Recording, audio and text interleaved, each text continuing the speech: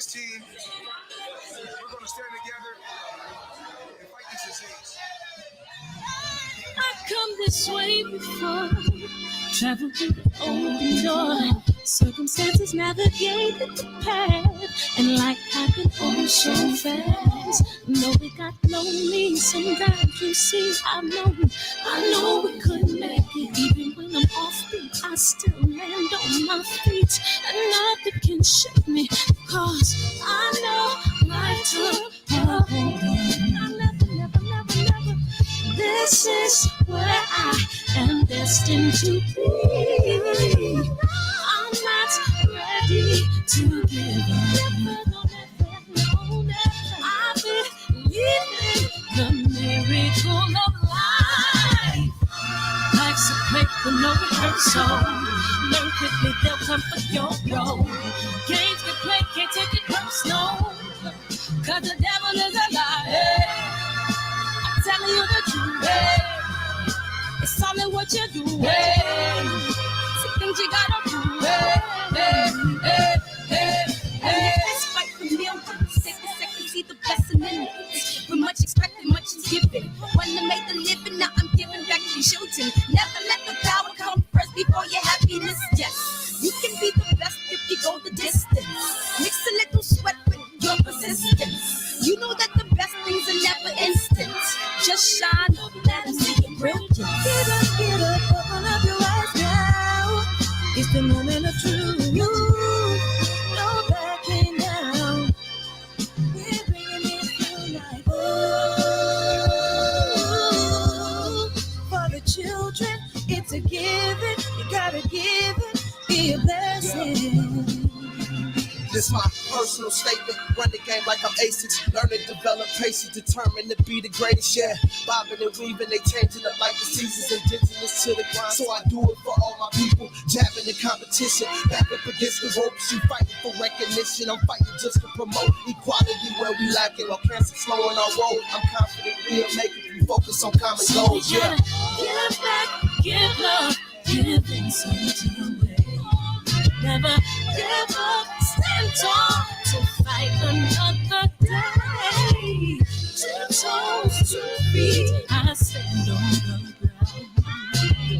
I'm going battle and fight this final round. Life's a play for no rehearsal. Learn quickly, they'll come for your goal.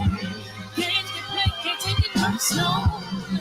Cause the devil is a liar. Telling you the truth, it's all in what you do, some things you gotta do.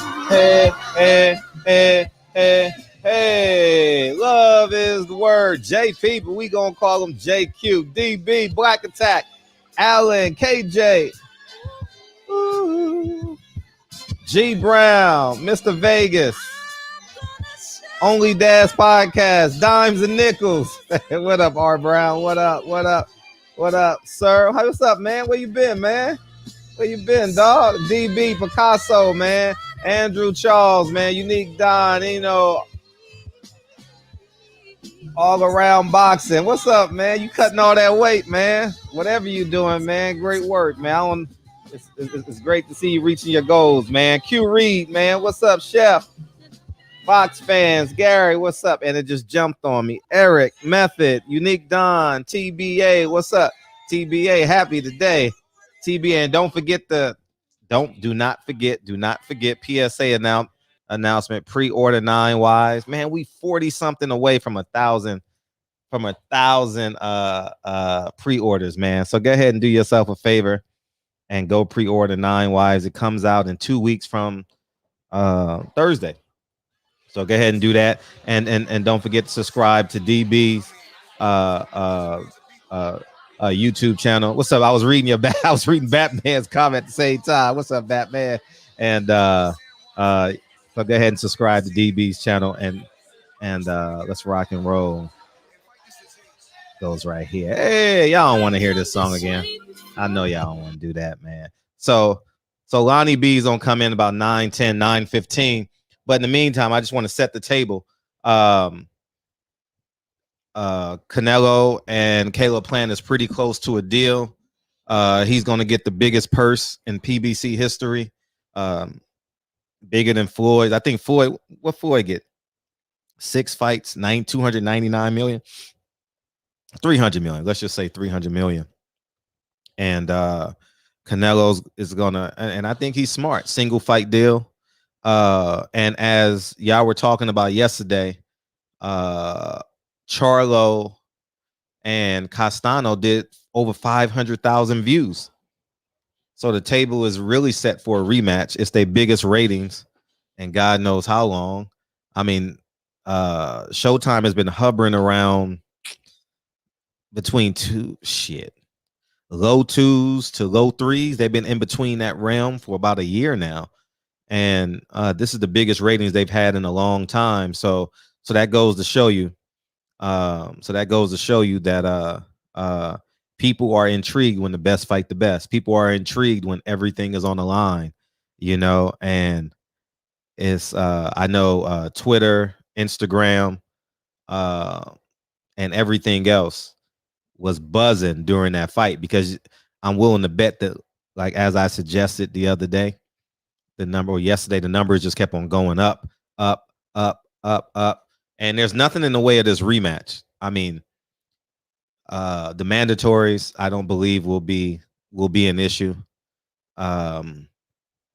because many of those mandatories are in house, and so the money falls in line with it. I just hope they don't. In my opinion, I hope they don't blow it and put it on pay-per-view. I think they should move it to Fox though, and get 2 million, 3 million people. I think that would be. I think that would put boxing over the top, man. If we can get that in November, if we can get that rematch in November, I think that'd be extraordinary for boxing, because now people are like really, really salivate. What's up? What's up, Lonnie B? What's up, man? He in here early, so we just gonna rock out, man. We'll talk about that stuff later, man. What's up, man? What's up, champ? How you feel? You eating? You supposed to be running right now. Hey, I ran early this morning. You know me. Okay. I get in there early. I know you always run. I see you on your IG always run. How you been, man? Man, I'm good. Just trying to maintain, you know what I'm saying? Trying to stay sucker free and, trying to be honorable, Uh-huh. Why'd you use the word honorable? Because it's just a lot of foul stuff going on just in the entertainment business, period. Like how people use colloquialisms and say, you can be anything you want. Don't give up, keep going, blah, blah, blah. The famous quotes. But the part that they don't tell you is that the people that's saying that are usually the people that's holding you back. Oh, man.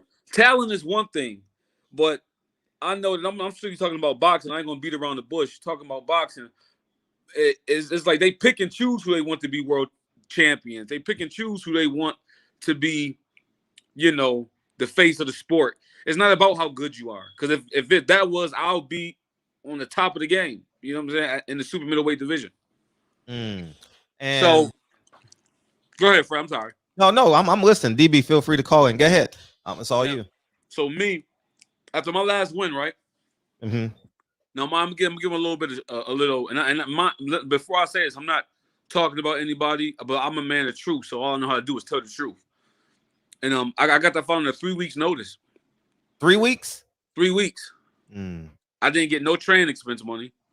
And I'm about to just get to the people that's listening to the ugly side of the sport. Like, because they just see it on TV, the tanks, and they think boxing is that. But I'm going to get on the ugly side of the game.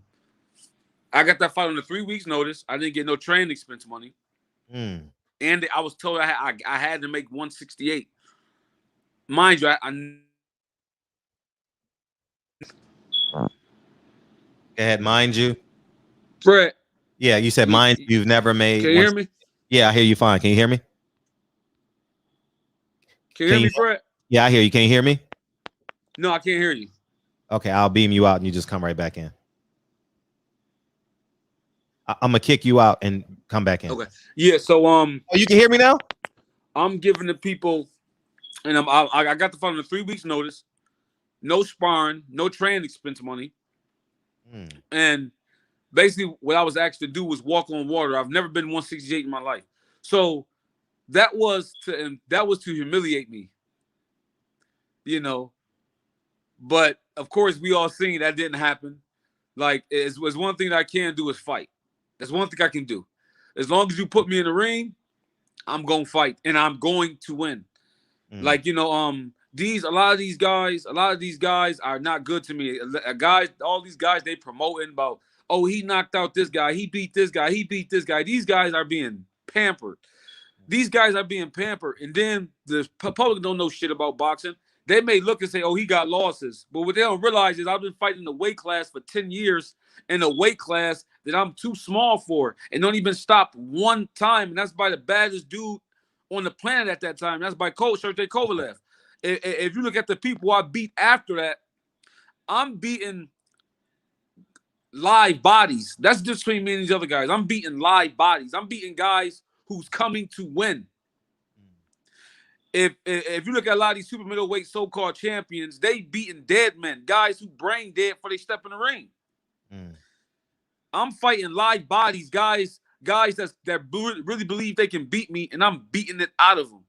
I'm beating tough journeymen, prospects, champions, and I'm beating these guys by a wide margin. These fights are not even close, and I have no support. I don't have people putting millions of dollars behind me. I'm used as an in-house opponent. And I'm putting out work. Fred, you see it. I'm putting out work every time. Listen, nobody expected me to beat Uskatagi like that. Nobody. 8-1. Nobody. Uh-huh.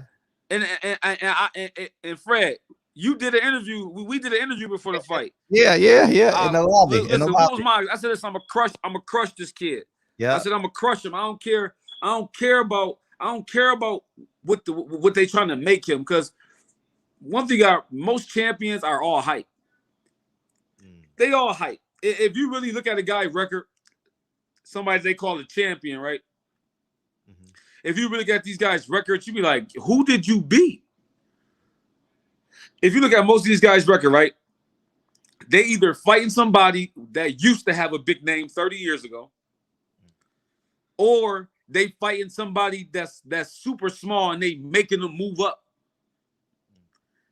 So it's like, and all the other stuff that go on behind the scenes, I like to call them the special vitamins these fighters take. with the special vitamins, having the judges on your side, it's like wrestling. It's like everything's set up in your favor to win. You should be world champion. I'm not impressed with that. Why I think I'm the best is because I'm winning fights I'm supposed to lose every time out, and they trying to make it a lose-lose situation for me. Like, you know what I'm saying? Like, and I ain't making half the money these guys is making. I'm making pennies. These guys fighting bums making millions. I'm making pennies. Listen, Fred, I got the job. I got to be to work in 2 hours. Right. You know what I'm saying? And I just think it's unfair. I think it's unfair that they trying to do this to me all because I'm asking to be treated like a human being. Right. People ask, are you still signed to TMT or no? You're a free agent. Fred, you can't hear. Damn, I'm gonna kick you out and bring you back in. Okay. I'm gonna kick you out and kick you back in. Yeah, so we'll continue the conversation when he comes back in, and we'll go from there. Yeah, he got to be to work in 2 hours, man. And I'll say this: he should have had a fight after. I mean, that was a big win, Uzataki. That was a big win against. That was on the Tank undercard. That was on the Tank undercard where he beat Uzataki DB when DB fought. I mean, when Tank fought. When Tank fought Gamboa. Can you hear us now? Yeah, I hear you. Yeah. So people are asking, DB, the co-host is on. DB, Lonnie B, DB. What's going on? Brother Pete. What's going on, champ? I feel like $1 million. Hey, feel like $1 million. So man, I can't wait. Yeah, hey, I can't wait to get $1 million and feel like you. Facts. It ain't always cracked up to be. Well, hey, I can't wait to experience that. I want to experience it. Hey, I want to be able to say that to somebody. Right, man. People are asking, are you still signed with TMT? See, the thing is, I was with the money for a few years, but my contract expired. They were still getting me. They were still getting me fights. You know, so I said I moved down to super middleweight, and they were still getting me fights, and we still do. You know what I mean? We still do business. I was offered a fight with the kid David Morrell, the paper champ. I mean the Cuban champion. The kid that got 4 fights that they think is so good. But they turned it. I said I'll fight them, and they turned it down. It was for 60,000, but I still took it. I said I got to get back in the ring. It's for a belt. The money low, but you know I'm gonna crush this kid, and now I have a belt. So hopefully I start getting paid what I deserve. But you know, boxing is so messed up. They still find a way not to. You know what I mean? No, I completely understand. Judah Israel jumping in saying what's up. Appreciate the support. Why has it been so slow in between Tank Davis till now? The Tank Davis undercard until now. Well, because it's like what I believe is that the politics can't use me the way they want to use me. Like the fact is, now if I would have lost that Uskataki fight, I would have fought 3 times since that fight. But I think I think these guys are scared of me, and I hate saying people scared of me because I'm not God. I'm not God. But I know they believe that they know that if they fight me, it's gonna be a fight, and there's no punk in me. I'm not. I've been through hell and back. I've been in a lot of these super middleweight champions. I've been in tougher amateur fights than fighting these guys. You know what I'm saying? And boxing is a bullying type of sport. It's a bullying. What it is the rich picks on the poor. You know what I'm saying? But they bark up this tree, you know. It's gonna be hell to pay, and that's a promise. Like listen, I don't care who they think is good. See, a lot of these guys just know the business part, but they don't know the jungle part. I'm a master in the jungle part. A lot of these super middleweight guys is bitches. Excuse my language, but they bitches. Like you know what I'm saying? And I see right through them, and I just don't believe nobody at super middleweight can beat me. I don't care who it is. All I'm asking is to be paid fair. I'm not asking for $10 million. I'm just like, yo, treat me fair. Treat me fair. You know what I'm saying? Treat me fair. So I want to buy a house. I want to be, you know what I'm saying? Like I put my life into this. I put 17 years and I paid my dues. I fought for short money, no money, short notice, tough fights. I've done everything that success required. And I think the powers to be is mad. Like who he think he is to, we try to ask him to walk on water and he actually go do it. So I think that's where I offended. Winning that fight, I offended a lot of people in high places. But hey, I'm a fighter. You put me in the ring and I'm going to fight. You know, I'm not coming to lose. I'm not coming to take no dive. I don't care about who in front of me. I don't look at these guys as like, oh, he's like, say if I was to fight David, like, or Canelo, like I don't look like when we get in the ring, I don't look at guys like, oh my God, he's just champion. I look at him, my mentality is fuck him. He going to sleep. He going to sleep. Like I got hands like him. Like hey, it's a possibility he can knock me out, but but guess what? He going have to go through hell to do it. Right. And then that's my mentality. You know what I'm saying? And has there been any conversations with you and Leonard Ellaby? No. Floyd? No, not really. No. Okay. Nothing. To. You know, and I just think boxing is so political. Why I think I'm stagnant right now. Boxing is so political. Like it's not about who can fight the best no more. It's about who can lie the best. That's what it's about. It's about how many followers you got. How much jewelry can you wear in the club? Like it's like how tight can your pants be? Preach. You know what I'm saying? Like that's what it's about. And that's why promoters. I ain't gonna say no names, but I try to fight guys and promoters saying, "Oh, you too dangerous. We're not letting you fight him. We got too much money invested in him." Well, here's my thing, right? With that thing, right? People say that's business, but that's not business.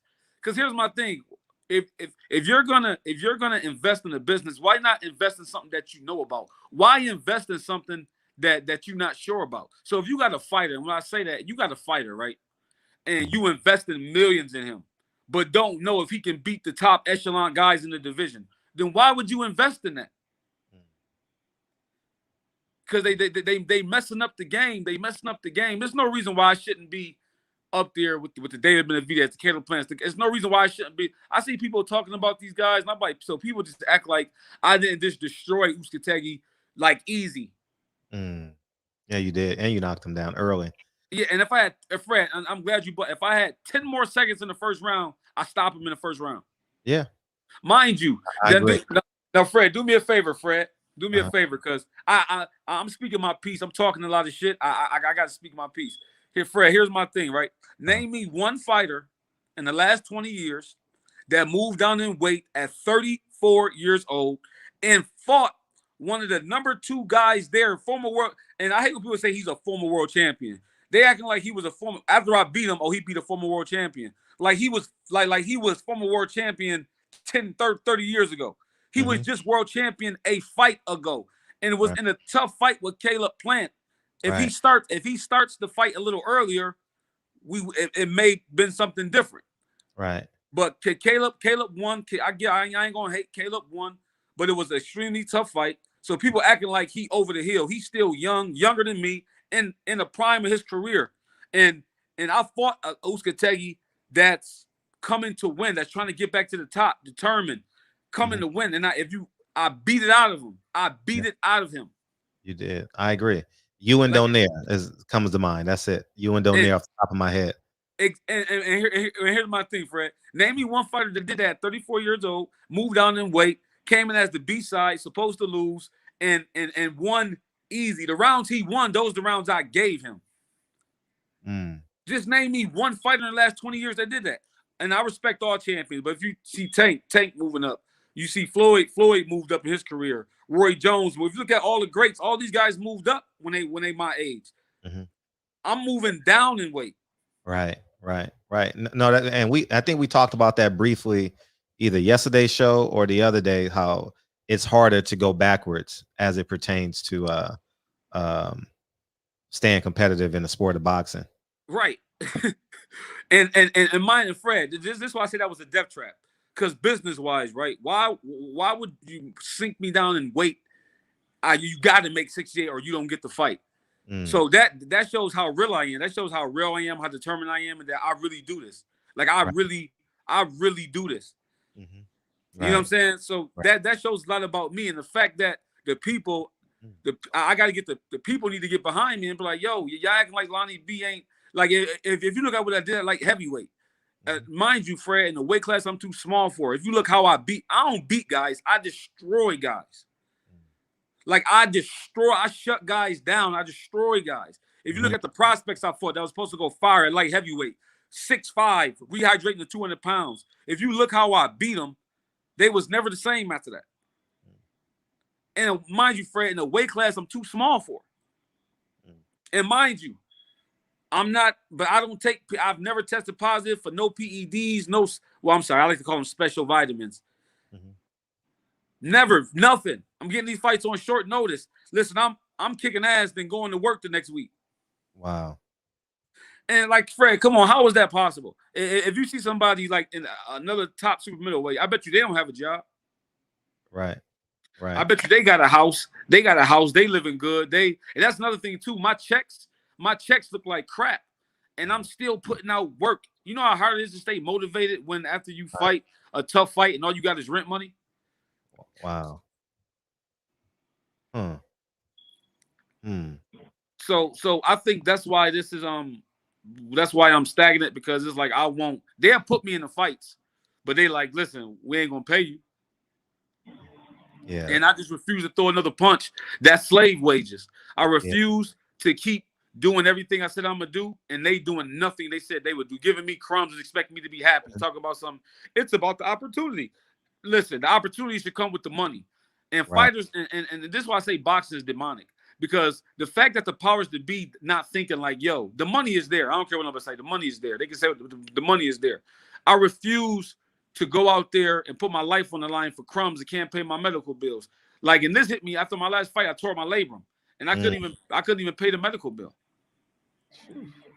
That hit me so hard. Like, yo, you got to start. Because after a while, Fred, I can't blame the powers that be. I got to blame myself. I got to say, you the dumb one for doing it. Right. You know what I'm saying? And Fred, listen, I want to fight, but I refuse to go out there and be treated like garbage. Especially when I've been throwing out gold. And you have the last couple of fights too, for sure, for sure. What fight have you been offered? The David Morrell kid, the paper champion. I mean the champion, the WBA paper. I mean the WBA champion. I keep calling him a paper champion. My fault. The WBA champion, David Morrell, the Cuban kid. They got 4 fights. How about David Benavidez? Yeah. We was in talks for that, but the money. I felt like the money wasn't fair. I feel like the money wasn't fair. You know what I'm saying? And I would love to fight David. Like everybody else got him as a monster, but you know, I don't. Listen. Maybe he is. I don't know, but I want to get, because here's my thing, Fred. How would the people, you should have took the fight if you know you can beat them? It's not about that. It's not about that. How would that look? Me fighting 2 of the best. Now, mind you, Fred, just before I fought Uskategi, a year before that, him and David was considered the monsters of the division. I agree. Like them two, they was building up a big fight for them two. So how is it I'm fighting 2 of the monsters of the division back to back and not even breaking 100,000? Right. Like after I pay everybody in taxes, it would have been about, my check was 39,000 when I fought Uskategi. They offered me 100,000 ish. That's what they said. It's gonna be around 100,000 ish. So that's not even a number. So I just, come on. Then they went up to 200,000. I'm like, I can't do it for that. And like I thought. So that's about 100. That's about, and mind you, I had to argue with them to get the extra 100,000. And you're speaking, and you're talking to Leonard Ellaby, basically. Yeah. Okay. Yeah, you're talking to Leonard Ellaby, basically, and I don't want to talk bad about nobody. No, I mean, just tell the truth. Just tell the truth. No. And I'm gonna tell you how it goes, man. I'm gonna tell you simply how it goes, and I've explained it to him. Only Dad's podcast. Have you been propositioned to take a dive? No, and if I have, I never would. Yeah, facts. Leonard, salute to Lonnie for coming into the barbershop and enlightening us on the grime of the behind the scenes boxing politics. Fred brought a real one. DB, you got a question before I jump into the second phase? Thank you, man. Yeah, I got a few. I want to know what the fight making process is like. Who are the players involved and what are the steps? Like, who's the official manager, promoter, and who calls you or who do you call? Like, if from let's say today there's nothing, absolutely nothing, right? And you want to fight me, okay? Mm-hmm. And Fred is my manager, right? Yeah. And who does Fred contact? The promoter? Does the promoter contact your manager? Like, who are the players involved in your fight career? Al Haymon, Leonard Ellaby, because this is how it is, right? So Al Haymon got all the super middleweights. So what I believe happened is that they say we want to make a fight. Okay, cool. So they may call Leonard and say, hey, we got the super middleweight guy, monster, champion, prospect, whatever. We want to test him. Who you got? So of course I'm the best super middleweight. I'm the best super middleweight on Mayor of the Promotions. I'm not on Mayor of the Promotions, but I do business with them. So it's like I'm the best. Of course they're gonna call me. So they may say this is what we paying. So Leonard will call me and say, you want to take the fight? I say, how much is the money? He give me the number. I decide whether I want to take it or not. So mine is, but like I said, it's no. Like I said, with the kid David Morrell, they offered me that fight. I said yes, but they turned it down. They said no. So basically, it's like with my situation, I need somebody that's going to invest some money in me, which is not I'm already there. I'm not like the rest of these fighters where you got to dump $1 million into me because people know what I can do. I got a name. I just beat one of the best guys in the division. You know what I'm saying? People. I've been around. People know me. So it's like this is an easy fix, and all I'm asking is to be treated fair. That's why it's kind of frustrating because I'm sitting here like, yo, like this is an easy fix. All I'm asking is to be treated. I ain't asking for $1 million. I'm just saying, yo, just be fair. Be fair, and I'll fight whoever. Someone said they offered you 60 for Morrell And they offered you what, 2 for Benavidez, 200K? Is that what it was? At first, it was 100,000-ish. Then after going back and forth, probably like 2 weeks later, they came back with 200,000. But come on, to fight the WBC champ. Come on, that's just come on. So let me ask you a question, Donnie. So when that happens and you don't accept the fight, is it put out to the media as if you're ducking the fight? Yeah, because I heard that I've been hearing that Lionel's scared to fight. Like somebody making a fake page, cowards hide behind Instagram. Somebody made a fake page like you scared to fight David. And I had to go and say, why would I be scared to fight somebody who's knocking out a whole bunch of 60-pounders that they make him move up to 68, who had a life and death fight with Ronald Graville? Like, you know what I'm saying? Like, and I like David, don't get me wrong, but like I said, I gotta tell the truth. Why would I be scared to fight David Benavidez, who, I mean, he knocked out Darrell. But Darrell, you serious? Darrell was like been over the hill. Everybody know that. Like I'm like, if you compare our resumes, I have nothing to be scared of. I fought way better guys who punch way harder and way bigger. Like I have nothing to be scared of. I just want to have something when this is over. Like I said, the boxing is not gonna leave me punch drunk and broke. You know what I'm saying? And I'm giving it, and I'm giving it to you guys from the opponent side. The opponent side. And then when you don't do what they want you to do, they do this, just sit you out. Right. You know what I'm saying? But like I said, it's death before dishonor. It's death before dishonor all the way with me. Like I said, I don't think I'm being unreasonable. I didn't beat Uskatagi and say, give me $40 million. Right. I didn't do that. I just said, yo, if it's 400,000, give me 400,000. I think that's fair. I think that's fair, Fred. What you think? No, I genuinely think it's fair. 400,000. If he's making 1.3, 1.4, yeah, you should get 400,000 coming off of a win. And I think just maybe the negotiation tactics or something like that. But let me tell you how it works. And I see, if I use Bob Arum's name, they'll listen. But if I use like a PBC, they're gonna close their ears, right? So you know what I mean? So I'm just gonna say company A, right? ESPN, DAZN say we got $1 million for this fight. Fighter A versus fighter B. The promoter is simply thinking to himself, shit, $1 million. Maybe I can get fighter B for 50,000. And maybe I can get fighter A for 350,000. Exactly. And then boom, the promoter takes $500,000.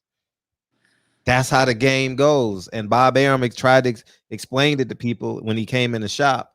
But that's how it works at every door in boxing. That's how the game goes. And there's some unfairness, and that's why there has to be a level of checks and balances. It's very challenging to have. Thank you, Ray. I appreciate you, Ray. For real, yeah, bro, I appreciate that. Yeah, it's very challenging to have checks and balances when everybody works for the channel, right? Fox. Yeah. You see what I'm saying? So it's hard to have checks and balances, because one person is paying everybody. So that's the challenging part, and it's just real challenging for you. But we want to get you in the ring, man, and that's the biggest reason why we brought you here. Who would you want to fight? All of them. I mean, line them up. I mean, I want to fight. Like, if I had to pick, it would be David Benavidez first, because I don't like how they tried to like sick him on me. Like, oh, we're gonna go get David. Like, and like, you know what I'm saying? Like I said, I like David, but like I said, I think I mean, that's a whole nother thing. And but whoever, like, listen, I want to fight the top guys in this division. I want to fight Canelo, like the top guys in this division. I'm not ducking no smoke. All I'm saying is make it fair. Don't try to give me the fight on the 3 weeks notice. Give me the same amount of time. I think I've earned the right to Fred, I'm so thorough with it, right? I kept taking fights on 3 weeks notice and to prove myself. For a few years you did that. But the last 7 years of my career, I've been taking fight 3 weeks notice. And I'm telling myself, yo, you got to earn it. You got to earn it. You got to earn it. You got to earn it. But after I beat Uskategi, I said, I've earned the right to be treated fair. I've earned that right Mm-hmm. to I get agree. the amount of time they get, training expense money. Yo, Fred, if I'm lying, I'm flying. I sparred one time for Uskategi, and I sparred with a southpaw because nobody would spar with me. Mm. And speaking of sparring, you've had some great rounds with Caleb Plant. Great, Yeah, y'all have had some great work. You know, I was there for one session. You know, yeah, and yeah. it's great work, high level. Very, I'm telling y'all, it's like a fox fight for Yeah. real. It's like a fox fight. Caleb, I think Caleb Plant is like, I'm about to whoop this nigga's ass, and you like, I'm not about to let this white boy beat me. I don't even lie. That's what it felt like. That's what it felt like. Fred, so that proves my point. Like when I get in the ring with a guy, all the hype, he this, he that shit going one and out. I was like, yo, motherfucker, I'm the like you about to find out today. Mm-hmm. Like whatever they told you is, when this is over, you gonna be like, are really that, or did they lie to me? Right. And the natural progression is Caleb Plant versus Canelo. How do you like that one? That's a good one. Canelo's a tough customer, but Caleb's a good boxer, and if Caleb could keep Canelo off, I think it'd be a good fight. But if Caleb don't come out and hit him with something, if I was fighting Canelo, me and Caleb got like similar styles. I would come out, if I was ever fight Canelo, I would come out and hit him with something hard off the rip to let him know, like, yo, I don't care about none of that you punch. I don't care about to put that in his mind, like, yo, I'm in a fight tonight. Like, this is for real. This kid ain't scared of me. He ain't backing down. He coming to win. I would let him know that from the opening bell. I'm coming to win. Now, if you beat me today, you gonna be going to the hospital with me. Gotcha. So Caleb got to come out. He got to come out gangster like that. Like he can. Right. Like my trainer say, let your nuts hang. Let them hang. He got a special left hand. You know, Caleb got a very educated left hand. Right. I heard he getting like 10 million. If I was getting 10 million, I'm letting my nuts hang all the way. Right place, right time, you know. I fight Canelo and I get stretched. That's okay. I'm waking up in the hospital with that check. Facts. But I'm gonna make it memorable. They're gonna be like, Lonnie B went out on his shield. He's trying to take Canelo's head off. Yeah. See, I wish we had like as it pertains to the money, you should have came in here and we could have echoed you. Yeah. You know what I mean? Like in terms of that fight. And I'll just say my perspective on it. When you're going in there fighting an A side like a Jamel Charlo, you should be asking for $500,000. Thank you. Same way we're allowing Caleb Plant to ask for $10 million for that fight. You should be going there asking the same way. What's the young man's name that came from the UK that just lost? He came in here and knew his role. He knew, like, you can't go nowhere else. I got this bargaining chip. Yep. You understand? And that's just the reality of it, you know. But the devil's advocate would say maybe you need one more fight to put yourself in that position. Maybe you should take the short 200. You know what I mean? And beat David Benavidez. Now wait, now I'm gonna tell you. That's why I'm glad we talk, Fred, because this is the people get to hear me right now. Yes, they say that right, but I've done that. The fight before Uskatagi, I've done that 4 times prior. Mm-hmm. I fought some kid in California. He was an Al guy, 16-1 with 15 knockouts. They told me, you beat this guy, you gonna make some money. Yeah. I paid $7,500. I stopped him in 2 rounds. Mind you, this is in a weight class I'm too small for. This is before I moved down to 68. Then they put me in there with the kid Earl Newman. Another guy, undefeated. I'm bared like Fred. You seen the fight? It was like everybody sitting there looking out like, oh, we didn't expect that to happen. Right. Then they put me there with Edwin Rodriguez, who went 12 rounds with Andre Ward. Yeah. I make $7,500. Didn't cry, didn't complain. So Fred, at some point, so it's not like I beat and fighting Uskategi. It's not like I'm fighting a bum. I'm fighting one of the monsters of the division. It's not like I beat Earl Newman and then they said, okay, fight David. If they would have did that, I would have took it. I'm like, yo, you getting 200,000, you getting a shot. You beat a prospect, but now just take it. That's right. But the fact that they let me beat a monster in between that, my stock goes up now. Mm-hmm. I mean, Fred, stop me if I'm wrong. Then it's the way it's not like it was a tough fight. It's the way I beat him. Mm-hmm. It's like I proved that I deserve. So it's like, yo, ain't nobody expect that. Mm.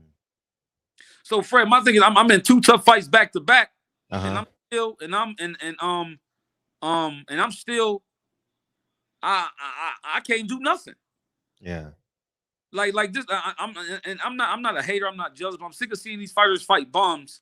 Mm-hmm. Then when I see them, they got Benzes and all type of jewelry and all that stuff, and I'm like, where am I going wrong at? Because I don't even want all that stuff. I just want to set my future up. Right. These guys just fighting ducks, getting a ton of publicity. Oh, right. He's the best. He's this. He's that. He's blah blah blah, blah, blah, blah, blah. I'm fighting monsters. I'm in a tough fight every time out, Fred, and I don't even got a car. Mm-hmm. Right. And then here's my thing, business-wise. This brings me to my point. Business-wise, does this make sense? Now, we both know David is their star. Yeah. Because he's Mexican. They building up a fight with him and Canelo. Right? So if I beat him worse than I beat Uzcategui, I will never win a decision against David. No. So now, once that happened, I'm out of the money loop. They like, okay, you lost to David. Even if the fans think I won, so what? You lost. You lost. So now, where does that leave my career? I put 17 years in to make $100,000. Yeah, and keep it a buck. You did Leonard Ellerbe solid multiple times. You know, $7,500 on any card with your record is come on. And I think the grown men in the barbershop understand what I'm saying. Yeah. People who work for a living every day understand the growth that you should have. And mind you, Fred, I got a job. I have a job. So the fact that I'm working a job and getting offered fights for pennies and like, all right, okay. Yeah. Okay. Yo, you win this one, the next one, okay. You win, okay, you gotta win this one though, the next one. Oh, the opportunity. It's about the opportunity. I'm sick of hearing that. The money should come with the opportunity. I agree. DB. Yeah, man, this is crazy. You know, since you are black, boisterous, ready, audacious, hungry, people gonna hate you for that. The so-called boxing fans gonna hate you for that. Just for being hungry and ready and talking that good shit. But I like it. Why did you? Yeah, absolutely. And gonna support you. You know what I mean? Why did you leave Buffalo to move to Vegas? And are you still with Coach Patterson and Otis? Yep, I'm still with Coach Patterson. I left Buffalo because like sometimes in life, things you want, you got to go get it, and it just wasn't happening in Buffalo. The city didn't get behind me like I thought they would. You know what I mean? So in boxing, right now that I know I got to the pinnacle of the sport, like now to even be considered a player, you got to get in the game. And in Buffalo, I wasn't even in the game. Like you got to get around the people that can make stuff happen. Because I'm gonna say like this: boxing is full of liars, man. Everybody lies. They I can do this. I can do this. I can do this. They can't do nothing. They can't. Out of 100 people in boxing say they can do something, only 2 really can. You know what I'm saying? And then it's the matter of fact, if they want to do it, if they like you enough to do it, if they want to see you, you know what I'm saying? Like so I had to leave Buffalo to go out there and make it happen. I don't have like a big support system. So it's just I really support myself. So it's just me working and training. And I was praying that the better angels, if you want to put it, like I'm like, yo, if you just keep working, you can't be denied. After you beat Uzcategui, you cannot be denied. Like and no matter how absurd the circumstance.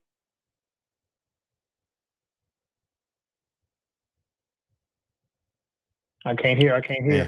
Yeah. Can you hear me? Yeah. Mm-hmm. Yeah. No matter. I said it don't matter how absurd the circumstances was in life, right?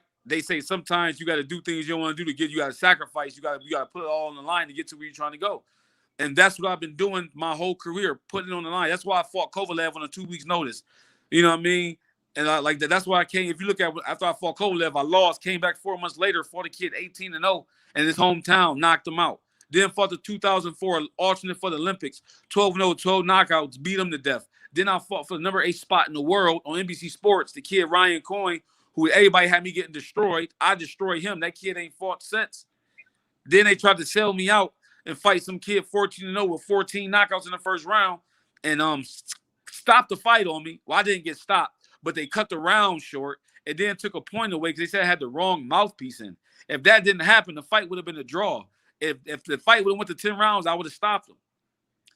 So like in boxing, right, chasing my dream, I didn't think all this stuff. I didn't think the sport was filled with a whole bunch of egotistical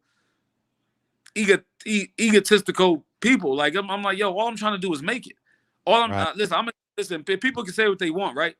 I'm a black kid, that's true, but I went to college. It's not like I went to college. I have the perfect story. And I can really fight. They don't have to lie and put me in a whole bunch of bums to secure me a win. They can match me with the tough guys and still secure the win. Like I got the full perfect story. That's why I'm just like I just don't understand. That's why I say it's about who like you. It's about if you don't think like me, then I don't want to see you doing well. It's like, yo, God made all of us different. Why I gotta act like you?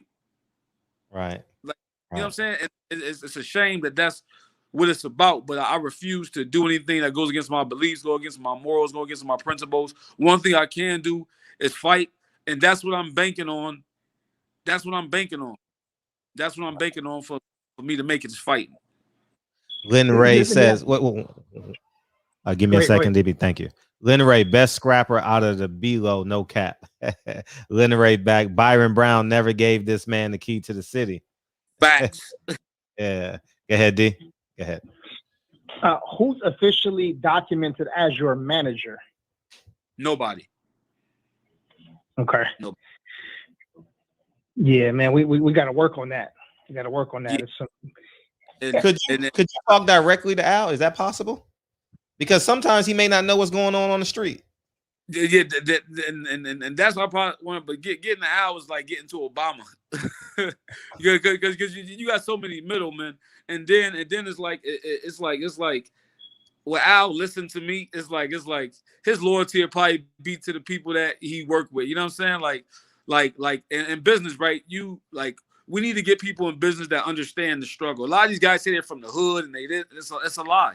I just don't believe it, because to be insensitive, to be that insensitive and want to see another black man starving, I listen. I will never understand that.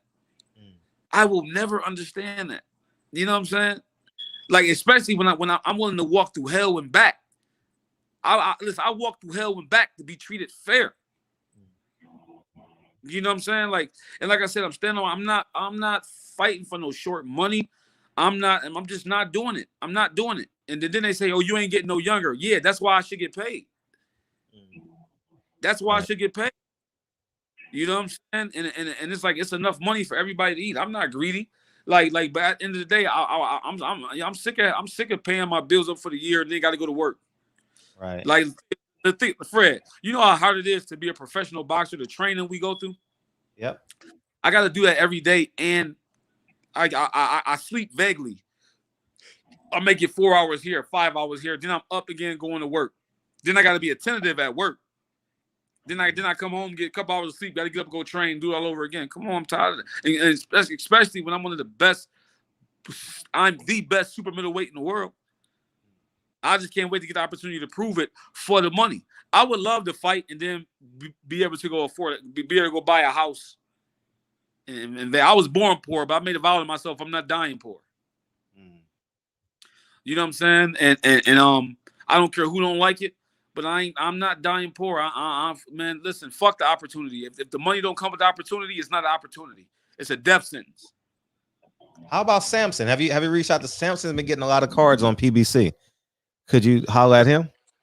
No, I've never met him. Like with that, it's kind of hard for me to reach out to those guys. Those, like, boxing, Like those guys are call. I'm pretty sure they call and say this and say that and say like I just don't get involved in that because the way you say something about somebody and never get back to them the way you said it.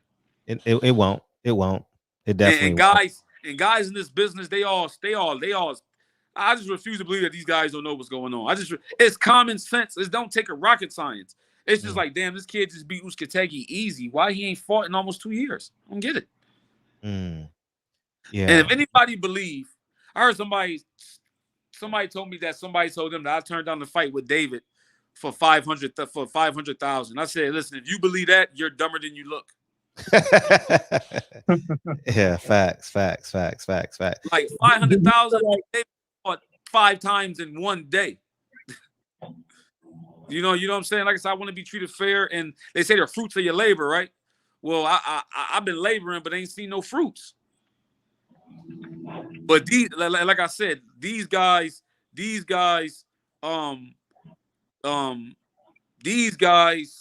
fighting bums and living the life. Right. And it's just unfair. It's unfair. It's just unfair. It's unfair. Glenn Ray back in. I'll let you go, DB. Glenn Ray back again. The champ of Buffalo shouldn't have to work a 9 to 5. Thank you, man. I appreciate that, champ. Appreciate that. Go ahead, D. Yeah, so I'll start with this and I'll kind of go backwards a little bit. So what's the plan from what today is the 20th? What's the plan from July 21st to the end of 2021? Stay in shape. Keep training. Keep training. And when the call comes, shock the world. Like that's always been my plan. Like it was crazy because when I got the call for Uskategi, I was sitting on my couch watching The Equalizer. I had just got finished running.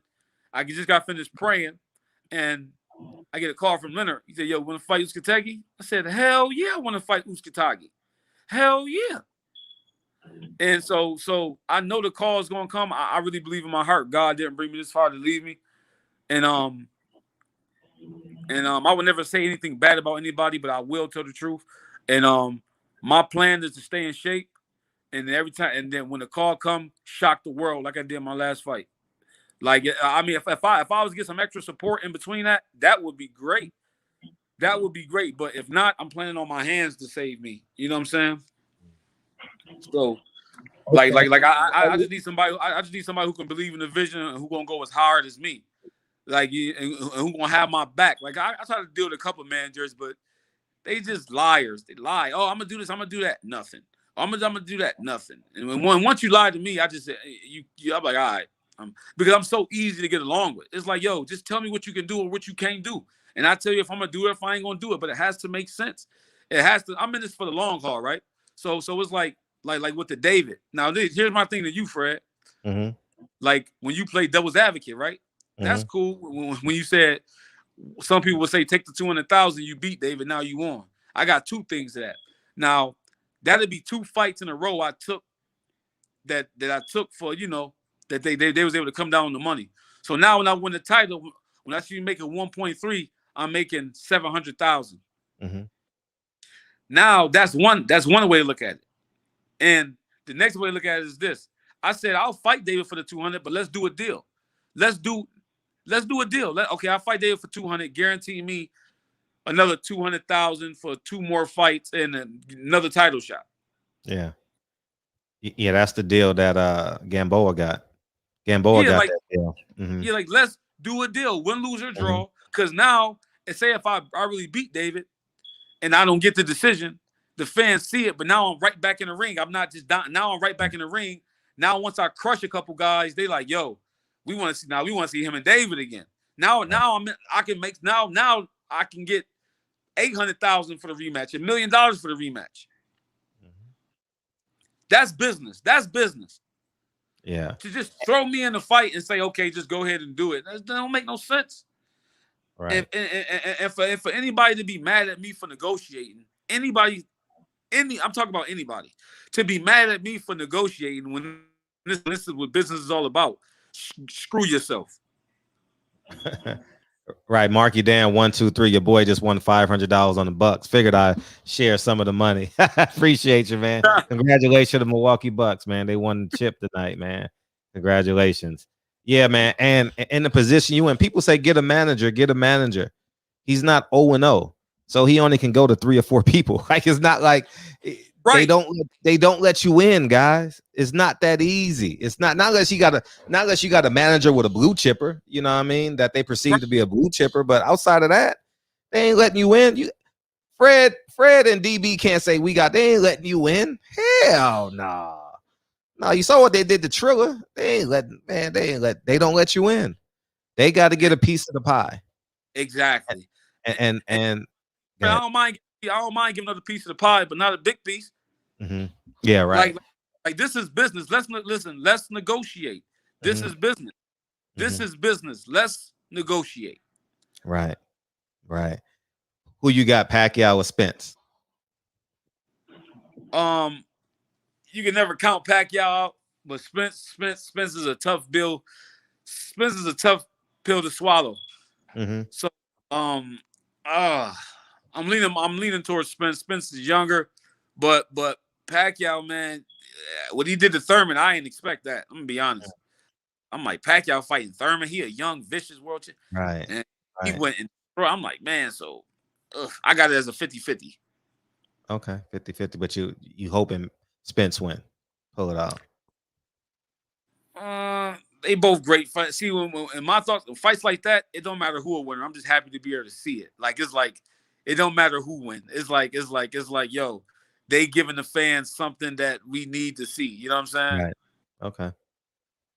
Lynn Ray says Anchor Bar Wings in the Bills and Lonnie. Yeah, that must be a Buffalo thing. That's right, King. That's a Buffalo thing. Go ahead, DB.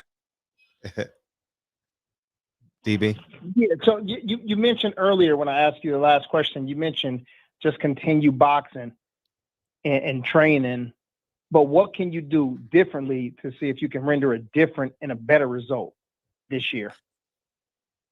From the political side, they want me to take fights for short money and not say nothing and be grateful about it, but that's never going to happen. So what I can do is keep voicing my opinion. And listen, if I was to get a manager that can help, that would be great. But like Fred, no, you gotta have some money to get in this game. They won't even talk to you if you ain't got no monies. You know what I'm saying? Like I need somebody with some money and a little bit of and some brain, money and brains. You know what I'm saying? That can get behind me and be like, look, this is my guy. We ain't doing that. Like it don't make no sense. It don't make no sense. You know what I'm saying? Like, but you know. But that's a hard question to answer because it's like you never know what these guys going to do. You never know the stuff that they say behind the closed doors. That's why I do a lot of praying, man. To being honest with you, man, I just pray. I just pray and I just pray, man. Like it's kind of hard to come up with a solid plan because you never know what's going to happen. You know what I'm saying? You never know what's going to happen. I'm hoping I get a call to fight David after him and Uzcategui.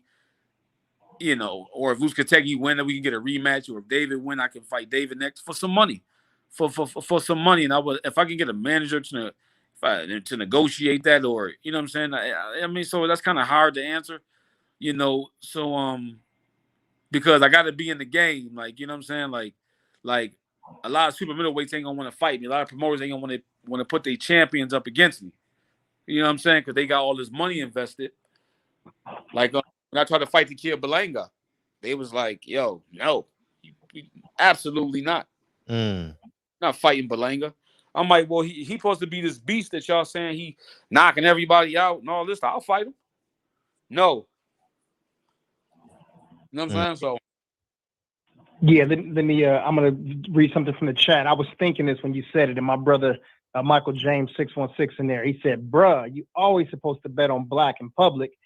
And I was thinking the same thing. See, yeah, it may be a 50-50 fight, but you know, you mentioned earlier that Buffalo didn't give you the support that you needed and that you wanted, that you feel like you deserved. You got to think about it. The Manny Pacquiao fans are not going to be the same fans that support you. It's going to be the Earl Spence fans that support you. So, you know, I can't tell a man how to think and how to talk, but you know, strategy is important. No, brother, you absolutely right. But guess what? But check this out. A black man got me in the situation. So that's the thing, right? You know about they say you should support black people, but black people don't support black people. They support the people they want to support. I haven't seen one person go online and say, "What about Lonnie B?" Not one black person go online and say, "What about Lonnie B?" You know what I'm saying? And one thing about me, I'm not going to lie. Whether you black, white, I tell the truth. I tell the truth. And but to answer your question, it's black people that got me in the situation. People that look just like me. They say they come from the hood. That's starving me on purpose. Black. So it's not about supporting black in public. It's about being truthful.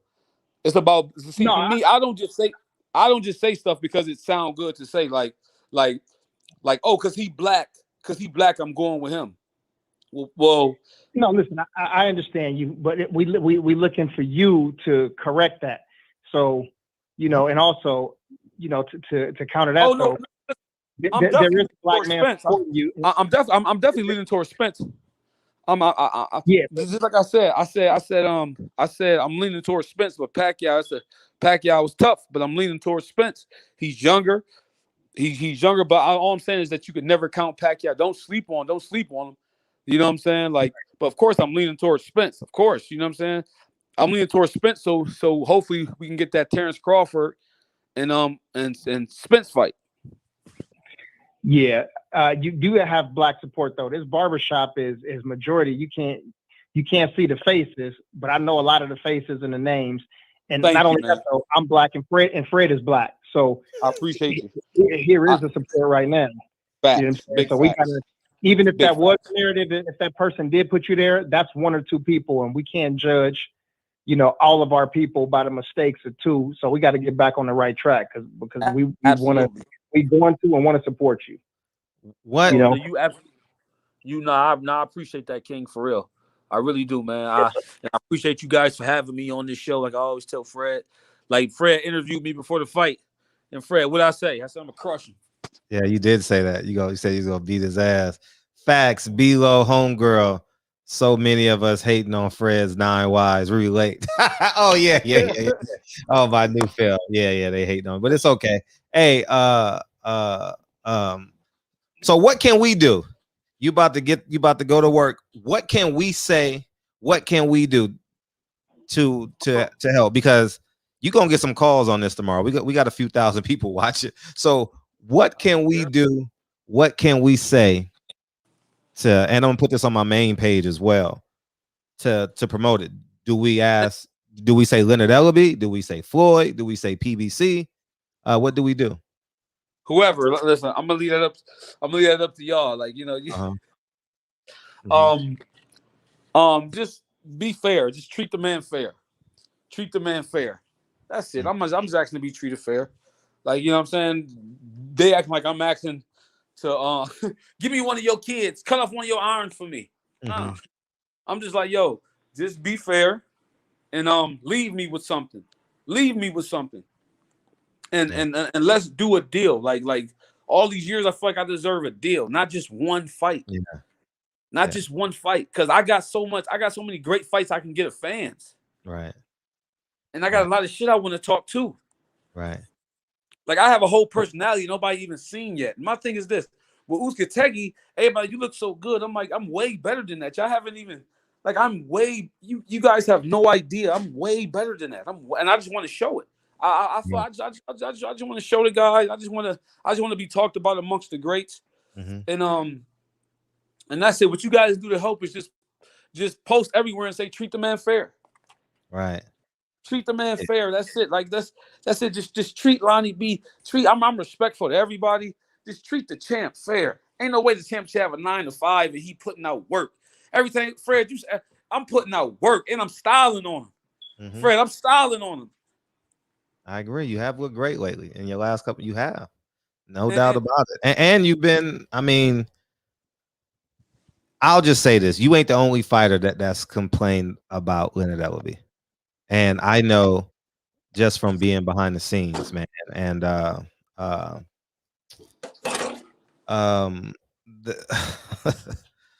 I just hope that we can get you to fight and the money you deserve.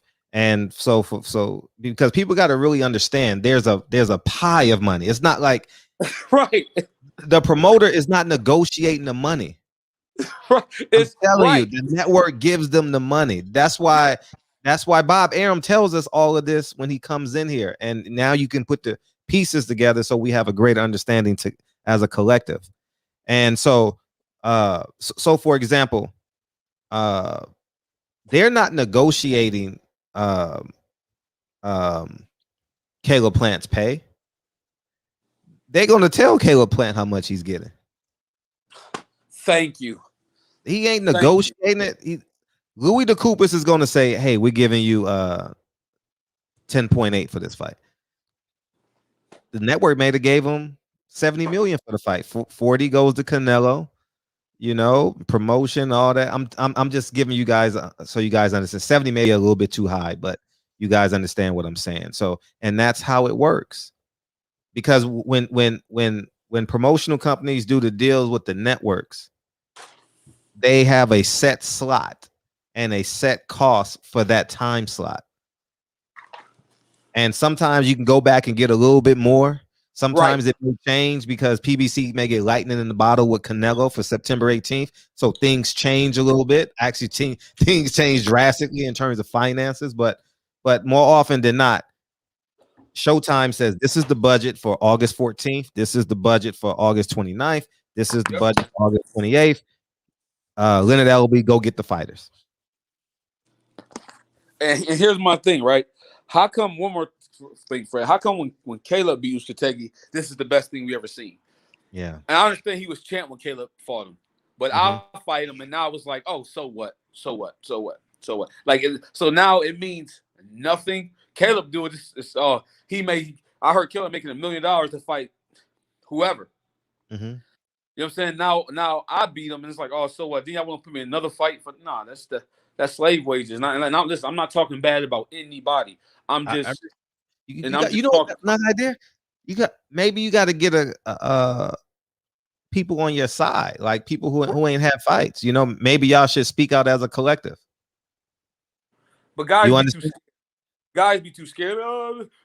Like a lot of fighters are not smart. I'd be like, I'm just not gonna talk to you because you starstruck. You ain't a fighter. You a fan.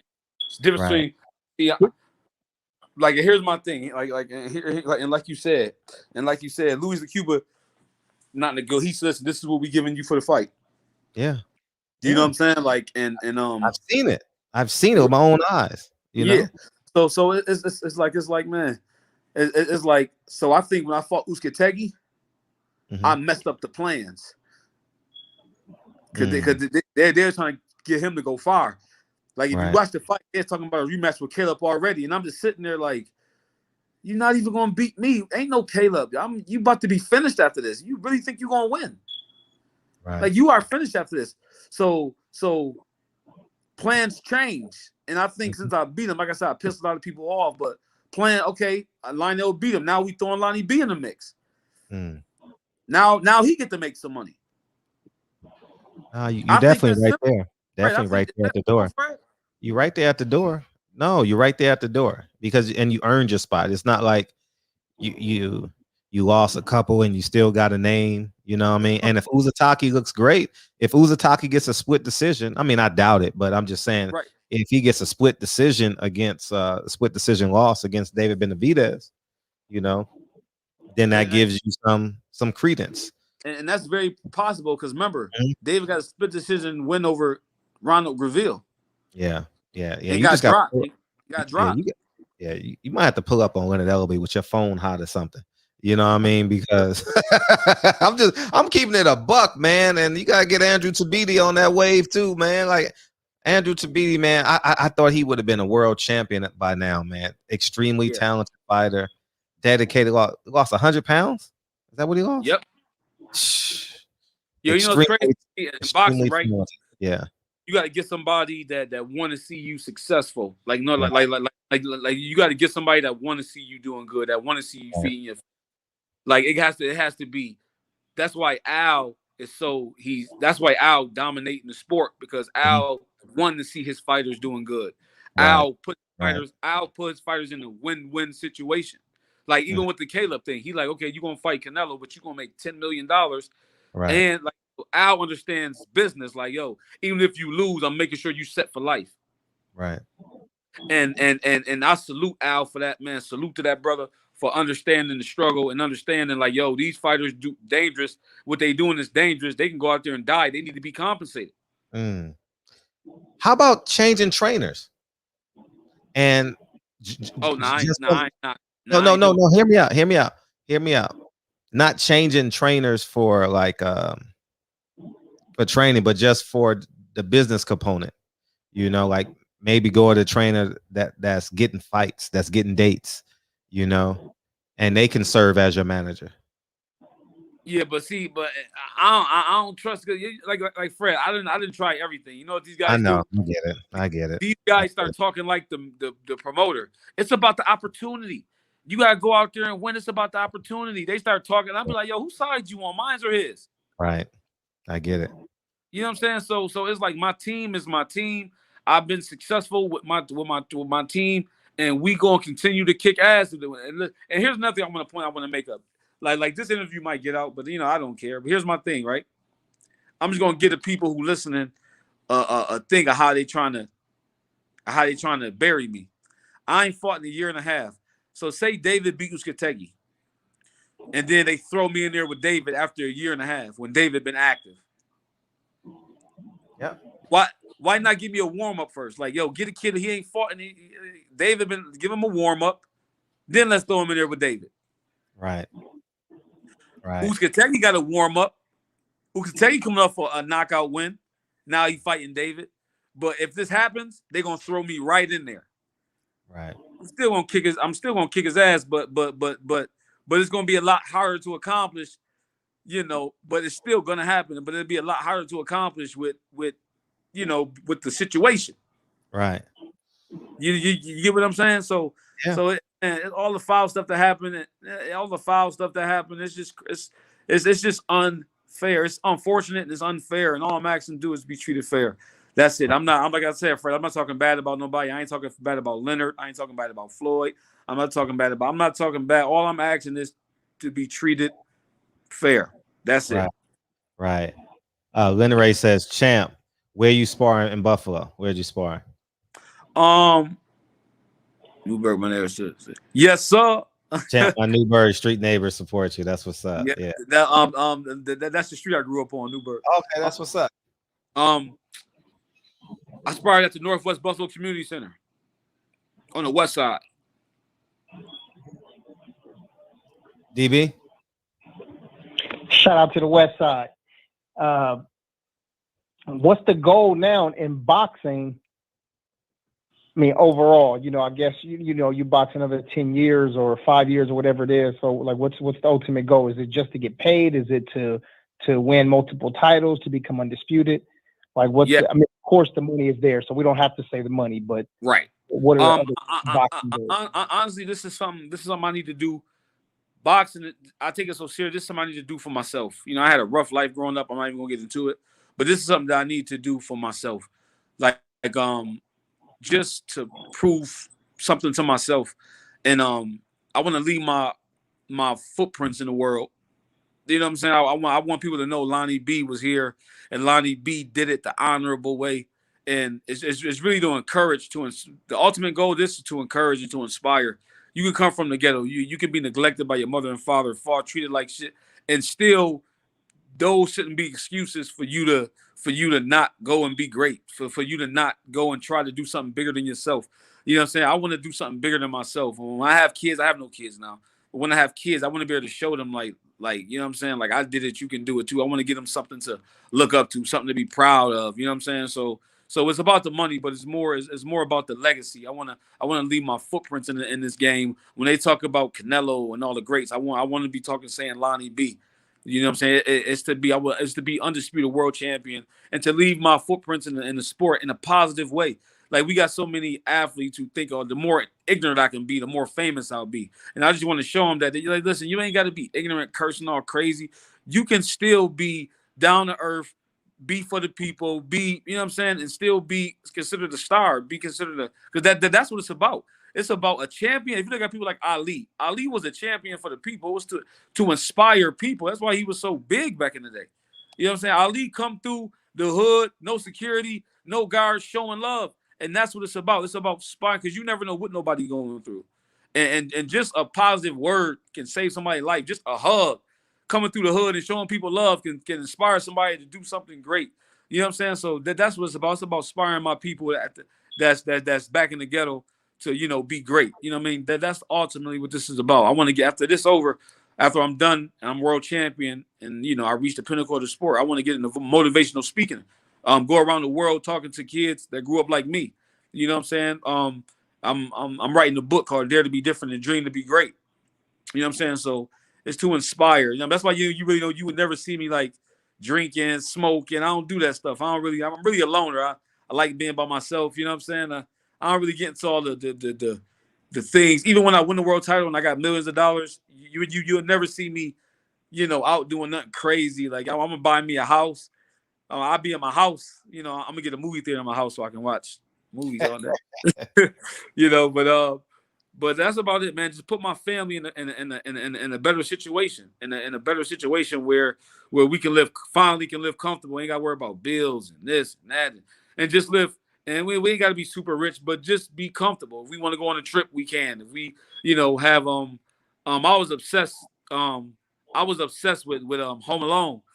Like they probably gonna laugh. Y'all probably gonna laugh, but like growing up Home Alone, I was like, yo, what the kind of job his father had where he can afford 12 plane tickets to Paris, and look at the house they lived in. Like that's always was my dream, to have a house like that, have a big family like that, and just live life. And you know what I mean? Have fun and enjoy life. You know what I mean? Yeah, man.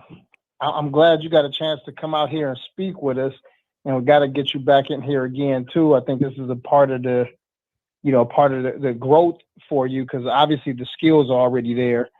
You know, you've been in the ring with some tough dudes. I got a couple of quick questions for you before we get you out of here.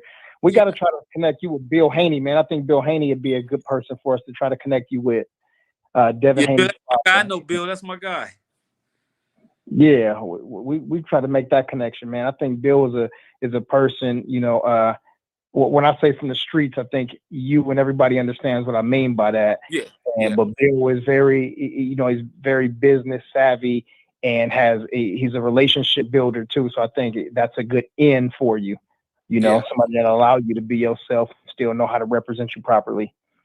And think about me, like I'm not an ignorant person. Like I said, I just want to be treated fair. Like me, what you see is what you get. I'm fair. I'm gonna handle my business. I'm gonna be professional, and then you won't see me again until I fight. Yes, I'm about my business. I'm determined. I feel like time is very important, and I hate wasting. You know, I hate wasting time. I hate wasting time. You know, like I feel like as a grown man, you need to act like it. You know what I'm saying? Handle your business, be professional, be a man of your word, and be honorable. And that's the codes I live by. Right on. And the last thing is, do you feel like you have to get back and revenge against guys like Sergey Kovalev and Edwin Rodriguez and the losses that you have? You know, it's crazy. With Kovalev, I'd love to run it back, but he finished now. So it's like, nah, I take my losses like a man. But if you listen, this is how you know I'm for real, right? If you look at Edwin Rodriguez, he hasn't fought since he fought me. Correct? Right. So that fight a lot of people thought I won that fight. A lot of people thought that Sam Watson was like, yo, he came to me and said, yo, if you throw 10 more punches, you win. I was walking out the crowd, people were like, yo, they robbed you. You won that fight.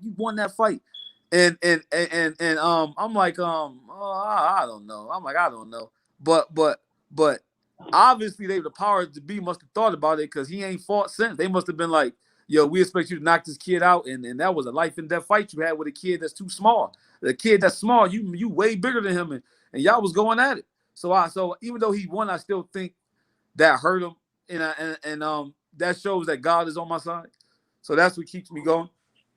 Like, you know what I mean? But those I look at those as great moments in my life. I'm gonna be honest, because those fights took my fight game to the next level. If you look at Edwin Rodriguez, right? He fights similar to who?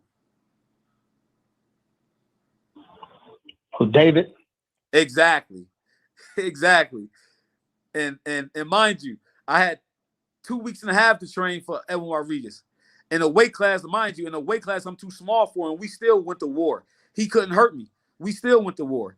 And he fights similar to David. So imagine if I have a full training camp to get ready and everything is fair. What you think gonna happen? But don't answer. Don't answer. Let's wait to see. Let me. I know this is the last one. I said this again. Have you been invited to any camps to train with anybody from super middleweights to cruisers to get in their camp to help them to get ready for somebody? I'm gonna be honest with you. I get fired from every camp I go to. This is facts. I was helping Billy Joe. Well, I thought I was helping Billy Joe get ready for Canelo, and I ain't gonna. One thing about me, I'm gonna tell the truth. The first round, he put hands on me. The first round, Billy Joe put hands on me. But that second round and that third round, it was bad for him. Then the second day, we did 2 rounds, and they're like, "That's enough. That's enough. That's it." And they pulled me out and was like, "Yo, thank you for the work, but that's some tough work. But thank you for the work. We gonna use somebody else." I'm like, okay. And my trainer Chris was trying to he's like, "No, they just doing that because they just want to see how." I said, "Chris, they fire him." He's like, "No, they're not." And then the next day he texted me, "No sparring." I said, "Yeah, I knew. I know. You don't gotta tell me. I'm pretty smart. I figured it out." Yeah, but that's the only camp. But I've been fired from every camp, literally. No, the only camp I haven't been fired from is Arthur Beeterbeef. Dude is a silverback gorilla. He's a silverback gorilla, you said? Arthur Beeterbeef. Yo. He was beating the shit out of me. Yo. I was his sparring partner for like the last 5 years. The last camp, I said, "I can't work with you no more. You gonna kill me." Like silverback gorilla. Yo, I'll talk about beating the living shit out of me. And I ain't even gonna lie to you. Listen. Is that why Canelo fought Kovalev and then went back down? Exactly. Yo, I'm seeing stuff online thought he gonna fight Arthur. I'm like, yeah, okay. Yeah, if y'all believe that, y'all dumber than y'all look. He is never fighting Arthur. That is never gonna. He is not. I don't believe Canelo's crazy. Like that's a guaranteed loss. That's a guaranteed loss. That's somebody. I'm like, yo. I'm gonna be honest. I'm gonna be honest with y'all. That's why I moved down to super middleweight. Yeah, when he's the best in the division. My pop said, my pop came out there, my trainer / father figure, Donald Patterson. He said, he came out there to watch the spar. Yeah, we got back to the room. His exact words was this. He looked at me and he's told me, "You can't make 68. We gonna beat champ as light heavy." So I'm like, all right. And then we got to the hotel. He looked at me and said, "Yeah, I think it's safe to say that we gotta get you down to 168. You never gonna beat him." Honesty, shit. Yo, listen. I'm keeping it real. I ain't gonna be up here in front. I'm keeping it real. I will never fight him ever. It makes no sense. Listen, I'm up here talking about the money. We give you $10 million. My life is worth more than that. It's not happening. He ain't about to public assassinate me on TV. Right. Yeah, he a bad man. He's definitely a bad man. But 68, anybody can get it. Anybody. I'm not worried about nobody at 68. You found your home. Nobody at 68. And it kind of worked out for me, Fred, because I've been fighting bigger guys my whole career.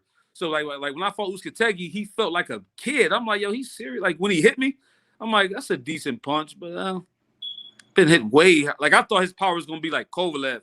Like somebody like when he hit me, I'm like, you serious? Are you? That's it? Like that's all you got? Like they told me you can punch.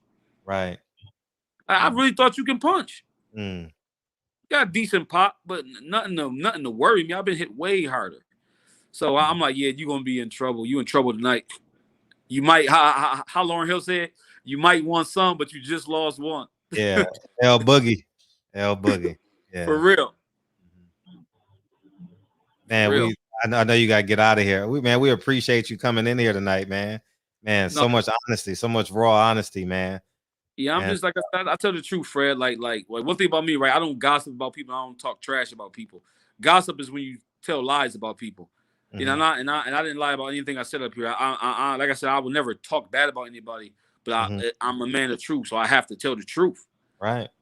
You know what I'm saying? I'm just up here telling the truth. Like I said, I respect everybody, but I think I deserve some respect, and that's what I'm crying out for. I'm crying out to be respected. I'm with you on it, and I know without a shadow of a doubt, if Leonard Ellaby is not watching, someone close to him is, and it's you've earned it, and I know of you doing Leonard Ellaby a handful of favors, so. Hopefully he can return it. You know, he's a street dude from Baltimore. You know, that's how we do in the hood. You know, tank this, tank that. You know what I mean? Well, at the end of the day, I think Lonnie B puts you in that position. You know what I mean? And you owe the brother a solid. You know, stop taking money off the top and give him what he's worth. Simply put. Bang. You know what I mean? And I would tell Leonard Ellaby the same thing if I talk to him today, man. But I think that's just the reality of it. And I think more people need to come out. I'm not talking about against Leonard Ellaby. I'm just talking about boxing in general. Because power to the people. The power is in the people, man. You know what I mean? And when people hear this interview on my main channel, it's gonna do thousands of views. More people gonna want to interview you. And in the meantime, between time, you should get more fighters to speak out, you know, because it ain't gonna hurt you. Right. Yo, Fred, it ain't gonna hurt you. Here's my thing. It ain't like it's gonna affect my pay. I'm broke now. Hey, you know hey, Litter. Hey, Fred. I win and still be broke. How you said you gotta win? I win and I'm still broke. So it's like, but he gonna have to answer to this. He gonna have to answer to this because he claims the you know, I'm a man of my word. You know, I know how to build billionaires, and you know, and Floyd is so detached from the promotional company. You know, he's so detached. People don't know this stuff, the stuff that I know, and I try and feed it to them in third person, but they don't receive it well. But at the end of the day, he owes you one for sure, without a shot. And everybody at TMT knows that. Everybody at TMT that's walked through the doors of that gym knows Leonard Ellaby should look you in the eye and say, you know what? I got you. I'm gonna give you 2 fights. For some money. And my thing is this. For some money, yes, for some money. Fred, I'm for real. Like, listen, if you go in that gym and ask them who besides Floyd, they're like, yo, Lonnie B, hands down. Lonnie B, hands down. Since I've been in that gym, I've been putting out work. Yeah, and humble, very humble, very humble. Exactly, putting out work, then going to work. Right, facts. You know what I'm saying? Taking fights, crushing guys in fights. Like I was getting so offended when they were offering me these fights and acting like these fights was. I'm like, these guys really don't. Okay, that's cool. You know, this is a blessing because I get to show them. I get to show them. Right. You know what I'm saying? And I'm gonna keep showing them. Like I really do this, Fred. I do this. You know what I'm saying? So, but I feel like my name should be up there against the best super middleweights, and my check should be looking like the best super middleweight checks. You know what I'm saying? I agree. Fred, look how motivated I am not making no money. Imagine if they gave me 800,000, 700,000. I'm going to decapitate somebody, literally. Man. Yeah. Right. For real. And Lonnie, they asking how to follow you. Oh yeah. IG. Thank you. On Instagram is Lonnie B the Great. LONNIE B the Great. On Facebook, Lionel Lonnie B Thompson. On Twitter, Lonnie B the Great. And on Snapchat, Lonnie B 168. And shout out to all my peoples up in that area, man. I got a homeboy up in Seneca and somebody in Cheektowaga, my boy Ken Polk, and also Lancaster, man. So I know the Buffalo area a little bit, man. Just did some work up there. You know what I mean? But yeah, shout out to the West Side, man. Yes, sir. Man, we appreciate you coming in here. No, listen, I appreciate you, brothers, man. And Fred, whenever you're in Vegas, get up with me. You know what I mean? I'll be there for Earl. I'll hit you for sure. Yeah, whenever y'all in Vegas, let's get up, kick it, man. You know what I mean? Yeah, me and BB. Yeah, we coming down. We get there Thursday, so we'll definitely hit you for sure. Oh yeah, we got a link because Wednesday my birthday. No, August 18th. Oh, okay, August. Okay. I'm like, August we definitely got to turn. Well, we'll still celebrate your birthday. We'll still celebrate your birthday for sure. We'll still do that. Appreciate you, Keely, man. Thank you for coming in here, man. Thank you. I'm gonna be cheesing from ear to ear at work. That's love, man. Well, you gonna get your phone gonna be ringing tomorrow. I'll tell you that. That's for damn sure. Yeah, that's all right. Yeah. Appreciate you, man. And tell Travell we said thank you. Tell T we said thank you. Yeah, for sure. All right. Yeah. Thank you guys, man. Shout out to my man Travell too. Yeah, tell him we said thank you for sure. He listening. Right. Appreciate you. All right, well. Yeah, peace. Yeah, that's a hell of an interview.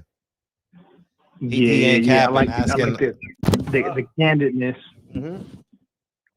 And listen, you can tell somebody telling the truth when a person when they say they whoop everybody ass and nobody could beat them, and who's your best opponent? I'm my best opponent. When people start talking that bullshit, I don't even go back and listen. But I like when somebody say the one or two people that put hands on him, and when he said that better be put hands on him and whooping his ass, that he was telling a whole lot of truths in there. So yeah, that was good, man. I think if he gets good representation, like Reggie was saying, man, good management, I think that's the next step. You can't. You can't, not unless they're offering you a fight at that level. See what people are missing. He's not 0-0, where you can just go down to Atlanta, go to Mexico, go fight on those seaside cards. Nah, he's not in that position any longer. He's in a position where he has to make in the hundreds of thousands of dollars. You know what I mean? So you have to get a manager that's either going to pay your purse and just wants the date. Anybody can do that now. They'll gladly do that. So if Lonnie wants to pay $250,000, if he can get someone to pay the $250,000 and PBC gets him the date, they'll gladly do that because it takes the purse off of their hands. But when you're dealing with PBC and Top Rank and the Zone, you can't just walk up and say, Lonnie, I want Lonnie to fight. No, because that cuts out the guarantees that they have for the other fighters to take that date. So he's fucked and should retire? No, that's no. But I'm confused. I don't get it. So you can't just get any manager to walk up to Leonard Ellaby and say, hey, can my fighter fight? Right. That's why I said if he gets good and proper representation. I don't know who the players are. I just say good representation. Yeah, I don't care who they are. It could be Reggie Owens. It could be, Big Tank. I don't know. I'm just saying, I think that's the missing piece. And maybe I'm wrong, but that's just what I gather from what I hear from Lonnie B and what I see. But in terms of the talent and, he's eager to fight and hungry and, stays active in the gym. Seems like all the other components are there. It seems like there's just one missing piece. At that level, guys, I'm just gonna simplify it for you. At that level, everybody's in one boat. It's not like 10 different boats there's one boat on ESPN, there's one boat on Fox, there's one boat on the Zone. You can't come in not unless you got money like Triller, and you better have a lot of it that can sustain you for a year. That's why Al Haymon needed 600. How many hundreds of millions did he have? I don't know. Yeah, that's why. Because he had money to sustain himself for 3 or 4 years without getting paid. Remember, he paid for those time slots. He paid these networks. We had fights everywhere. It was just how much was the time buys, and he built the product. And then he got the deal with what's that?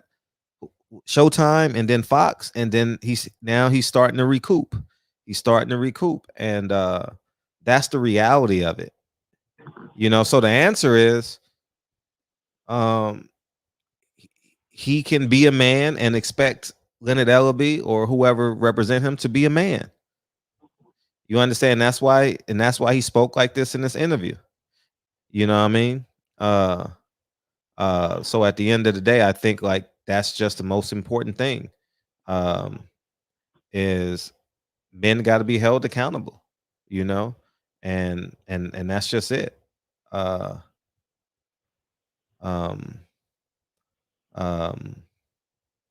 But someone can come in and help them, you know.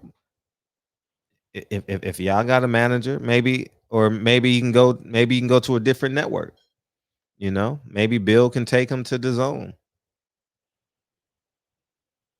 You know, there is a solution. You just gotta figure it out. You know, you gotta navigate through the seaweed.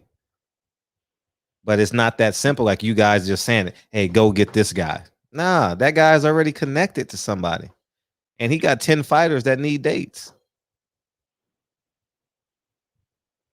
So you really, really, really got to be, because if so, for example, so let's say you got manager A.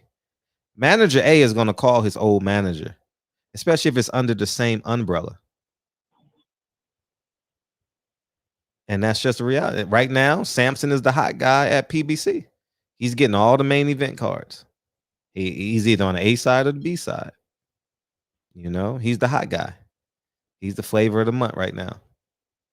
It was Leonard Ellaby when he was promoting Deontay Wilder. He had a run when he was promoting every card. Now Samson's is there every card. You know, that's how it goes sometimes. Well, hopefully it works out for Lonnie B. Shit, I don't. The inner workings are too crazy. So, you know, hopefully some miracle happens and the right connection somehow is miraculously made. But, you know, hopefully this shit work out for him. And, you know, I should have asked him. He should have just started spending all this time calling out. You know what I mean? And shit, since he's talented but doesn't have a big name, shit. Mm-hmm. Do enough research to accept the fight and go in there and knock one of their heads off. I don't know, but something got to work though. Can't keep doing the same thing and then hope for a different result. I'm looking for a positive result, so we shall see. But yeah, that was good having him in here, man. And what happened with Canelo? I know I saw the thing. I didn't see no news today. They're close to a deal. Upwards of $40 million for the Caleb Plant fight. Got and beyond, correct? Yeah, I mean, with the pay-per-view buys, sure, I'm sure he'll get a cut of that. No, I'm saying that one fight or no, one fight. Oh, got you. Okay. All right. Yeah, well, I'm gonna fall back and let the brothers call in. I want to hear a little more about it and some of the dialogue, and I'll chime back in a sec, Brody. Okay, for sure. Okay. All right, peace. Big Chop. It happened for Tevin Farmer. He needs to make a name for himself and get more popular, or clout chase another fighter. Name that way Tevin did. Yeah, you can go that way too. Hey, what's up, 808? What's up? Hey, what's up? What's up? Hey, okay. Turn me down in the back. Okay, I did. Thank you. What's going on, Fred? I'm good. What you got? Look, man, you and your interviews. Boy, I feel like I be in school. Thank you. I did not know that boxing was that difficult, like behind the scenes. You know, I really thought they get ranked, and you just, you try to match up the opponent, like giving everybody a fair shot. But that makes sense. Like if you say one manager and they have to pay for time slots, and he promised all his other fighters in his stable that they'll get a chance. Mm-hmm. So they can't put him in the front of the line. But I've been thinking this for a minute, that the government should regulate boxing a little bit and like have minimum pays, for people who get into the sport, because it is an unforgiving sport. It is. It's very unforgiving. I'm unsure if the government should get involved, but it's very unforgiving for sure. just regulating, just saying like they got the Muhammad Ali Act, just saying, you know, people should get minimum. Mm-hmm. I mean, the sport is so grueling. Like the man said, he had an injury. He couldn't even afford to pay his injury. Now that made me over here sad. Like, yeah, because the fight should have paid for it, but that's $30,000 that they don't want to pay. You get what I'm saying? Like, I'm not paying no bill, you know. Do they have like a medical fund that, like, I don't know if boxers could, every time they fight and get a purse, they could put in a certain amount to be a medical fund for everybody. Yeah, who's a boxer. Something got to change. So no fighter should be getting in that ring, risking their lives, and not be able to pay for an injury. Right. That actually happens more than you think. Especially on those Tuesday, Thursday night cards. Shit. They ain't paying no medical. That's why they check you when you get out the ring. Everything is in cahoots. When they check you, all right, you good? All right, you clear. You free now. You on your own. And he shows up every Thursday. And who's the promoter? Yeah, and I agree with him. Like it's not that easy. People are just thinking about it. A, B, C, D. You do this, you get that. You do this, you get that. No, it's all it's not even a tangled weave. Everything is connected. Bob Arum is in charge over here. Al Haymon's in charge over here. Eddie Hearn's in charge over here. And that's just it. And yeah, I'm thinking he should get in the camps with people with like minds like him. Like DB said something about Bill Haymon. That was so excellent because I was thinking the same thing. Or I don't know, Deontay Wilder's camp. I don't know. Yeah, I mean, maybe you can get a fighter to say, you know what? Here, I think you can beat this guy. A main event fighter that's making $10 and $15 million. Here, I'll put up 25% of your purse for you to get on this card. You understand? I would do it. We can't have them. Some of them very, very young. We just can't have people going into the ring risking all that they risking with nothing on the other side. That's just crazy. You know, who does that outside of boxing? Where does that breed life? You can't find it. Ain't nobody going to a job giving their all and not getting nothing in return. You know, that was sad, but it was very interesting and informative. And I'd say he took me to school tonight. It's an important conversation that the fans need to hear because we only see the main event fighters, but there's 2,000 undercard fighters that's struggling.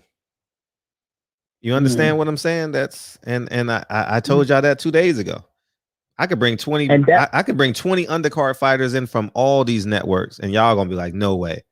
And they're named fighters. They're popular. I talk to them. Every time I do a video on the business of boxing, I get 10 texts, 5 DMs. Oh man, we appreciate you, man. I'm not, you know what I mean? I'm trying to get a fight. They won't give me a date. And these are former world champions, names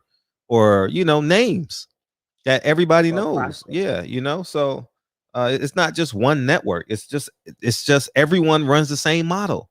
No one runs a different model. People pay different, but the model's the same. Well, something got to change. It got to be some assurance, like the least of things. Medical should be covered. Yeah. The least of things should be. It's no union. Enough money where they don't have to have a 9 to 5. It's no union. They have a part-time job, but not a 9 to 5. It's no union. So they're not accountable for nothing. You think they will ever let boxing get a union? Hell no.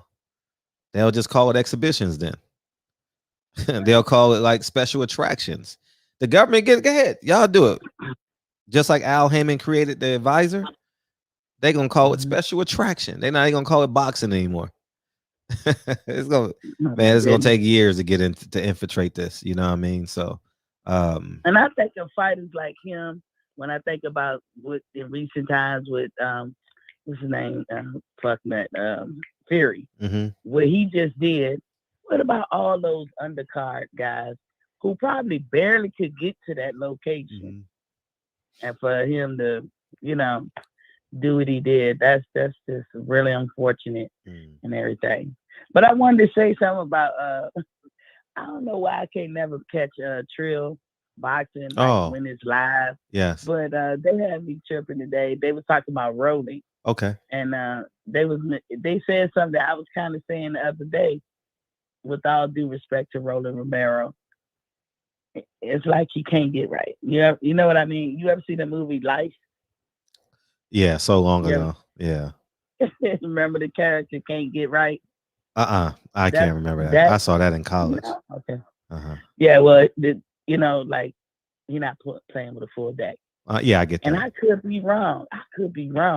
But he had a clip out there where he was talking about why Tank don't like him. And he said, I was saying what's up to Tank. And he said, get out my face, you retarded. So, I mean, I'm not trying to belittle the man, but it is something wrong with him, I assume. But what's good about him is I think he's a literal thinker. And I love literal people, because you tell a literal person to do X, Y, Z, and that is exactly what they're going to do. They're not going to deviate. I don't think he will have mental issues like, I wonder if they like me. Oh, they're trying to play me. When he go in there, he like, I'm killing this dude. Mm-hmm. And I do see improvement. So for the people that say, he ain't got nothing. Yeah, he leaves himself open. Somebody who's a powerful puncher, better boxer will probably get him out there, but he is improving. So I got to give him. He's definitely improving from last summer. Props. From last summer, that card, yeah. The fight he lost, Jackson Molina or something like that. Yeah. That fight, he lost that fight. Mm-hmm. And they gave it to, that was such robbery, but you see his face on it, like he got that scour, and he like, shit, I don't care. They gave it to win. Shit, right. Rolly, you can count on him to do exactly what you say. I ain't saying he a pushover, but like if the job is to go in there and destroy your opponent, that's the only thing on his mind. Yep. And I gotta love that about him. I respect that about him. Oh yeah. So who you guys were saying the other day something about Devin Haney might be fighting who? Jojo Diaz? Is that what you said? Is that what y'all said? Is that a for sure thing? No, it's definitely not for sure. The Big Daddy called in and look up the dude Cruz. Have anybody in here when they looked up the dude Cruz? I don't think so. Man, y'all gotta do y'all homework. Go look this man up. Y'all gonna be pleasantly surprised. I'm telling you. Because if he can't, like I said, I don't want to see Devin sitting on the shelf. I like him. I want him to show diversity. Just that he can be a power punch. He can be a dog. He can be a boxer. He can be whatever. I believe him to have those capabilities. I just got to see him do it. But that's all I have, Fred. Good interview. It was a good interview. It was. I'm living for your interviews. Oh, that's love. More like that. Thank you. And I can't wait till your movie drop. Appreciate you. All right, y'all have a good one. Appreciate you. All right, bye-bye. All right, peace. I'm definitely gonna rewatch this interview because I may have missed some things because I had to conduct the interview, but I definitely will. What's up, Bryce? What's good? What you got? First of all, did you watch the finals tonight? I did. Holy shit. I called it at the very beginning of the year. I said the Bucks make it to the playoffs. At the beginning of the playoffs, I said they make it to the finals. And at the beginning of the finals, I said they do finals in 6. And on all 3, my whole family called me stupid. I proved them all wrong all 3 times.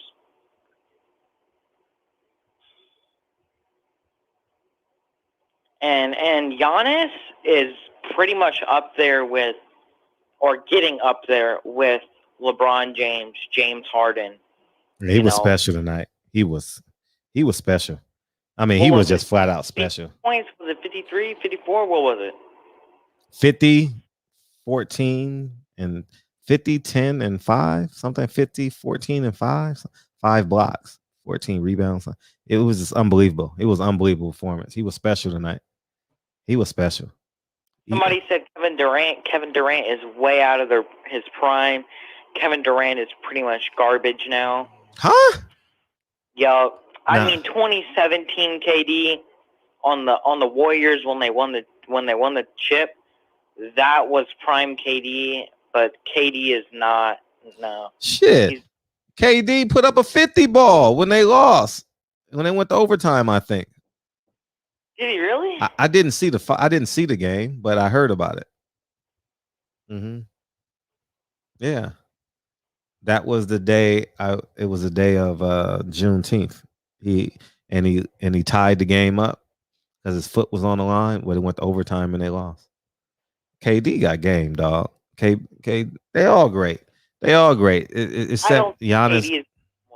Giannis is more physical than KD, but KD can get to any spot and elevate. I don't like KD no more. Oh, okay. Well, you just don't like him anymore. Okay, I get it. I think the Bucks deserved it. They played now, hold on. I think honestly, you can probably switch Harden and KD because Harden's kind of fallen off. Yeah, Harden is kind of yeah.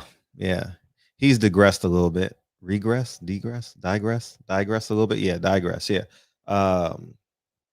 But they'll have a training camp this year together, so we'll see, and they'll be healthy.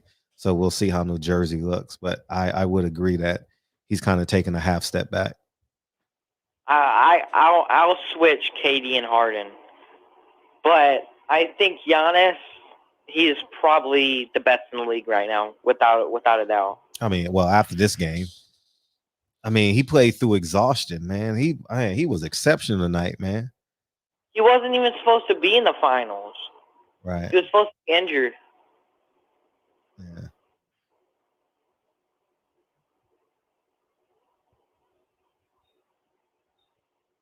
I agree. They wasn't supposed to be in the finals. It was supposed to be the Nets and the Lakers, right? That's what everyone wanted. No. Ew. I don't even imagine that. No.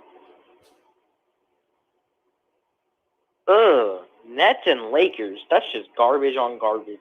Well, now hindsight is 2020. They end up not being great teams, great players, but not a great team. I think that the Suns are like the better version of the Nets. They have really good players. They have a really good lineup, but they just can't perform. Right. CP3, Devin Booker, DeAndre Ayton, Jay Crowder, and then whoever the other starter is. They're all really good. Yeah, and it's going to be challenging for them to replicate what they did this year. I think next year everyone's going to be a little bit more healthier. I think it'll be a more rested NBA. I think they may start it later too, maybe like November, so the teams can rest because of the Olympics. They don't want to injure them. Yeah, right. Yeah. And then next year we'll be back to normal after this upcoming season.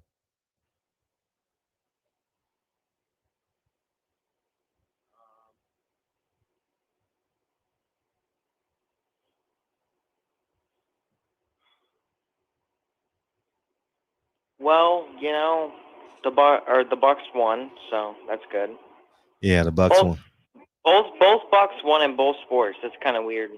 Oh, that's true. That's true. And I'm a massive Tampa Bay Bucks fan because I'm from Tampa. Okay. That's what's up. Yeah, they that was a hell of a run by them too. They thought Tom Brady was finished, and I mean, finish my ass. Is he coming back this season?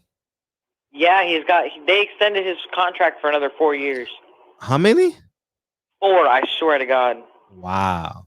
I was playing a game in my class at school, when it came across my screen on the top, where it comes down the notification thing, and it all came through everyone's phone at the same time at my school, and we were all going crazy. Yeah, I mean ain't no guaranteed contract in the NFL, so he'll probably be done in 2. Yeah, probably 3. But what is he? 43 now? I don't know. I think he's 43, and I think John Cena's 43 too. Okay, so we'll see him at SummerSlam. Did they announce the SummerSlam? Or is it yeah. He came out. Today's Tuesday or Wednesday? Well, it's technically Wednesday morning, but it's technically Tuesday night. He came out yesterday night and said that he's going to fight Roman for the title at SummerSlam, yeah. Okay. And Goldberg's going to fight. Oh, Goldberg. That's dope. I'm going to be in Vegas, but I'll be at the Spence fight. But I'll be in Vegas. Yeah. Damn. I definitely would have if it was on a Sunday, I would have stayed because I've never been to a wrestling event. But I'm sorry, but somebody just said, Chiefs, we're gonna come back. Please, you have a great team. Everybody on your team is pretty much like God at this point. You have 3 of the fastest receivers in the league. You have probably the best quarterback in the league behind Tom Brady. And maybe Lamar Jackson, but you guys, please just don't come back. I'm tired of seeing you guys winning. I'd rather see the Jets win 11 games than the Chiefs win 7. I'm sorry. Well, at least you're not a Cowboys fan. Cowboys? Are they even boys anymore? What are they? Fucking girls? Little puppies? Like, come on, man. Who do they got that's good? I don't know. Zeke? Oh, yeah, Zeke Elliott, and the quarterback. He fell off 2 years ago. He broke his leg. Dak Prescott? Nah, you can try him again. He'll be released after this year. Fucking Amari Cooper? Or is that the Colts? No, that's definitely the Cowboys. He fucking sucks too. So I take it you're not a Cowboys fan. No. Try again.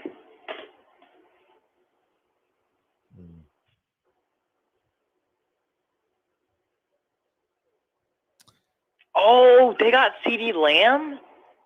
Who? Do the Cowboys have CeeDee Lamb? I don't know who that is. He was a rookie last year. Did he go to the Cowboys? I don't know. Zeke Eaton right now? Man, that man's out of his mind. Whoever just said that. Zeke is washed up. He's literally dead at this point. Oh, I had no clue the Cowboys had Zeke. Or CD. Didn't know that. Is he even any good? I know he was really good in college. All right, well, appreciate I the guess call. I'm out. I'm not gonna hold you up. I appreciate it. Thanks, Bryce. See you tomorrow. All right, I'll talk to you tomorrow. All right, peace. Hey, what's up? Big Freddie in the building. What's good? August 5th. Y'all better get ready on my birthday, man. 9 wives. You understand me? We making noise out here. We dropping movies. We making movies. You feel me? In the barbershop every night. Yo, Fred, I got to start it off by saying special shout out to Drew Holiday, man. Straight out of UCLA. My boy Drew Holiday got a ring, baby. He got a ring, Freddie. Let's go, man. Let's go.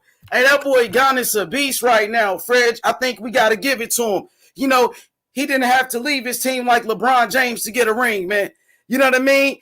He stayed with his team, Fred. You know what I mean? He stayed with his team. What you think about it, though, Fred? You know, Drew Holiday, you know, he never got his credit as a player. I mean, let's start with Drew Holiday, and we could talk about Giannis. Yeah, I mean, but LeBron did go back to Cleveland and get a chip, though. He had to go back, though. Fred, he had to go make a super extraordinary, though. I thought it was extraordinary. Yeah, it was cool. The storyline was good. And what else? I thought Giannis today, dude. I got so much respect for that man. He left everything out there, man. Everything out there, man. You can't help but respect that kid, man. He was so exhausted that they had to call a timeout because they couldn't take him out, and man, I'm happy for Drew. I've seen him since he was at Campbell Hall, so I've seen him play in high schools. I'm happy for UCLA. I'm just so impressed with Giannis, and Chris Middleton too. Chris Middleton, he a good player. Good player.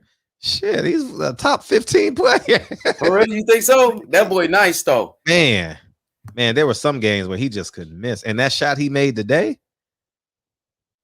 if he missed that shot, man, I don't know what happens. He pushed the game to 6 or 8, yeah, I thought Giannis was extraordinary. His effort, his will to win, his desire, his love for the game, like his love for teammates and selflessness, and he was a bad man. He was a bad man. And what about Devin Booker? Devin Booker, he came up short. Do you think Devin Booker, he choked? Did he choke in this game? I think he had 10 points. Oh, I don't know about. Yeah, so 10 points in an elimination game. Drew Holiday and PJ Tucker, they was on his ass. I mean, yeah. I mean, that's their job. Every shot he made was challenging. Every shot he made and took tonight was challenging, and that's a credit to the Milwaukee Bucks. And what about the coach, Mike Budenholzer for the Milwaukee Bucks? He won Coach of the Year when he was in Atlanta. That's him. Yeah, that's him. I don't know him, but I mean, he's a good coach. I mean, when you got a 20-passenger van and you only got 8 people in there, everyone got room. You got Giannis. Giannis made up for so many mistakes, man. He had 5 blocks, 14 rebounds, 50 points. God damn. Shit, Giannis was unbelievable tonight. Unbelievable. How many people do you know that will play through exhaustion? Yep, and an injury too. He had that knee injury. Oh, really? I didn't know that. Yeah, against the series before. Who was it against? He had a hyperextended knee. Oh, yeah, he sure did against New Jersey. You're right. Yup, man. So that kid a monster. And what about Chris Paul, Fred? You know what? Any words for Chris Paul? He came up short. This might be his last chance. Don't opt out. Take that $40 million. Do not opt out. Get the money and let them do what they do. Or he can come to the Lakers and try to get a ring with the Lakers. Yeah, I mean, yeah. Or Dame Lillard may come. Yeah, they talking about that too. They talking about it. Man, LeBron always need a super team, Fred. First he got to run to Miami. He left his team. That's what I'm saying. He left the Cleveland Cavaliers. He had to come back home, you know what I mean, and make things right. But Giannis, he never had to leave. That man showed loyalty, Fred. Right, you know what I mean? I got to give it to him for that. He showed a lot of heart. But yeah, Fred, your movie, man, coming out August 5th, man. That's the day I was born, Fred. That's the day I came into this world, and you drop in that movie, you know what I mean? You got the people talking. You got everybody talking. You causing controversy out here. You know what I mean? And we know controversy sells. And I'll tell you, 9 wives, man, Fred making history. The first man to do it. The first man to ever do it. You know what I mean? Tell you the truth. The truth about Elijah Muhammad. Speaking the truth for Malcolm X. His hero, his mentor, his idol. This is what it's all about, Fred. You know what I mean? It's bigger than boxing. We can disagree with boxing all the time, man. It's okay. But we talking about life. Fred is teaching you about life. You know what I mean? And I appreciate it, man. Shout outs to Lincoln. You know what I mean? Shout outs to Kennedy. Big things, man. Fred making big moves. He's making big moves, man. What about you, Brandon Washington? What you doing? Yeah, man, you on the outside looking in. You watching from the sidelines, buddy. You know what I mean? I put you in your place last night, boy. You know what I mean? Hey, Fred, it's all love. We having fun. We having fun. You know what I'm saying? Guess what, man? We got some big fights this Saturday. Shout outs to Joe Joyce, man. I think Joe Joyce, one of the most underrated heavyweights in boxing. He destroyed Daniel Dubois. Ain't that right, Reggie Owens? You said Daniel Dubois, the next great heavyweight, the next big thing. And Joe Joyce jabbed his face off, nigga. Beat him with one hand. He beat that motherfucker with one hand, Fred. You know what I mean? So we having fun, man. Shout outs to Samson. Samson doing his thing, Fred. He got Fundora.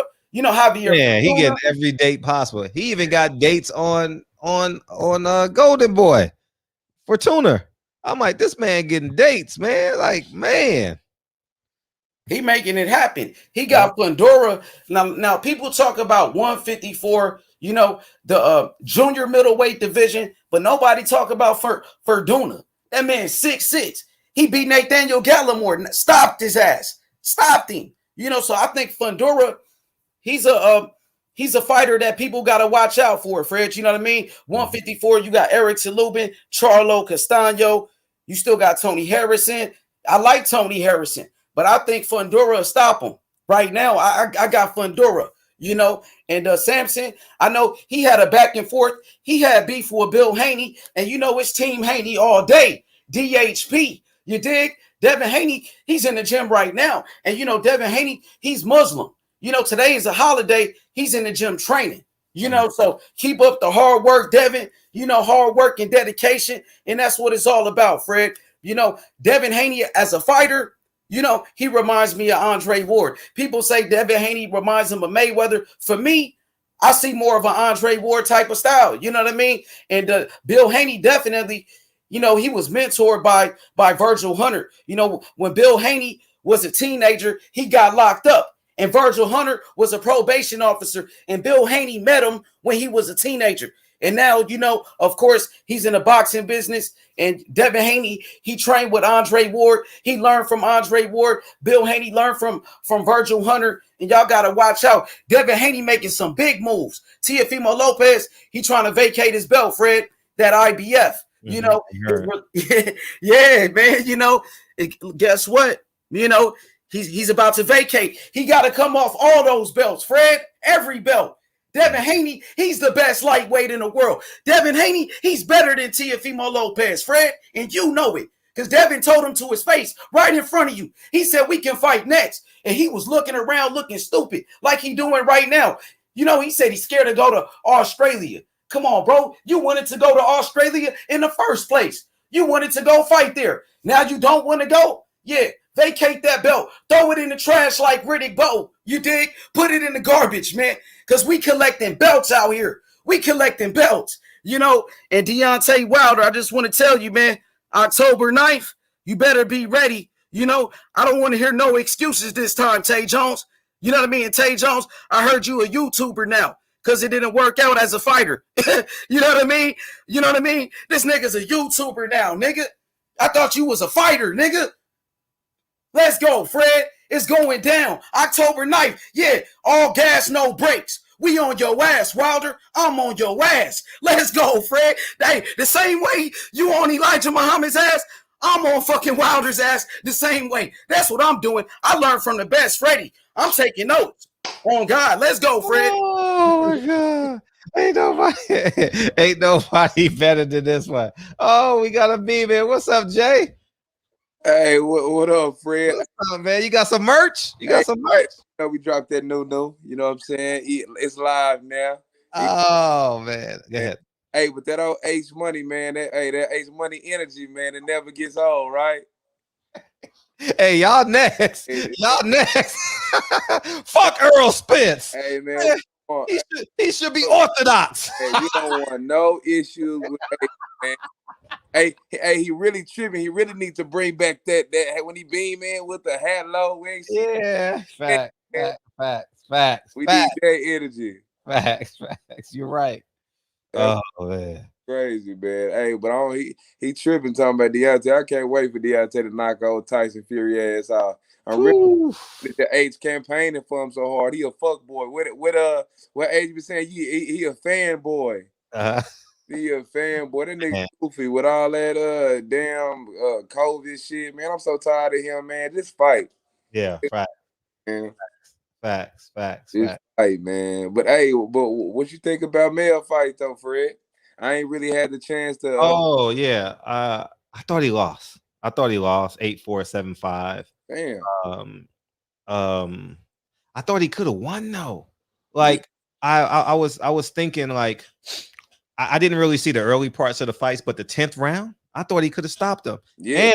And I thought the second round I was watching it, but I wasn't as intently because the basketball game was on. Yeah. And so I thought I was passively watching, but I thought the fight was going to end because I'm like watching the game, then I'm watching, and I thought he was going to stop him in the second round. And I think that if he would have had a fight in between, because Castano had a fight in between, I thought he would have stopped him. I really believe it.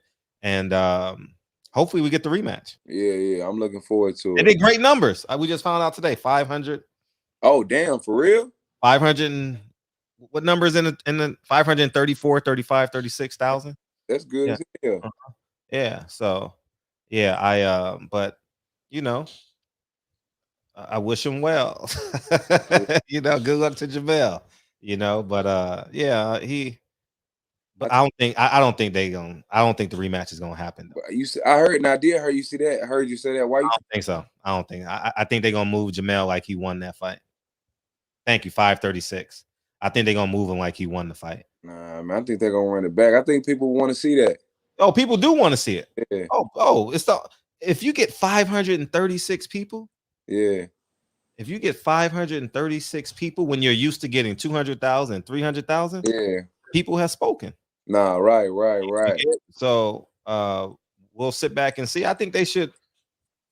I mean, that would be a great Christmas gift, you know. Yeah. Because my thing was, even with you know, it's like, I mean, I feel you on saying that they might move them accordingly and all that, but I don't know how that'll look. Because I mean, it's only so much they can do. You got one dude with 3 belts, you got one dude with 1. Yeah, like, go on, finish that, handle that. You know how many fights Jamel really gonna have without you know, handling that before they like, you know, hey bro, like why ain't you going over there to, you know, see about Buddy? Same with Castano. How many fights could he really have without them being like, hey bro, like man, you got the other 3 over there, you don't want them, you know? Yeah. So I don't think they're gonna let it linger. I think they're gonna go handle it for sure. And I know Jamel want it. Yeah, I saw that Tone Brown sent it to me. I think somebody sent it to me. That Jamel said he wants to rematch. That's good. Because I seen floating around like they was trying to play him, like, you know, like he ain't really want it and it was tough and all that. I mean, yeah, he definitely had to dig, but yeah, he want that for sure. He want that. He on the brink of making history. I don't know too many people that wouldn't want to go ahead and lock that in. You know what I'm saying? Well, he would be the first. 4-belt era. Yeah, in the 4-belt era. He definitely got to do that. Yeah, he got to get on some PR though. He got to do some. He got to do some brand repairing. Aspect, Fred? What you talking? Say it again, please. No, I said in what aspect? I mean, he turned me off as a fan, you know. And I know there's people who think like me, you know what I mean? So I think he got to it ain't about yeah, that too. And just for me, it was just like, yeah, I got shooters, like I got killers, huh? Right. Yeah. Nah, but a lot of people really took that out of context. You see, back and, you know, really broke down what he said. He was more so saying as far as like in that, not on a large scale. And people know, like, you know, Mel walk around, he got a chip on his shoulder. Yeah, sure. You know, he an emotional dude when it comes to boxing and really being outspoken. So you got to kind of give Mel, you know, the benefit of the doubt when just jumping off the porch and, you know, speaking on, or, you know, saying how he feel, you know? Okay. I didn't see it in that way, but you know, he'll be out doing interviews for the he'll be doing 100 interviews for the Earl fight. So and obviously he may get asked questions about the fight and it looked like I didn't see him, but I heard it. It was on Champ's side, but he was way more calm. He was way more calmer in his delivery and stuff like that in the post fighting. But I got to go back and watch it and see it. Yeah, see what he looked like. Yeah. And too, I mean, even like from the scoring standpoint, it's always different watching a ringside than it is watching it at the crib. Yeah. Because I mean, you know, and you know, it's easy to be swayed when you're hearing the odds and that TV, but you sitting there, you can see him coming off the glove, and you know, it's like, man, he's so busy, but he ain't hitting shit. Yeah. He hit him in the. Did you see the third round? People say he was held up on the ropes. Is that true or false? What you mean held up on the ropes? When Castano hit him. Oh, he clipped him. I mean, he got it. That was a good shot for sure. Uh-huh. But did the ropes hold him up or no? We were sitting on the other side of the ring. Oh, so I thought maybe it may have been on your side. Nah, it wasn't. Okay. Whenever that happened, Castano's back was to us, and Mel was on the other side. So of course I seen him drop, kind of, but I seen him take back too. But as far as getting held up by the ropes, I mean, shit, we ain't. His back was a straight angle, but I mean, shit happens, man. It's boxing, How's camp? Man, it's going good, man. It's going smooth. Arrows and dog. I mean, EJ in dog shape, man. He is. And, you got a lot of people, man. I wanted to. I want to tell the people, man. Yeah, y'all keep saying it's gonna be close and Pacquiao gonna do this and all that shit. Yeah, he loving all that. I like as I said when the fight was announced or being talked about, or no, it was just being announced because it came out of left field for me that Friday. Yeah. I can't see Manny winning this fight. I know Only Dad's podcast he's turning. He's changing colors now. But right.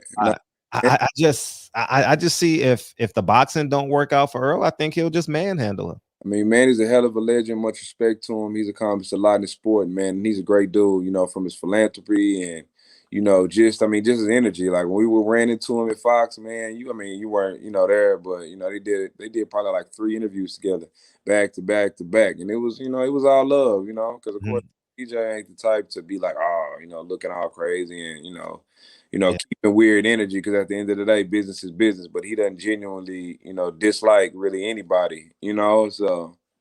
But he know what time it is, man. He know, he said, Manny gonna wore you to sleep. Like Manny gave him a compliment about being better than Floyd and saying how good of a champion he was, and the reason that he picked him because he wanted to fight the best and he feels he's the best at 147 and all this and that. EJ was like, yeah, that shit cool, bro. But when them lights come on, he finna be on my ass, and I ain't. Yeah, he did say that. So I'm finna be on his. You know what I'm saying?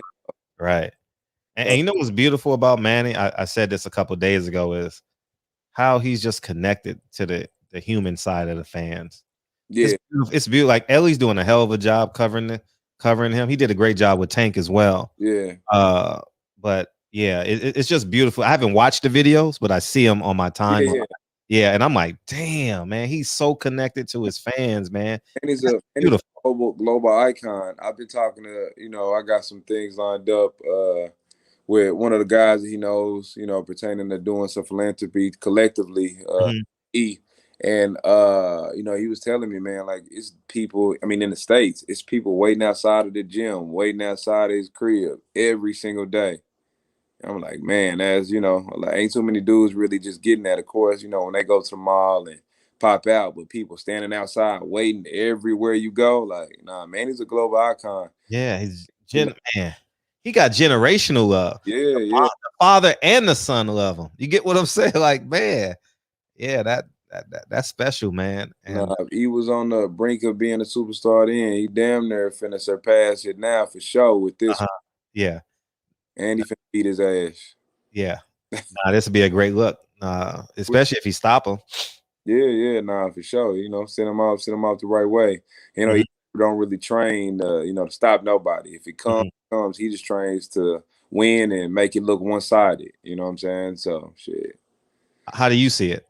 Man, to be honest, I think he's gonna stop Manny. I've said it since because I always felt like Al was gonna get it done. And anybody was to get the fight, it was gonna be him. Because in reality, at the end of the day, Manny's all about making bread. Not saying this is a money grab, but he's a guy that wants to fight the best, but also too, Manny know he wasn't gonna be able to make this type of money with anybody else, with Ryan or with Keith or not Keith, but Mikey or Sean or whoever, all these dudes that was talking about. Bud. He wasn't gonna make that type of bread with nobody else. So I know he was gonna get it done, but I think EJ gonna wear him out, because I've said it since day one. If he ever got that opportunity, man, he's quick. Yeah, he got power, but he leave his hands down too much, And I know first and foremost, he does after he throws. Exactly. And it's like, nah, that ain't it when you fighting E.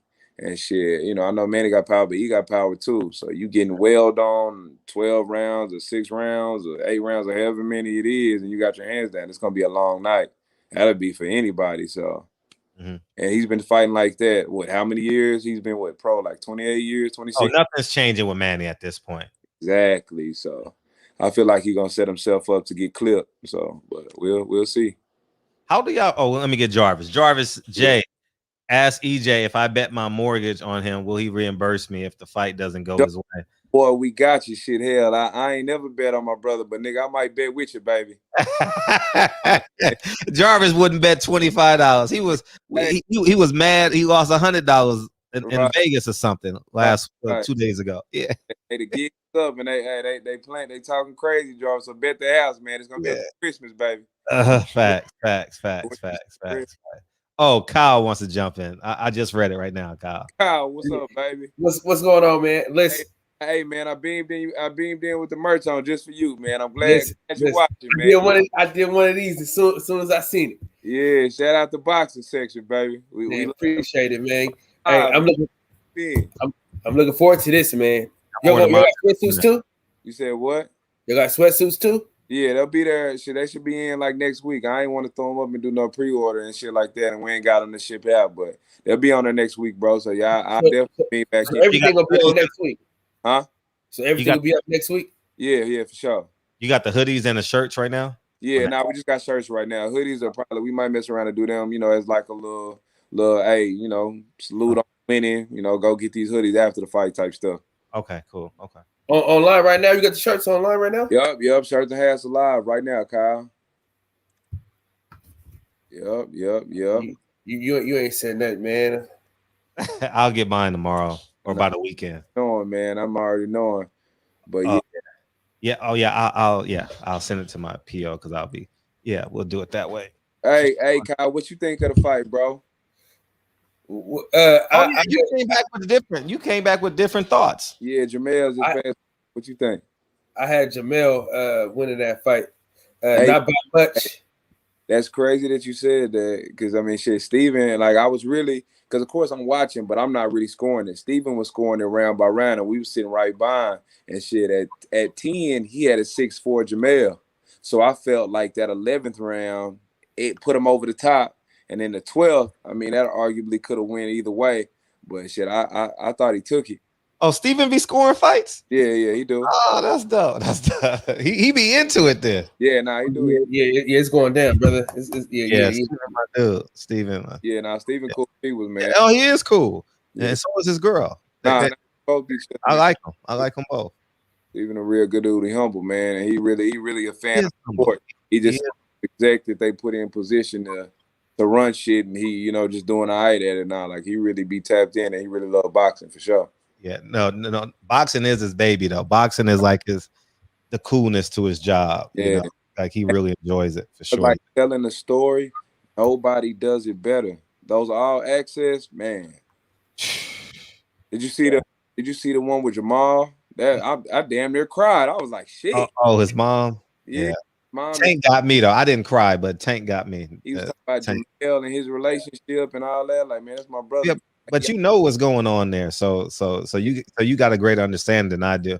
Yeah, I didn't know it was that. I didn't know it was that fractured. Yeah, no, for sure. I mean, you know, you got two brothers that, you know, all these people in the middle, you know, and shit, both got money, you know, shit that makes shit tricky at times, you know. I'm glad they're working it out though, because they're blood brothers, and no matter what happens, they got to support one another. No, for sure. I told them, you know, I talked to Mel and Jamal. You know, I told Jamal, like, bro, like that shit, you know, that might have been one of the best episodes I've seen on All Access.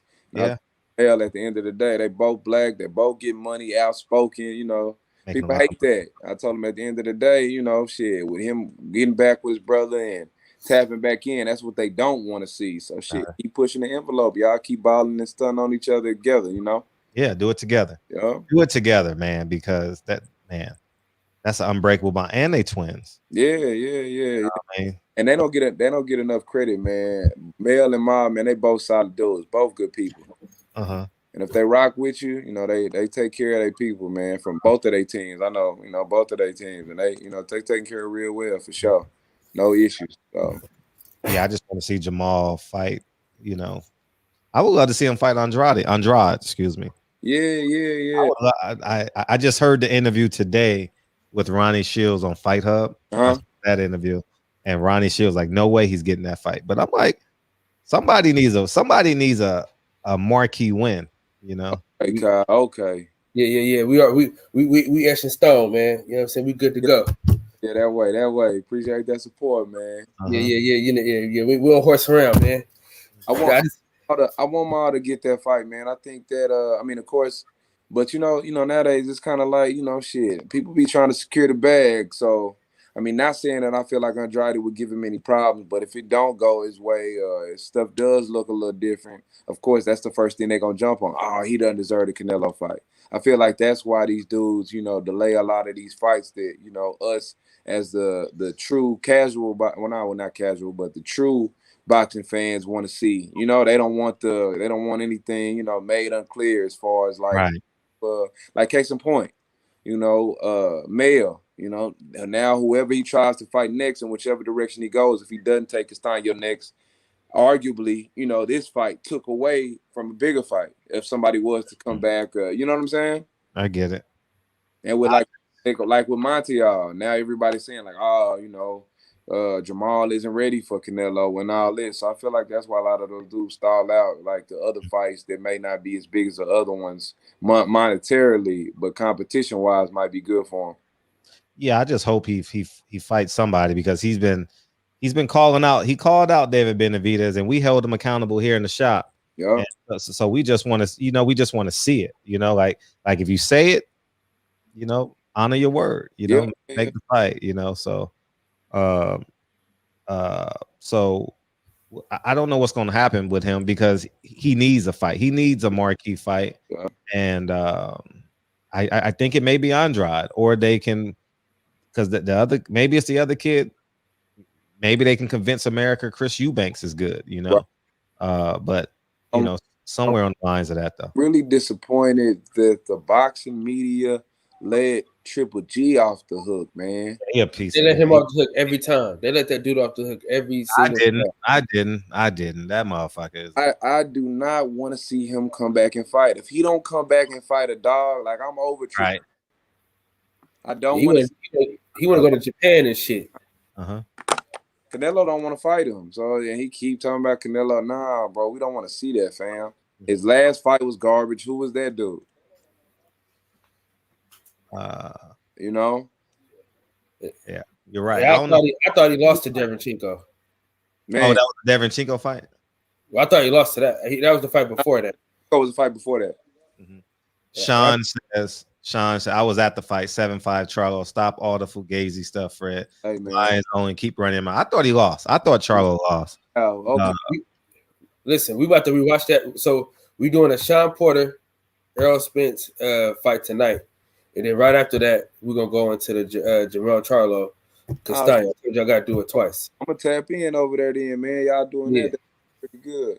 Yeah. So, yeah, I like round 7 through 12 of that fight. Round 7 through 12. And that's the thing, too, Fred. Shit, it's all about what have you done for me lately. I feel like Jamel closed the show. Yeah, on the front end. He did win the last 3 rounds. I had him win in the last 3. Come on, man. Come on. Back 2 rounds. What he did was he stole the last bit of the round. Yeah. So like he'll let Jamel do all the work until the last 30 seconds. And he'll throw in a flurry. And then they say, oh, he got the round. But it's like, dude, the round is 2 minutes. It ain't 30 seconds. What about the other minute and a half that Jamel Charlo was hitting him with the jab and controlling the fight? And he wouldn't have been able to steal them rounds like he was doing if Jamel ass wouldn't have been on the damn ropes. That's exactly what I was about to say. What the hell is going on? Man, I don't know, man. I think he was just I think Castano got some crack. You know what I'm saying? And I feel like, you know, when he hit Jamel ass in that 3rd round, he was like, okay, you know. And he was like, Jamel smart. Like, I don't know if y'all peep, but Castano, that head down, overhand right, like he was not missing with that. He was hitting Jamel with that all damn night.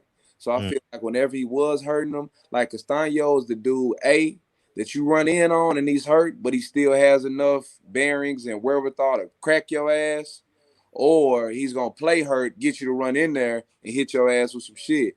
So I felt like he kind of respected his power and knew that, and that's why he was kind of hesitant on really. Because I mean, to me, like I felt like this fight, he stayed a lot more composed than he normally does. He didn't throw the uppercut but one time the whole fight. Right. Or the one uppercut. Or the jab. If he throws the jab, he wins easily.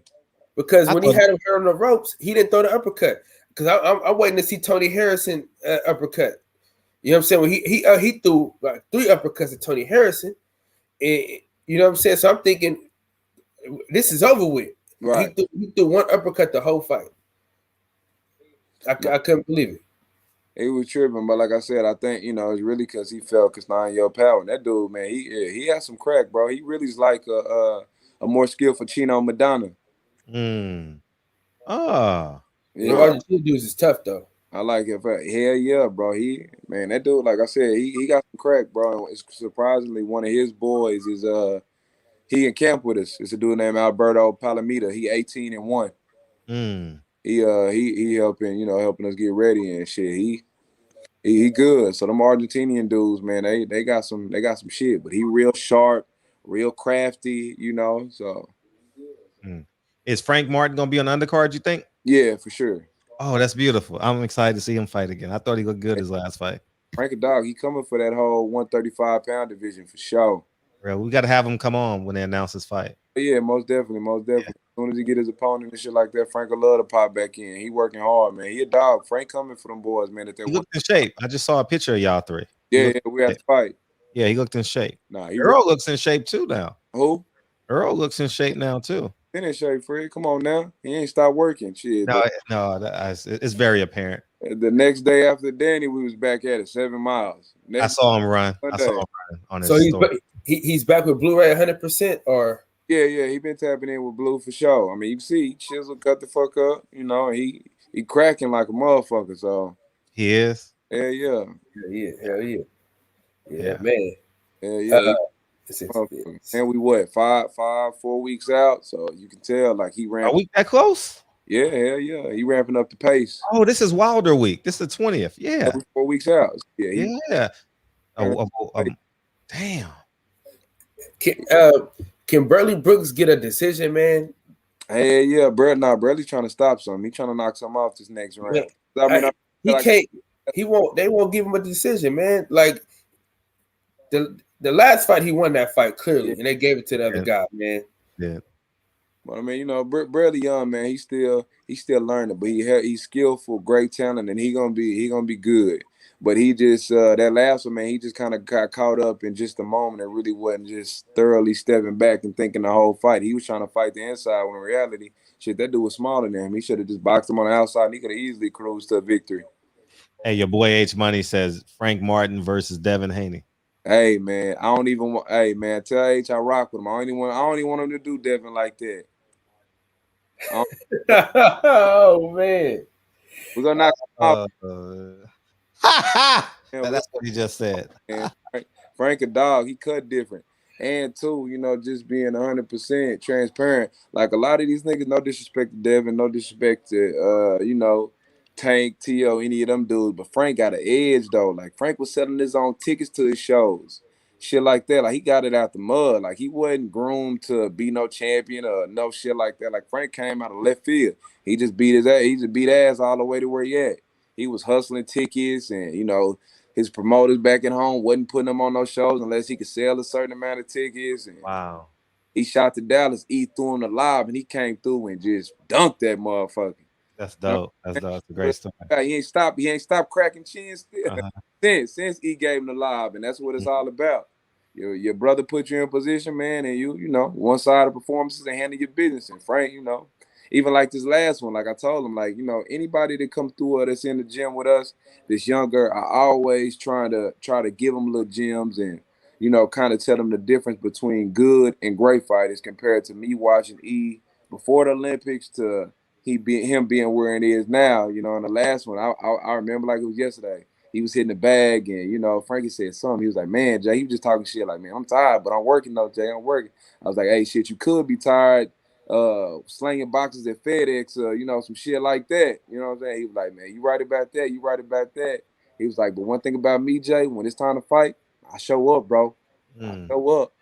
And then shit, you seen him, he knocked bro smoothed out. But he was doing all that talking at the press conference, beating on his chest, saying what he was gonna do to Frank and all this and this and that. That's why you seen like when Frank cracked him, like he walked over him like, yeah, you know what I'm saying? I was like, okay, Frank. Yeah, but he humble though. See, I think Errol Spence is gonna do what Floyd was supposed to do with the money team. Yeah. You know what I mean? Because Earl know how to stay out the way, but still do enough to where everybody know, like, okay, that's his fighter. Let's follow him, but he not all in the fucking way. And so I think he's gonna be a better version of Floyd when it comes to, in the words of the great philosopher Frederick S. Walker, as it pertains to promoting. No knock to Floyd, but you know, EJ really ain't with. You know, he don't got a what they say. All in you got to got the videos, dancing. the ditty. Yeah, nah, he ain't on that, bro. But if you work hard and he can tell that you really, you know, you really about that action and you really want it, he gonna put you in position, and that's all you need to do is give you the platform. You supposed to do anything else.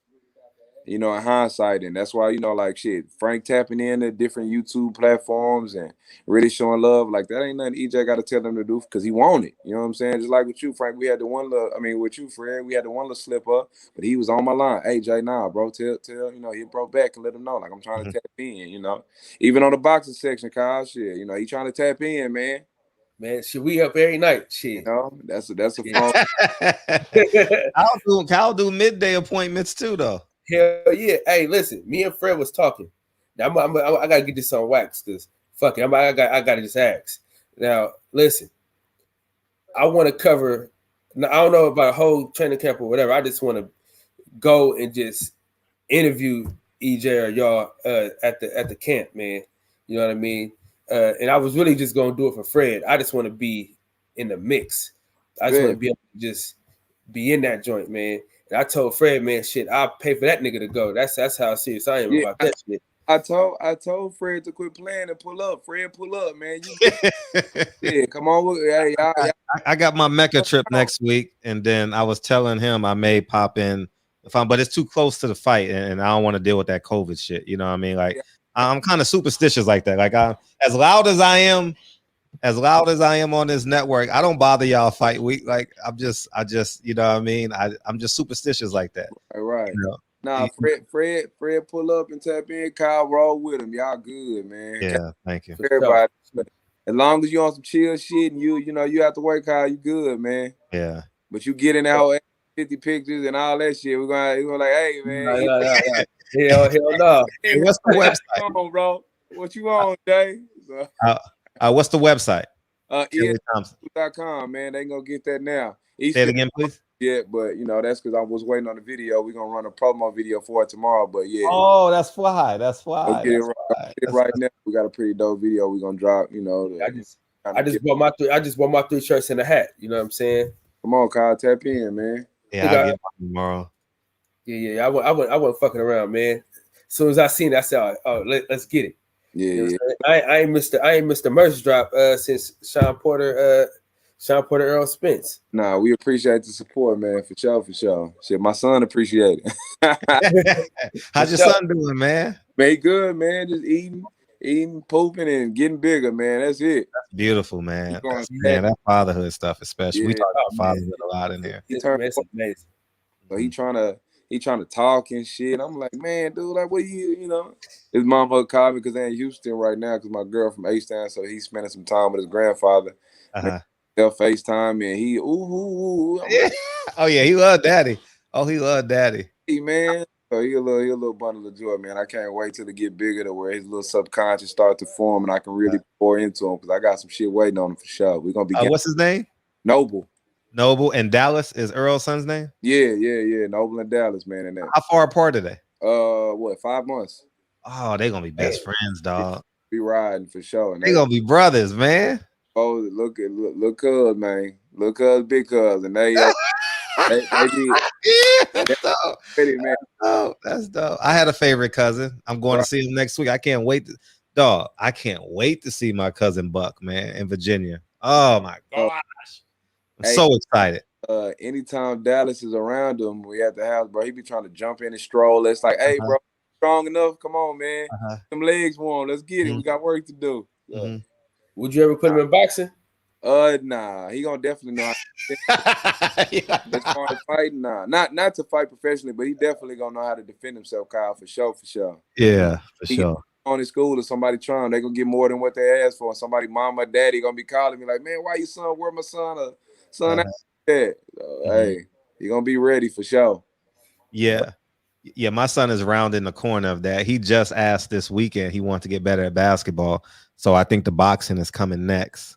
Man. And, so I'm real elated because I just sat back because I didn't want to be I don't know because I'm learning on the job. So I didn't know where to push and pull when he was younger. Yeah. And Dre said, put him in the piano. So I followed her lead, put him in the piano, and now he's in his 3rd or 4th year in piano. Nice. And I was whooping his butt in basketball last week, right? Yeah. And he kept on missing, and I kept on making. It was like 5-foot shots, so it's easier for me to make them. And he was like, and I think it was registering. He said, "Man, I want to get better." And I think and that's why fathers are so important because I know what went through his mind. Like, I want to be better or like my daddy. You get what I'm saying? Oh. And so I'm just elated that I went and bought 2 basketballs yesterday or 2 days ago, man. And I'm excited. We were on the front porch today. Basketball. Hey, I had to keep the door open. Flies coming in. I was like, I'm not missing the game, but I gotta dribble with Lincoln. And I didn't know you hoop like that, Fred. You know, I ball too, man. I used to be really good. Like I used to be like D1 good, but I'm 43 now, and went to the state finals, man. So I got a nice little hoop resume. Oh, okay, yeah. I was a 2020 man in high school. I ain't mad at you, Kyle. I feel that. By 20, down by 20, I got in the game.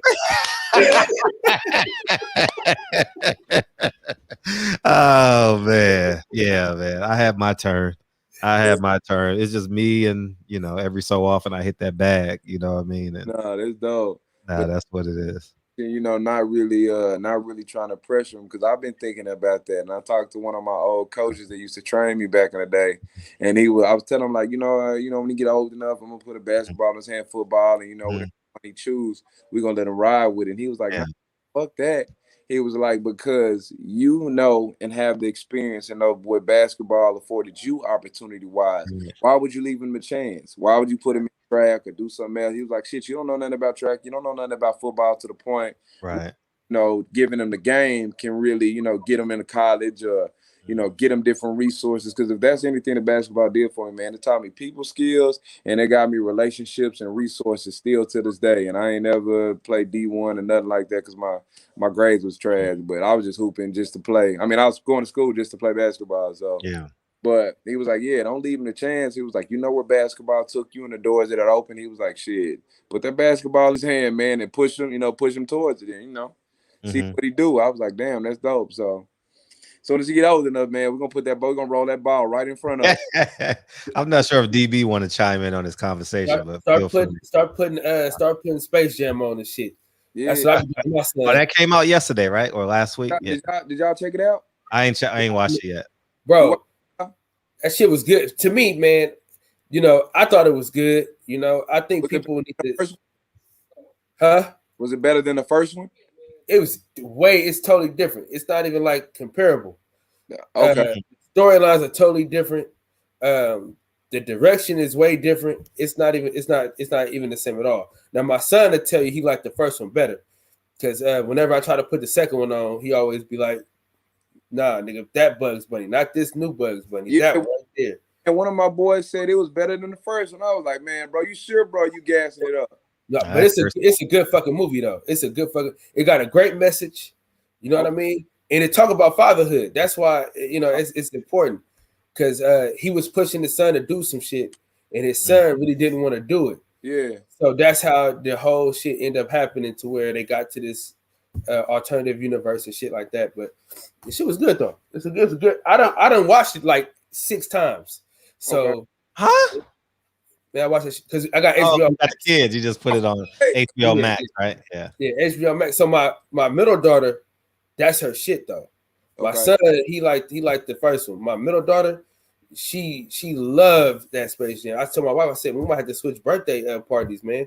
He might have to get something else because she loved this movie more than he do because we doing a Space Jam party for him. But she loved that movie, man. It was a good movie. I thought it was good though. That's dope, man. That's dope. Yeah, I'm gonna check it out, man. Hell, I might watch it tonight once we jump out, man. I done went to sleep early and shit, so I'm up. That's why I was like, hey, let me tap in, man. Let boys know the merch out and give them my boy. Yeah, we're gonna support it. I'll get mine next week when I get back because I can't have it on my porch, but Cool. I'll get it next week. I'll Yeah. give one away on the show. All right, cool. Yeah, I'll definitely do that for sure. I'm not sure if DB want to holler at you. He didn't say nothing, so. Yeah, DB tap in, man. Holla at me. Call in one time. Yeah. Whenever I thought I've been asking for months, boy, like when is this shit finna drop? When you said next week, I look. Your favorite guy.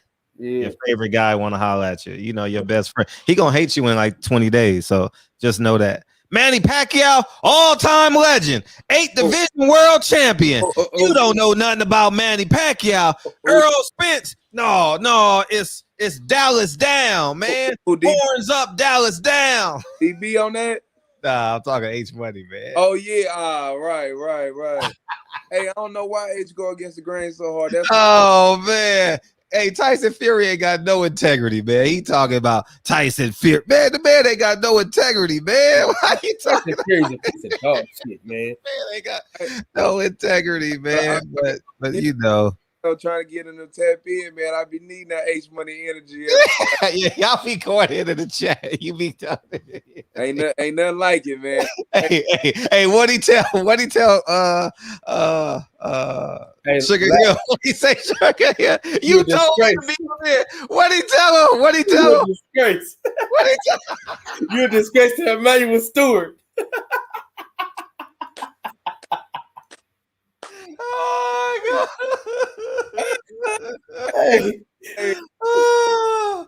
Hey, you had to, hey, listen. The same way you hung up on him that night, I had to hang up on him like that last night, bro. Hey, Prince, oh no, we can't have that. Hey, Fred, I was out and about handling some business late one night, and I called to check on my girl and my son. I was like, "Hey, baby," I was like, "What y'all doing?" She's like, "Oh, we watching the shot." She was like, "Haney." Yeah, that's it. Hey, ain't that cat? Hey, I don't know what me and DB was talking about, but we clicked up about that. I don't know what it was. But he said something 3 times. That shit is catchy to man, bro. My girl. He was like, Haney. I was like, what? Oh my God. Yeah, man. It's the funniest shit ever. Yeah, man. Oh my gosh. Agent Star, man. Like I said, I need that brim. You next. Oh, don't worry. You next. Oh, when he's a Crawford fan, so right. Yeah. Once he come to Crawford, see, me and H Money had 1,000 arguments on his channel because I don't fuck around when it comes to Errol Spence and Deontay Wilder. So I'm gonna argue for hours. Hey, you know what I'm saying? Hey man, I'm glad somebody fuck with Bud, man, because H gonna have to fight this year, man. He gonna need it, man. Maybe October. Man, who he gonna fight, Fred? Zapata. Who the fuck is that? I don't know. He was a part. He was a part of the Mexican Revolution, the Mexican American War. Hey, D told me some real ass shit. Whenever I be asking him, like whenever we in the gym, we talking about fights, and it's somebody that we don't know or some shit like that. He'll be like, "Hey, Jay, did they tell you who he was, or did we know who he was?" You know what I'm saying? So, man, are they telling us who Zapata is and trying to make this great ass storyline and he's supposed to be the guy, this and this and that, or we heard about him prior. That tells you everything you need to know about a dude's resume and his level of confidence. Right. Everything. This is last fight on Top Rank, but Bob Arum know how to get you in another fight. You know what I'm saying? He know how to He know how to do some shit where you think you out of the fucking contract and he gets you right back in there. He keeps signing back with him? Yeah, that's retarded. Yeah, I think it's bigger than Nino Brown though, man. You know what I'm saying? What is it, Kyle? You think it's the guaranteed money he getting or what? His guarantee is good over there or something or what? I'm gonna tell you it's three things because my homeboy is his best friend. My boy Steve, shout out to my dog So Cold. I was there with him at the fight, and he could do whatever the fuck he want. You know what I'm saying? If he wanna walk around in flip flops in his boxers, he could walk around like that. Yeah, he could do what I mean. He could go wherever he want. I had no backstage pass or nothing. I have none of that. It was like, oh, he with us and shit. I walk right to the back with everybody else. So that's one thing. The second thing is when you come from absolutely nothing and somebody gave you an opportunity when nobody else gave you an opportunity and they was able to make you change your whole entire family's lifestyle. Is able to put your mom in a house, your grandma in a new house. You can have as many kids as you want because of what this person did for you. It's hard to say fuck them when y'all been into it so deep. You know what I'm saying? So it's hard to be like, nah, I'm gonna get away from this motherfucker. Fuck him, because he was the only one that looked out for me when shit was bad. When I was sleeping on niggas' couches and floors and shit, he was the motherfucker that looked out for me. So it's hard. It's loyal by Okay. You know what I'm saying? So that's what it be. But I'm big, so I can't knock him for that. Yeah, and then I think it's just I just think that it's Bob Aaron being able to maneuver some shit in that contract, because ain't no way that he ain't got no big fight and he keep we'll get your Pacquiao, and then he make it seem like he about to give it to him, and then he don't give it to him. And it's like, oh, we won't give, we're gonna share Porter $1 million and shit like that. And it's like, you know, but if I'm Sean Porter, I'd have took that $1 million though. If I was Sean Porter, because I mean, who the fuck are you fighting? You ain't got nobody. You know what I'm saying? He keep living in 2000 and 19? Yeah, he living in 2019. He still think he won the fight and shit. Yeah, and if he run it back with Keith after that, it's like all these dudes, man, all the upper echelon of dudes in 147 who really don't have the potential to move up. It's like, shit, what you gonna do? I only want to see Keith fight Danny so many times. I only want to see Sean fight Danny so many times. It's either fight the young bucks coming up, or shit, you move on, you know, retire, hang it up. Because I mean, a lot of dudes, Keith, Sean, Danny, like I don't really see them going to 54 and doing anything unless they trying to end up, you know, getting fucked off by some of these bigger dudes. But you know, that don't really make sense. So they really kind of, you know, back against the wall in the corner, like, what you gonna do? H. Yo, what's good? My brother Jay was popping. H Money, Haney. Speaking of, what's happening, baby? Man, good. Hey, man, my brother Jay, man, you know, me and Jay always been cool in the chat, like, and he already know, like, we got a brotherhood going on. Hey. But I didn't know my brother was with Earl Spence. That's the crazy part. Like, I found out, and I saw you was at the fight with him. You know what I mean? So, you know, shout outs to you. You know, Earl, your brother, you my brother. Is all respect. That's what I want to say. Just like that, because you my brother. Hey, we can still rock and be bros and just agree to disagree, my nigga. That's what grown men do. And the first thing we disagree with is Frank Martin versus Devin Haney. You know what I mean? That's the first thing we disagree with. But that's the fight I want to see, though. Like, you know, go in on them. Don't hold back. We gonna set it up. I want to get money with them, though. Like, that's the thing. I think that's a great fight. Because Frank Martin, he do got skills. He is undefeated. He ranked top 5, I think, in one of the sanctioning bodies. Yeah, you know what I mean? He moving up, man. Lord willing, he gonna get that shot at that interim belt, you know, hopefully this year sometime. Yeah, he a bad motherfucker. Next year, so. Yeah, he fast. He got power. You know, he's like a bigger version, I think, of Gary Russell with more power. I think like something like that. You know what I mean? Because he got skills. But I think it's gonna be tough though. H just being 100%. I think he gonna run into that space that E got caught up in. especially as his brand grows. I think niggas gonna really be pinning it against him. Not saying Devin specifically, but just that upper echelon of fight. It's like, you know, shit, do I really want to take this fight? Get a few more fights. Your brand ain't big enough, and you know all that. You know. But he with Earl though. That's the thing, you know, and especially if Earl beat Manny Pacquiao, you know what I mean? He beat Pac, and say if Earl knock him out, Earl gonna be the hottest thing in boxing if he do that. But what I'm saying, though, H, is niggas still gotta want to take the fight. He can be with, you know, Man Down Promotions and be under E-Banner and all that. But shit, to me, I feel like that'll defer a motherfucker more than make him. You know what I'm saying? Be like, yeah, bet I want him. Hey, that's why we in the shop and we got Fred. You know, Bill Haney, I know Devin take that fight. And Frank said, let Devin beat Linares and then we can talk about it. Because I talked to him on the show. So I think it's a great fight. I know Dev ain't gonna duck him. You know what I mean? Because he a bad motherfucker. And Dev will give him an opportunity. And I know we can make it happen in the barbershop.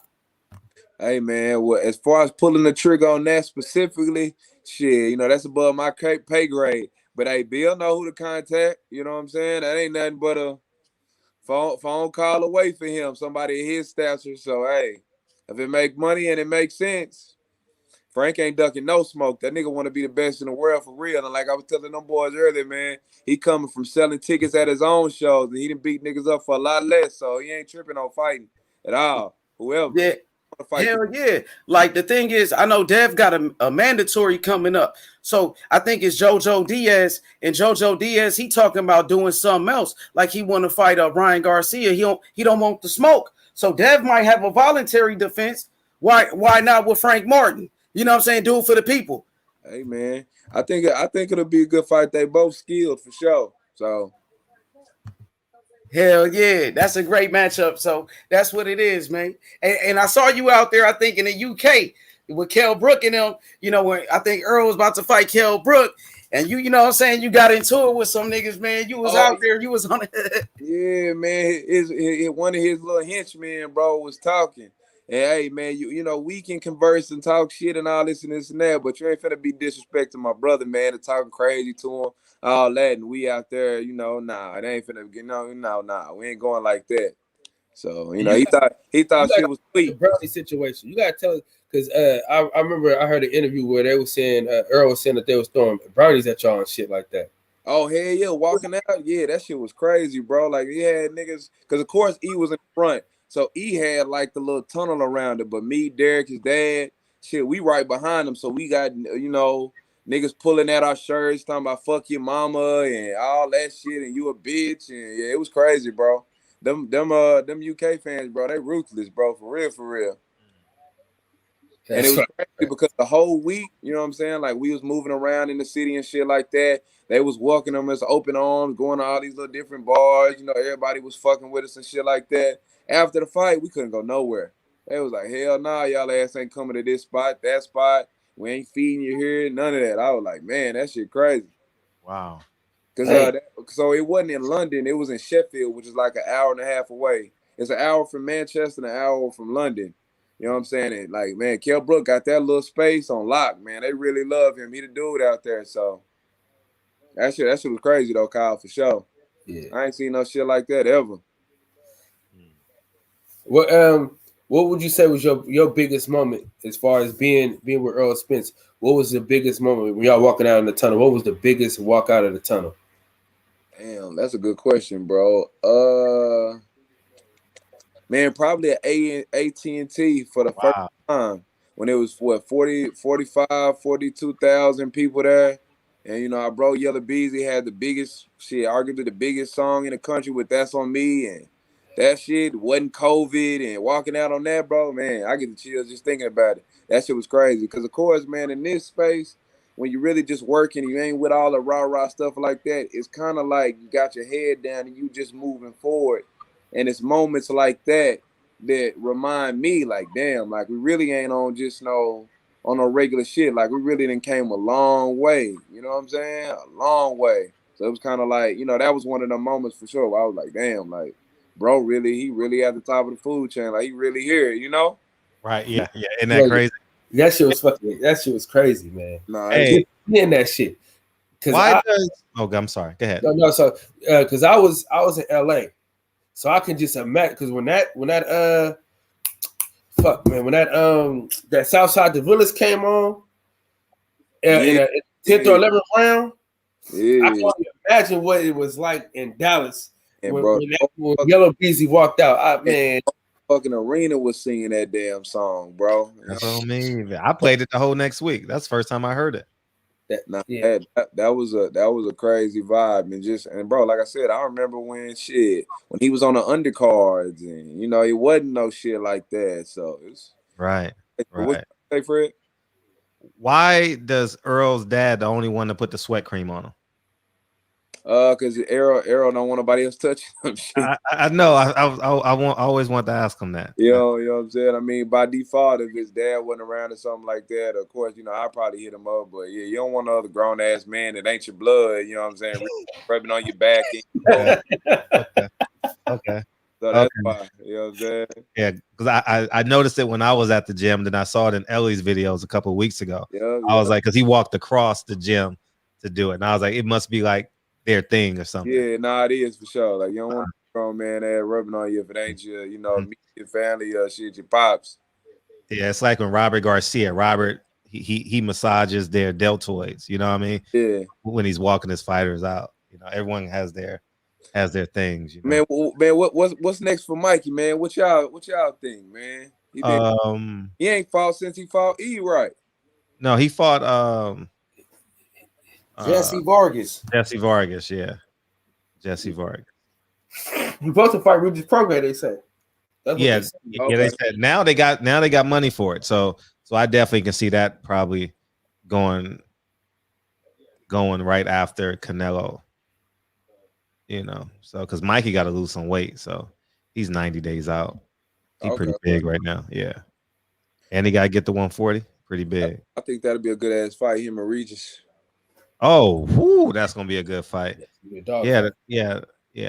I think Mikey timing is, but he's been out for a while. He got some fat cells now. Yeah. So he may be a little different, maybe a little slower, But yeah, that's definitely. What was the more gratifying win? Against Mikey Garcia or Sean Porter? What was the more? I'd say probably Mikey, bro. Because I mean, of course, I honestly don't feel like Sean thought he was gonna win. But you had Robert on the back end. You had Mikey. Robert was saying that Mikey would take his girl, and that Earl wasn't a smart fighter, and all he could do was come forward, and they saw something, and all that shit. It was funny because I was in the corner. I was talking to Pizza. I don't know if he heard me or not, but I was like, "Hey, what you see, Mikey?" Earl was popping his shit out of it with that J. I was like, "What you see?" What you see? I wasn't that close, but I was on the floor. I wasn't that close. They had the game, all that, then, bro. But I'm telling y'all, yeah, I mean, you really can't see it on the TV. But I ain't never seen Robert and Pizza look so damn crazy and loud. They were dejected. Yeah, that's different, man. That's just one of those things. Like, you hear all these dudes talk about, oh, I got this, and we gonna do this and this and that. It's real, man. When you turn out to your trainer, he looking at you like, fight. Shit. Right. And they ain't know what the fuck to tell Mikey. You seen him in an interview, he was like, man, bro, he had an answer for everything. Right. I thought they was gonna stop the fight. Normally, Eric was telling him to. They could have, but Mikey was telling them nah. Robert was like, Robert wanted to stop it, but Mikey was like, nah, because you know how they are, regardless of what they say and how they how they move, man. They ain't trying to lose to us like that. Oh, facts. Especially them, very prideful. The funniest shit, the whole fight, he kept doing like this, like he won the fucking round. I'm like, bro, put your fucking arm down, man. He didn't win a round. No, not at all. And he didn't win a moment. Yeah, and he was on his high horse because he was on I call it his nigga knocking off spree. He had He had B, he beat 5, so he just was like, yeah, I'm knocking him off. Let me go and get E. No, sir. Yeah. But he picked the niggas he wanted, though. He didn't just go fight niggas. You know what I'm saying? He knew what niggas to pick. That's why he tried to was like he wanted to fight E. And he was like, hey, let me go and get my lick back for my bros. Right. Why did you say Sean didn't? You felt like Sean knew he wasn't gonna win the fight. I mean, cause Sean know. I mean, Sean know what Sean been knowing E for a long time. So he know it was gonna be different. I mean, he not saying that he was just looking for a payday. But come on now, payday. Yeah, you right. want payday? Right. Hey, I damn, know that. Fred. Say it again. You ain't got to load it up no more. Just payday. You want payday? I know that. I know that. That's yours, man. That's one of the best ones you got in the stash, Fred. yeah, man. That build up to the fight, man. I love the way Canelo was talking, and you know what I'm saying. Because I've been saying for the longest, man, if he spoke English, man, he'd be 10 times bigger than what he is. He's already big. And he coming to Fox. And Al about to give him, man. He about to give him a Brinks truck. Oh, you think so? I mean, if I'm Canelo, that's the only move to make. Yeah. During football season, you get him. You speaking English now, as you said. You think one fighter, they're gonna get him to do the 3-fight deal?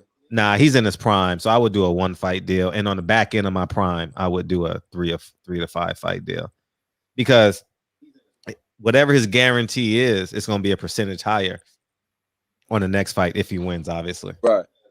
So I definitely wouldn't do I would do a per fight deal right now. If he wins, Fred, where does he go? I mean, Charlo. He already came out and said he wants Jamal after Plant. Yeah. Man, I want to see how Canelo looks September 18th.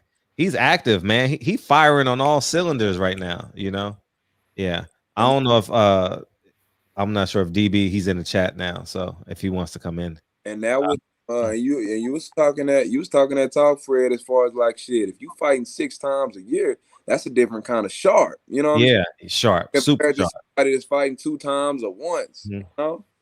Yeah, we'll see it early in the fight with Caleb Plant. Canelo coming out like a gangbuster in that fight. It'd be his 4th fight in 9 months. He clicking. He is getting that bag. I can't knock him. He's had a great year. Yeah, if Al gives him that 40 ball. Oh, that's what they talk. Yeah, because he said it's a career high. So 35 is his career high, right? 35 million. So man, that's a whole lot. 36 minutes or 38 minutes, whatever it is. That's ridiculous. Win or lose or draw, man. You set for the rest of your life for real. Yeah, Boom says Spence my favorite in that division, but him and Porter, I didn't know who won. Think that was Spence's toughest fight. Was that Spence's toughest fight? He made it tough, man. Come on, Kyle. Yeah, he fight Sean like that. He made it tough. He really did. No bullshit. He did. He did like that. Jabbed his fucking nose off the first half of the fight. And when you get to that level, man, you got to find different ways to challenge yourself. You know what I'm saying? So get to the guy's own style, man. Come on. Yeah. So Mikey, they said he couldn't box. Sean, they said he couldn't brawl. So let me bang. So it's like, he just showing different tools in his arsenal. But he got way more. He got a lot left. And I think if he ended up fighting Bud, he really gonna show y'all some shit for sure. Because he got some shit in the stash. What percentage you think he's at right now? Because he said he was at 75 to 80. Yeah, Danny. He ain't stopped working. I give him 100. He in dog ass shape, ripped up, shredded, strong. Yeah, he good, bro. And we got a chef, our dietitian chef. So he eating all this good ass food and really enjoying camp. So yeah, he in dog ass shape for sure, and he definitely in a good space for sure, and working hard in the motherfucker. What's y'all conversations like outside of boxing? Man, outside of boxing, that's a good question, Fred. I mean, well, now should we really talk about our kids? But when we grind camp, man, it's weird. We really just don't. We talk, but it's more so about silly shit, like maybe something we saw online, or current events, some shit like that. But even like in the gym, like if EJ walk in the gym, shit, he may speak to everybody but me, and I may do the same when I leave. Like I may speak to everybody but him. It's just I wouldn't say it's weird, but it's just unique. Like, cause I know how, cause of course you hear about like a lot of fighters talking crazy in camp to their guys and all that, this and this and that. Like shit, me and E really don't have that. And it's just because I feel like I know him and know, when to holler at him about this and different shit like that. And I know the actual work that goes in on the back end. Cause of course, yeah, people know he goes to the gym and runs, but shit, people don't see when he's on the phone talking to his girl at 11 at night, he's doing abs and shit, all throughout the day he's disappearing, going in the closet doing push-ups and shit like that. So I kind of respect that and just kind of let him do his thing. So in camp we really just don't talk a lot like that. But after, I mean, shit, we talk about little everything and travel the world. So what's some of the places y'all been? I seen a lot of Mexico. Yeah, we've been to Mexico, man, like 4 times. We've been in the Dominican twice, been to England, been to Toronto. Yeah, T-Dot is a great city. Man, I love Toronto. Man, Man, I want to go there so bad. It's one of them hidden gems, man. Oh man, so clean, and man, the people are so nice. Super man, this old white lady, when I came in town, I think I might have told the story. I'm not 100% sure, but when we went out there, of course, this was back when whenever you're y'all fought out there, right? Huh? Y'all fought in Toronto, right? 2014. He fought. What's the one dude name? What's the one guy's name? I forgot his name, but yeah, we fought out there, and this was back in the day. Whenever if you flew international, it didn't automatically transfer. Like you had to call your cell phone company and let them know that you're going out the country, and they'd have to tap you in or whatever network it was in the city. So I couldn't go with my phone on. So whenever I first got to Canada, like I had to go to my hotel, call back home long distance, and have my mother call for me to get my service cut on. Mm-hmm. So I didn't have a phone, and I had to navigate from the hotel, from the airport all the way to my hotel, and it was a pretty long journey. Man, this older white woman took me from my hotel all the way and walked me all the way to my hotel, man. And I was like, damn, like it was. I would have thought she probably would have been scared of me. I'm from America. Downtown. Huh? Where was your hotel in downtown? Yeah, downtown. On Bay Street. Where was it? Yeah, it was around King Bay Street. Yeah, that shit. That shit live down there. Yeah, it's crazy. And during the Toronto Film Festival. Oh yeah. That's a big time. Man, I didn't even know what the hell that was, but then after some of the big movies came out, and they were like that it broke into Toronto Film Festival. I was like, TIFF. It's called TIFF, Toronto International Film Festival. Yeah. Kelly Thompson. How is EJ handling all the hate comments and doubters online, and how is Blu-ray sessions coming? Oh man, he love it. He love it, man. He screenshotting shit. He screenshot. I know. I learned that about him in the Mikey Garcia fight. He said he be screenshotting. he be motivating the shit. He asked you the questions. That shit just fuel him. You know what I'm saying? Because like I said, like man, when it's all said and done, man, people to see, man, like shit, I can't. Like somebody asked me today when I was at this place handling some business. They were like, man, how many hours a day does he train? I was like, man, probably like 7, 8. He's always working, always doing something. Like he just can't sit still, and it's not more so just because he naturally just likes it. It's just because he don't want anybody having that edge on him. If he knows he's out working a competition, that he's always gonna be all right in the ring and gonna perform at a high level. But yeah, Blu-ray sessions, man, they going good, man. Blu-ray. Blu-ray know his stuff, man. He a different kind of dude. And I mean, y'all probably don't know, but man, Blue a little older, man. Blue like 40 or 39, 38. And if you seen his body on his Instagram, man, he looked like he like 22. Yeah, he in dog shape. 4, you know what I'm saying? And it's not just it don't just look good, he no pause. But like he can crank out some shit. Like Blue do fuck around like 400, 300 push-ups straight, like crazy shit, He doing all types of stuff, man. So shit going good though. They working. He gonna be ready for sure. What do you think? Do you think the doubters make him put him at his best, or that's just how he is? Period. Nah, that's just how he is, man. He just gonna work hard regardless if you talking, if you ain't talking. He just want to be the best and don't like losing. When Earl move up, would he fight Jamel? They got the same trainer. Yeah, it'd be tricky. Yeah, I don't think so. I don't think so. I mean, you hear him talking about it, and I know they asked Mel publicly, and he came out on record and was like that. You know, he gonna campaign at 154, but that was. I mean, you're right, Kyle. I don't know how the hell that would work, so I don't think so. I think shit. Once Jamel get by the time EJ would want to move up, Jamel will be unified and won't have nothing left to prove. Because after he beat Castano, and he unified, where I mean undisputed. It's like shit. What you just gonna defend that 10 times and fight all these young dudes? Nah, bro. He gonna move up. Yeah. Tell me your perspective of Earl since the car accident, like, and your relationship, your development, his development. Man, to be honest, I mean, I think it really, I mean, it was definitely a situation where I feel like he came out a better person. I think it really just made so more give him the push to focus on getting some of his affairs in order as far as like his kids and really just tap in with his family, and keeping everything, willing everybody back in and really spending time with them instead of just getting caught up in moving and going here and traveling here and doing this and this and that.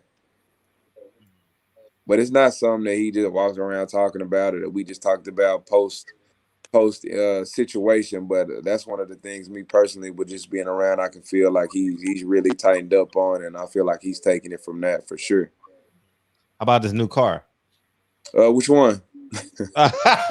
well, tell us what he got. Tell us what he got. Nah, he got this nice Dodge Ram truck, man. It's a TRX. It's only like 702 of them made. And it's fast as hell. 702 horsepower. Shit. Yeah, and that's fast as hell for a big truck, though.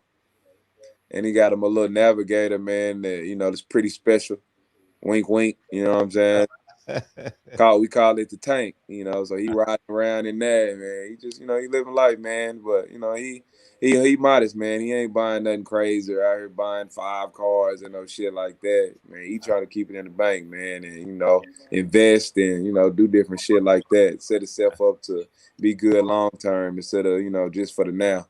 How did y'all meet each other? Man, I've been on Ebro since I was in the 3rd grade, man. Really? Yeah. On the basketball court? Nah. Just walking home. We stayed on the same side of town. Oh, really? Yeah, and he was, he was quiet, but he was popular. Shit, I was popular, so you just gonna naturally run into each other walking home. He really, I ain't never told this, but he really got me in my first fight, man, instigating. I was in like the 6th grade. It was his, I was popular, man, but I never really, but I talked to everybody and. Didn't treat anybody different or wasn't walking around with my head on my ass and nothing like that. But it was a guy, for some odd reason, man, he just didn't like me.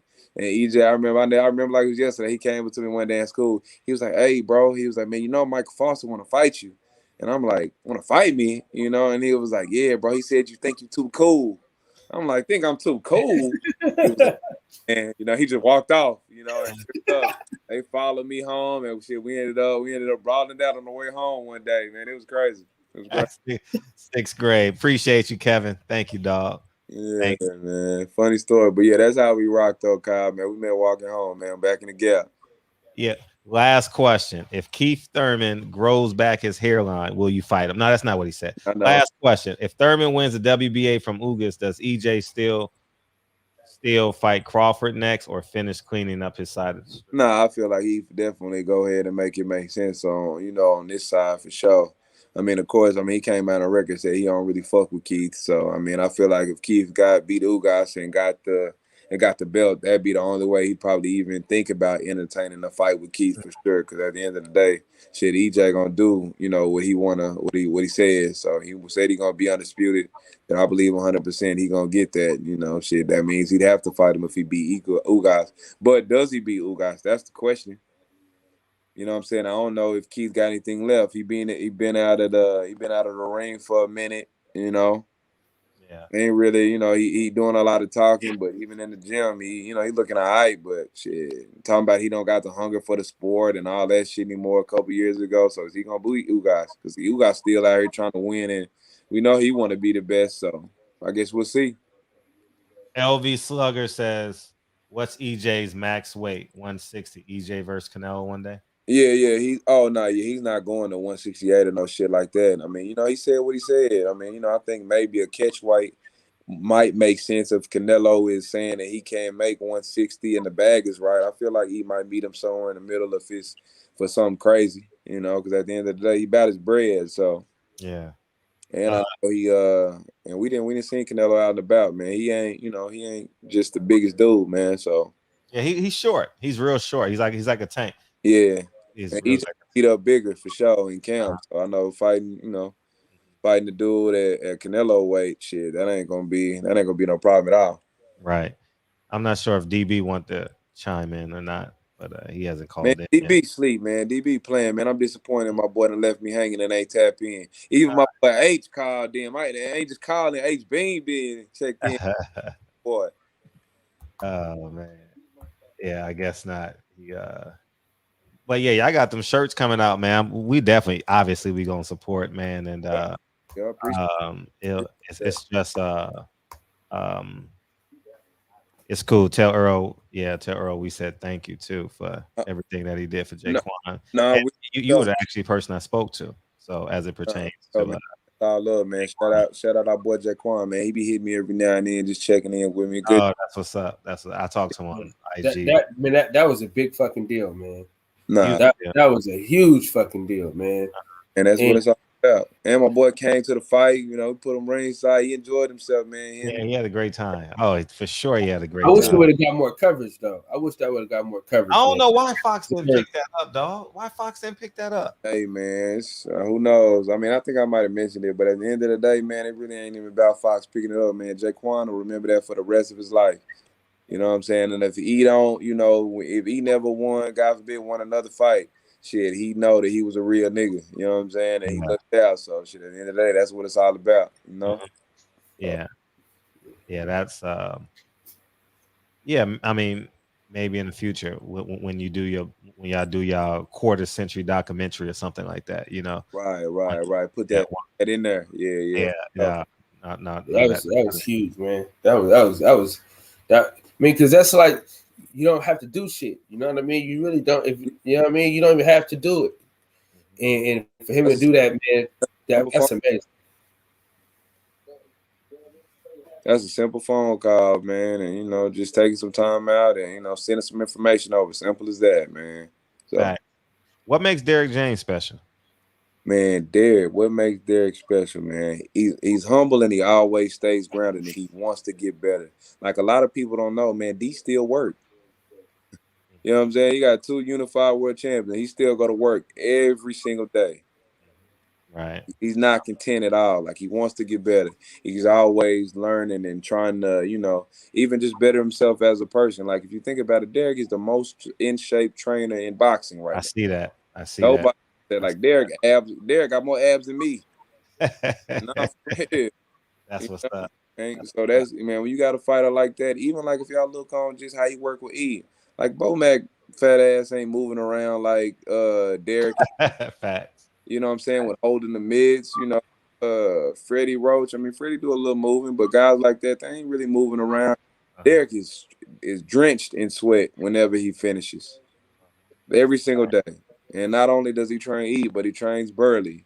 Burley Brooks, shout out Burley, man. He coming too, man. He gonna be on the card. Right. He trained Frank, he trained E, he trained Jamel, Jamel in Houston. So he traveling, getting with him, coming back and still making sure everybody good. So man, he's on top of working a job. He been he said he works 7 days a week. Man, Derrick is a dog. That's what's up. That's the question I got for you. The phone line's been open. I don't know what you're talking about. Phone line's been open for about 30 minutes. Yeah, DB, you playing?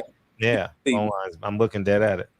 Do you think Jamel should spend more time in Dallas as it pertains to training? I mean, that's tough. That's tough for me to make a call on, Kyle. You know what I'm saying? Because at the end of the day, shit, I ain't Jamel. I don't know his situation. He just had a newborn son, so. I mean, shit, we got a situation now where, we relocated, to make things a little easier for camp. But I haven't just been spending the night in the camp house as much because, shit, I got a 4-month-old son, all about balance. how it is when you got a family and you trying to balance everything and keep everybody happy. So I can't, make that call on Jamel, but I wouldn't say that it would hurt. He means. Because I mean, when him and Earl trained together that time, Yeah. I mean, they both look their best. You know what I mean? Yeah, It was that was a different camp, man. And the next, I mean, if you ever talk to Brian, ask him about it. You know what I'm saying? Like Brian was here the whole time. He was like, man, that was some of the best sparring he's ever seen. I mean, just looking at it on TV, it was crazy. Nah, it was epic, bro. It was epic. And even like Jamel, like he's outspoken and he runs around and does this and that, but Jamel don't get enough credit, man, for how hard he works, man. He a dog too. Jamel gonna train. He gonna stay in shape. Like you think about it, you don't ever see Jamel blown up ever. No. He always in shape, bro. He always working. You know what I'm saying? So you gotta attest to that. I feel like he picked up some of that parts when he was in Dallas. From working with E and seeing him train like he trained. So, but yeah. That was DBZ. They let the shackles off me. They done took Oh man, okay. What's up, DB? What's cracking, Jay? Not much, man. Just grinding, bro. You know how it is. Yeah, man. They had the ringer on, but they had it on. They had the ringer on, but had the phone on silent. Yeah. So you say Fred was trying to stop you shine, huh? Yeah. Censorship, boy. It's a motherfucker. You done broke on through though, man. Hey, they say that's how real niggas do it, man. That's it. You know what I'm saying? Today is my Juneteenth. You know what I mean? Right. Hey, look, listen, I wanted to ask you this, and I asked EJ a similar question.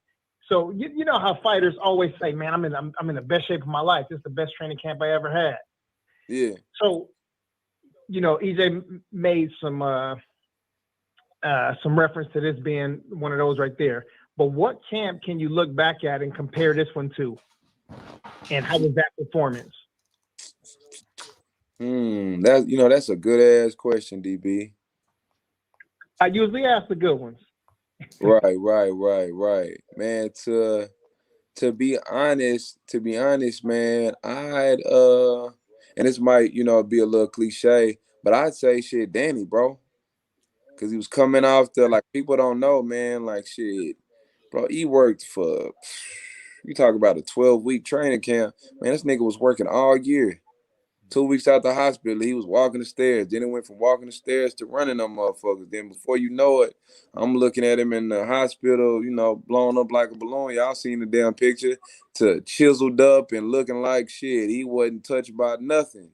You know what I'm saying? So same way, like I telling them earlier, DB, shit, that Sunday after the fight, shit, we, fam all came together. We was posted up, ate good, this and that shit. Then we going outside, getting in 7 miles, and he ain't stopped since. He been working, bro. So yeah, I say that fight, for sure, because he's a competitor. You got to find different reasons to motivate you and to keep you going once you've reached a certain level at whatever it is you're doing. So all the doubt and people picking Manny to win and saying that he gonna do this and he ain't gonna do this and he ain't gonna do that. Shit, that fuel him, bro. So I feel like, he ready. So if I had to compare it to any camp as far as like work ethic wise, I say the Danny Garcia camp for sure, because he working, man. He working year round, nonstop. Yeah. If you could look back at all of the fights and go, this was a decent training camp, but damn, he had a hell of a performance against a good opponent, who would that be? So hold on, ask me that one more time. Yeah, so you look back and some of the camps are like sometimes when you got a great camp and you can look at people and tell when the camp is great. Otherwise, it's just like it's just a regular run of the mill camp. Yeah. Then you get in there with the dog, and you show your grit, and your grit overcomes the. I don't want to really say lack of preparation, but the kind of the. You know what I mean? Like just the run of the mill every day. These are the things that I have to do. Right. And not that I want to do them, not that I'm really driven for it. That's a good ass question. Let me see, DB. I say, man, maybe Sean Porter, because I mean he came he came out on record and said, I mean, shit, he really wasn't even doing push-ups or abs like that for that fight. So for him to go in there, make the adjustments that he made and shit, have to dig it out all the way up into him knowing he possibly may have needed that knockdown in the 11th round to, separate the margins. Shit, that was one of those fights for sure. Yeah, that's one of my favorite fights. And shout out to my brother Jay Dixon. He said he looked like a gladiator against Brooke. Yeah, that's one of my favorite fights too. Yeah. I love that. He had to dig for that. Yeah, that's a good one too. Because I mean, a lot, shit, it was 30,000 against 20, out there. So he definitely had to dig for that. And Kel, he didn't say it. Kel, man, he rehydrated, looking like he was somebody private security or middle linebacker. Man, he was a big dude. He was strong too. Kel can fight, man. I hate the way his career ended like it did as far as with the back-to-back injuries. But, man, as far as like being a dog and really being skillful and, having that grit and being a good fighter, man, Kel's a hell of a fighter for sure. Case in point, with Bud, we ain't seen Bud bust it up like that. Kel was busting the shit out of his ass with that damn jab. But, shit, Kel ain't got no chin no more. He been cracked too much, so. Yeah, that's true. I'm going to ask you this biased question. All right. Is EJ pound for pound king in boxing right now? In my opinion, yes. But to the public, they're giving it to Canelo only because, I think the hype behind him and the brand exposure. I think if Canelo had this, if he had the same exposure that Canelo did, he'd be pound for pound. Because when you think about it, like, I don't really, putting Bud in front of him doesn't make sense because, shit, when you think about resumes, no knock to what he's accomplished, I think Bud is a hell of a fighter. But, shit, opposition-wise, Bud doesn't have near as many champions on his resume as E. You know what I'm saying? And even like Canelo, Canelo's cool, but the Yildirim fight, I'm a fan of Canelo. I fuck with Canelo, but the Yildirim fight, come on, bro. EJ ain't taking no fights like that. So it's like, Kovalev was a dog, but at one point in time, but shit, that was kind of a cakewalk. He was on his way out. So resume-wise, I think EJ is number one pound for sure. But brand exposure-wise, I think that's the only reason why he's not put at the forefront as like a Canelo or somebody like that, for sure. Yeah, I think the reason why a lot of media start to choose Canelo, because for a while, after Floyd and Dre retired, then it was kind of like that was the general consensus that it was Bud. But I think, Fred alluded to this too. A lot of the black fighters started to deferring to Canelo, and that started to make it where it was a battle between Bud and Canelo being the top guy. And even EJ a lot of times too. He likes Canelo and he always mentions it.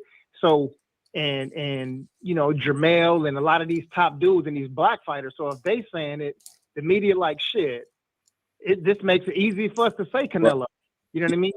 And no, you're right. And two, let me not take that away from Canelo because I gotta mention it. Just what he's doing in the different weight divisions. I'm not gonna lie. I feel like that kind of gives him an edge too. Even though he's doing it strategically, he's still bouncing up and fighting all these weight classes. So I feel like that's part of the reason too why they kind of give him the edge over E.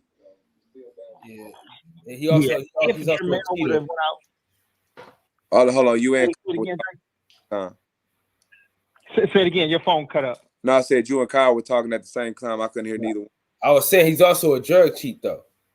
Canelo Alvarez. Yeah, Kyle, I'm not with the cheating either, bro, and I feel you on that wholeheartedly. But if he would have looked suspect that second time with Triple G, then maybe. But shit, to me, bro, he blew Triple G out the water that second fight, bro. So it's kind of like shit. He ain't need the drugs, evidently. So he had a nice cycle already. Hey man, hey, maybe you're right, bro. Because I have heard about the cycle and doing all that shit. Sometimes you can filter it out before they start testing and all that. But hey, they caught him the first time, so yeah. Jordan, were you with EJ when he had that run-in with Bud backstage? Nah, man. I can't remember where I was, but I wasn't there. That was one of the few trips that I didn't make. But all our boys was there. Why you ask that, DB? No, I just remember when one of Bud homies was talking. Yeah, he was. Yeah, They pressed him real hard and said he was finna get touched on. And I ain't talking about annoying. You said what? EJ was telling Bud, "Get your nigga." Yeah. Tell your nigga to shut his mouth. If two dudes like that are talking, bro, let them talk. You don't intervene, and you stepping out your place, bro. Let them dudes handle what they do, man. That dude wasn't no boxer. Like what you? Come on, man. Yeah, that shit was hilarious to me, man. I thought EJ was getting ready to take off on him. Nah, that was definitely one of the doper moments in boxing. Cause I mean, a lot of people don't know. Shit, he pulled up for that. He knew Bud was gonna be there. Just like you hear Bud talking about he knew EJ was gonna be there. No, because that wasn't no damn that wasn't no PBC card. Right. So it's like, nah, like EJ really be on that, man. That's why when people be talking about all scared and this and that, I'm like, man, he didn't beat up people for way less, bro. They got nothing to do with no scared. Just we ain't taking care of no grown ass men over here. You gotta pay like you weigh and pull your weight, man.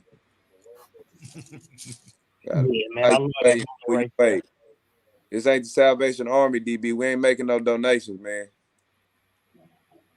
And that's a fact. Earlier, you talked about the having a nutritionist now. Outside of that, and of course, he's back with Blu-ray. But I mean, just in all, what's the biggest difference in preparation from this camp to everything that he's done in the past? That's another good one. Honestly, DB, man, I think. I mean, I know you said outside of it, but in reality, DB, it's really just a dietitian, man. That's it, bro. EJ is consistent, man. He gonna put that work in, bro. Every single time. He gonna do the road work. He gonna go to the gym. He gonna spar. He gonna do that. So I feel like well, you know what? Not having the dietitian and the freedom mentally that he gets from not having to worry about what he's gonna eat. That's the difference, DB. That's the difference, man. He's like, you ought to see him, bro. He like a little kid in a candy store. He be like, hey, chef, what we eating tonight? You know what I'm saying? He'll be sitting at the table waiting like it's Christmas. Because we've been, I think Elliot been in town probably like a month now, right around a month. And shit, we still haven't had the same thing yet. This dude be cooking his ass off. Yeah, his variety is good too. I'm glad it's not just about cutting weight now, but now that he's got a nutritionist there and somebody with the food science, so they can give him performance foods as well. You know what I mean? So yeah, I'm excited for this. Blu-ray's got some, I guess we would call them some legendary sessions. Have you been a part of those physically, not just watching the sessions, but have you gone through one of the workouts with EJ and Blue? I think you might be frozen. Jordan, you frozen.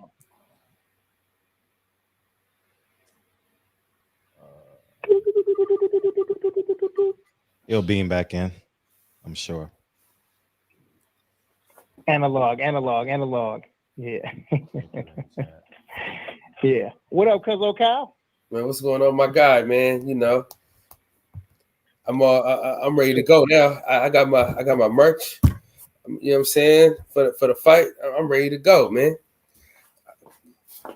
I can't wait to get that $300, boy. I ain't got no free money like that in a while. That's just gonna be a great donation I'm about to get, boy, come August 21st. Yes, indeed. Fred, you started pistachios early? Yeah, I had to. Yeah, I was. Yeah, for sure. Yeah. DB, I gotta ask you. I know it ain't MMA Thursday and no shit like that, but is that fight gonna be for fans or is it gonna be like no fans? You know what I'm talking about? What's Brett's name? They're supposed to fight before. Damn. Can you hear him, Fred? Yeah. I didn't hear what he said. MMA fight for fans or something like that? Is the fans gonna be able to go or is it no fans? The fight on the 31st. Be able to go or no fans? Tell them the Bellator fight. The Bellator fight. He said fans or no fans for the Bellator fight? Yeah. Bellator? Yes. Oh yeah. Here in LA. Yeah. When is AJ that? McKee against- When and where is that? AJ. It's gonna be at the Forum. When is it? It is 31st. Saturday. It's this week? No, 31st. No, next Saturday. Yeah. That's gonna be fire. That's gonna be fire. You should, Brody. We should go actually. Yeah, that's easy. So that's what we need to do. I won't be in town. I won't be in town. Damn, I won't be in town. Hey, DB, get your Instagram back so you can DM me. Yeah, I man. I don't know why I ain't just didn't start another one and shit and just put a one behind it, or two or something like that. And yeah, because I'm trying to go because that next day, we fucking with Fred. Are you staying here the whole weekend? Yeah, because so me and the wife, I'm talking to her right now because she should be done with her externship by that weekend. I know she's gonna be off on that Sunday, so if I can pull a stunt, I'm gonna pull a stunt. But I know for damn sure we both gonna be there on that Sunday though. Okay. Yeah, we already talked about it, so we're gonna be there that Sunday. I ain't gonna see DB that Sunday, so I'm trying to see him that Saturday. Okay. Yeah. The whole family coming, or just you and the wifey? Just me and the wife. Okay. Right. Okay. Yeah, we'll get up. Yeah, we'll definitely get up. We try to do a quick flight. Oh, you flying in? Hell yeah, I ain't fucking around, man. That driving shit, man. That'd be great to see because I get in Sunday. So I as soon as I get in like at 8 or 9 in the morning Sunday. Yeah. Oh, you get back in the morning. Good. Yeah, so I go straight to the screening. Yeah, so that's what it is, man. Screening's in the morning? No, I'm just saying. Oh shit! I go straight to, it's at go change up and then head out about 2 p.m. or something like that. Yeah. So. Oh, you said straight to. Well, yeah. Then again, you get in at 8, which is 9. So yeah, you're right. Mm-hmm. Yeah. Kyle, you'll be here on Friday. So I'm probably gonna come that Saturday morning. Where you staying? Oh, shit. I probably get like a little hotel or something, or something. I don't know. I'm trying to figure that out right now, because my cousin stays in Rancho. No, that's not. No, don't do that. Hell no. Mm-mm. Is JB your cousin, Kyle? No. My cousin Dre. But shit, that motherfucker be driving back and forth and shit. So that's why I said that he be moving around and shit. That's why because I don't know. He had a spot in downtown LA, like a little condo. I don't know if he still got it or not. But that's why I was at when I at the EJ fight. I was at the condo in downtown. That shit was crazy. Rancho is like, shit. It's like going from San Mateo, San Jose. Yeah. Whatever it is. Yeah. Yeah. Hell no. Nah, man paid $100 for the hotel room. Yeah. By the time you drive back, it's gonna be the next day. Yeah, because of the gas too and the time. So. Okay. Yeah, you can find $100 hotel. You know, sure. that'd Hey, Mir said we're not trying to hear y'all itinerary. Oh yeah. I'm just because he don't know how far Rancho is. Shit, that's like a different county. Maybe it is San Bernardino County. Damn, it says like 45 minutes. God damn. 40 to 45 minutes. It ain't no 40. Don't listen to him. Hey, it's funny thing is, if I went on the phone right now, I'd have been like, Cal, man, come on with that shit. Well, now I'm on the phone stuck in Cal Webb and shit, talking about itineraries. God damn. Oh, it's easy. It's easy to get caught up, man. You know. Damn. Ain't no boxing session tonight, man. This shit was this shit over with. Yeah. Big fact. Oh man, last night was good, bad, and ugly. You know what I'm saying? But it was good. It was great. It was good. Yeah. And I want to be clear too. I'm gonna say this, and it's just one. People show them who they are. When a man talks about money or your kids, I don't deal with that. And I'm not a turn the cheek other guy. That's not who I am. I'm not bred that way. And when you know a man's intent, I don't fuck with it. And I live and die by it. And I thought Brandon was very disrespectful about my daughter. And I saw plenty of y'all defending him. And I thought that was wrong because everyone felt his intent when he said that. And the first thing I am is a man. The second thing I am is a father. Period. And I stand on it. And I'm never going to deviate from who I am instinctively. I can deal with all the other shit. Yeah, rah, rah, rah. That's cool.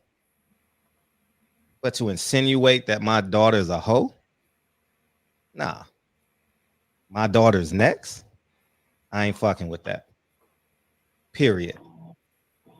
And I don't care if he ever comes back. And I mean it. And I stand on it. And that's just what I feel. Because I know what weak niggas sound like. I grew up in the hood. I know what weak niggas sound like.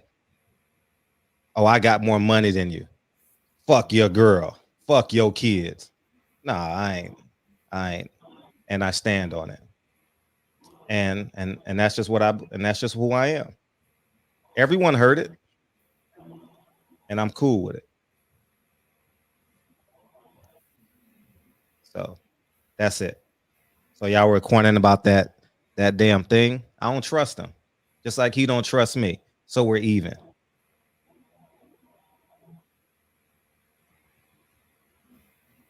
And that's it.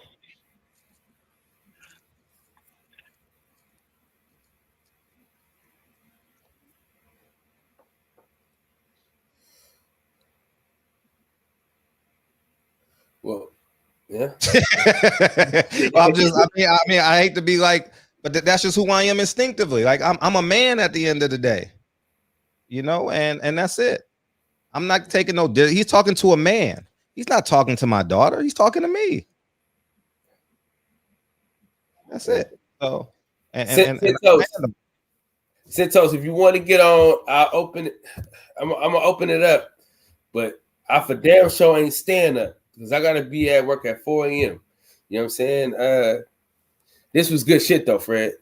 It's being a great show though, man. We went from a fighter that's. I mean, I like that guy too, man. As a fighter, I tried to interview him before, but he plays hard. He fights hard. You know, he's a hell of a fighter.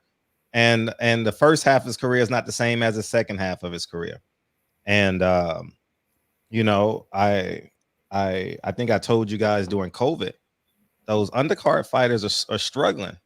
Yeah, they go on the fights. They looking cool. They looking cool and all that. But I want to answer that since he answered that.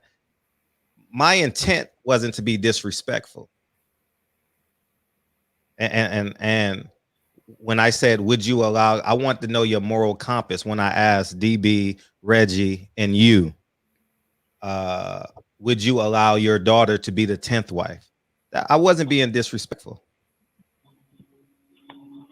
And it was only brought up 30 minutes later when you challenged me on it. And but his intent,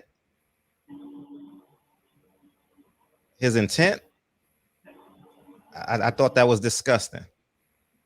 My daughter's 3 years old. Period. And I mean what I say. You can't let no man come in my house, eat in my kitchen, and talk about my family. This is my house. Period.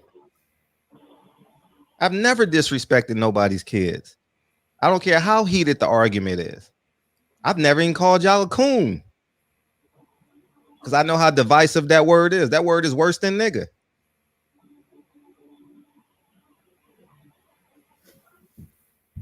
And that's it. And this has been building for such a long time. And the same thing I tell him, the same thing I told Real Rap. You can't talk about my kids, dog. I don't play that. I'm the same person online I am in person. I don't play that shit, man. I can't. I'm raising these kids to be great people. Maybe it's extreme. Hey, I don't know. But you can't come in my house and eat in my kitchen. I don't think no man in the chat would allow that. His intent was disgusting. To say that shit, then hop off. Hope your daughter ain't next, huh? Come on, man.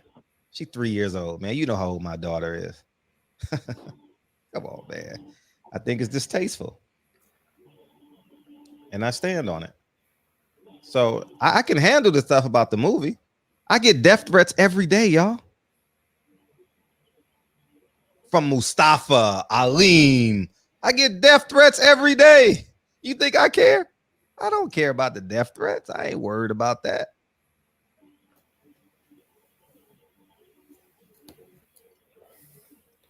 But I stand on it. If y'all want to know what happened, there's an interview on the boxing section. That y'all can see. All right. Now, I didn't mean to get. I wasn't even trying to bring that up. I was just talking about this. No. But I saw them talking in the chat. It's not. I don't care about the. I mean, come on, man. And we've had this discussion online. DB and I have had this discussion about when a man talks about a man's family or his money, that is weak. I would never disrespect. I don't question how much money you make. I ask, how can I help you? How can I be an asset to you? I don't say, oh, I hope your daughter becomes a hoe. I hope your daughter don't be next. I mean, you calling her a hoe. I don't stand for that shit at all. Terrence Bailey, I'm not reposting that, man. I'm not doing that. Y'all gonna have to timestamp your damn self, man. I'm not doing that. No, shit, I didn't even listen. I didn't even want that last night. That wasn't even what I wanted. Like it was cool for a second, but I didn't want that all that extra shit. I was trying to get off the hard shit for a while because we didn't even get to laugh like we wanted. I was trying to laugh and shit. Like, you know what I'm saying? It's the intent. I didn't have no intent when I said his intent was to be disrespectful. Right. And everybody knows that. So stop defending wrong. Don't sit in here and defend wrong.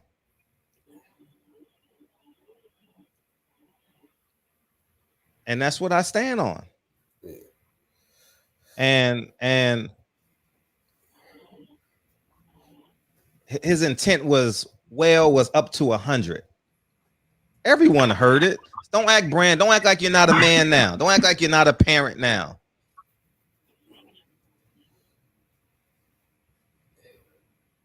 I know. No one. I know, Reggie. I know. Anyways, DB. Yeah, Kyle. Listen to the. Don't listen to the hype in the chat. Don't repost nothing for. I ain't DB, man. You know how my channel is. I don't even really. I've been trying to minimize that shit as much as possible, man. You know. The man has been talking so reckless about me for a month and a half now. So it's malice and forethought. We're not gonna act like we don't know. I mean, because everybody stopped when he said it. Everybody paused because he was like a mic drop and then he left. So that's why everybody stopped. Like, oh shit, hold on. Yeah, it was basically saying, "Hey, your woman's a bitch." Like it was so out of pocket. It was so out of pocket. I don't give a fuck if you on a cul-de-sac or on a hood. It was disrespectful. Okay, and I can tell the malice. The malice. I don't have malice when I'm disagreeing with you. I don't want to disrespect you when I'm debating you. That's like, do I want to be right? Yes, but I'm not going to disrespect you, and I'm definitely not going to disrespect your kids now. Like, I don't want to fight a grown man over his child. I'm not in the mood to being drugged down the street or being shot or being stabbed. I'm not that. I'm just saying that it's not that.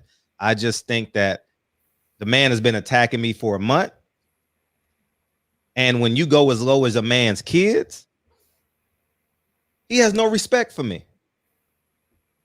So why would I invite him in my house? Period.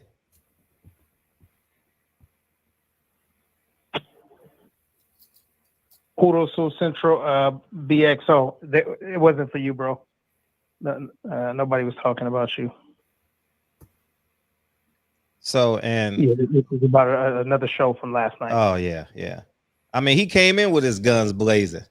I'm not attached to the argument. I'm really not. Like, I tell you guys this all the time. I'm playing to your emotions. I was playing to his emotions. I didn't care.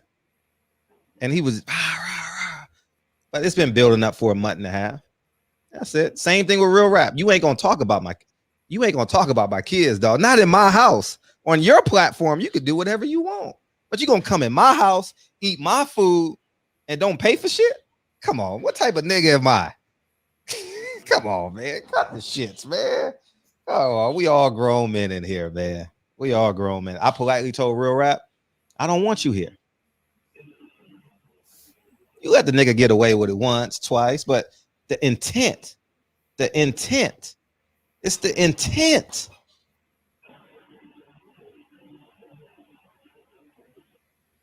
So, anyways,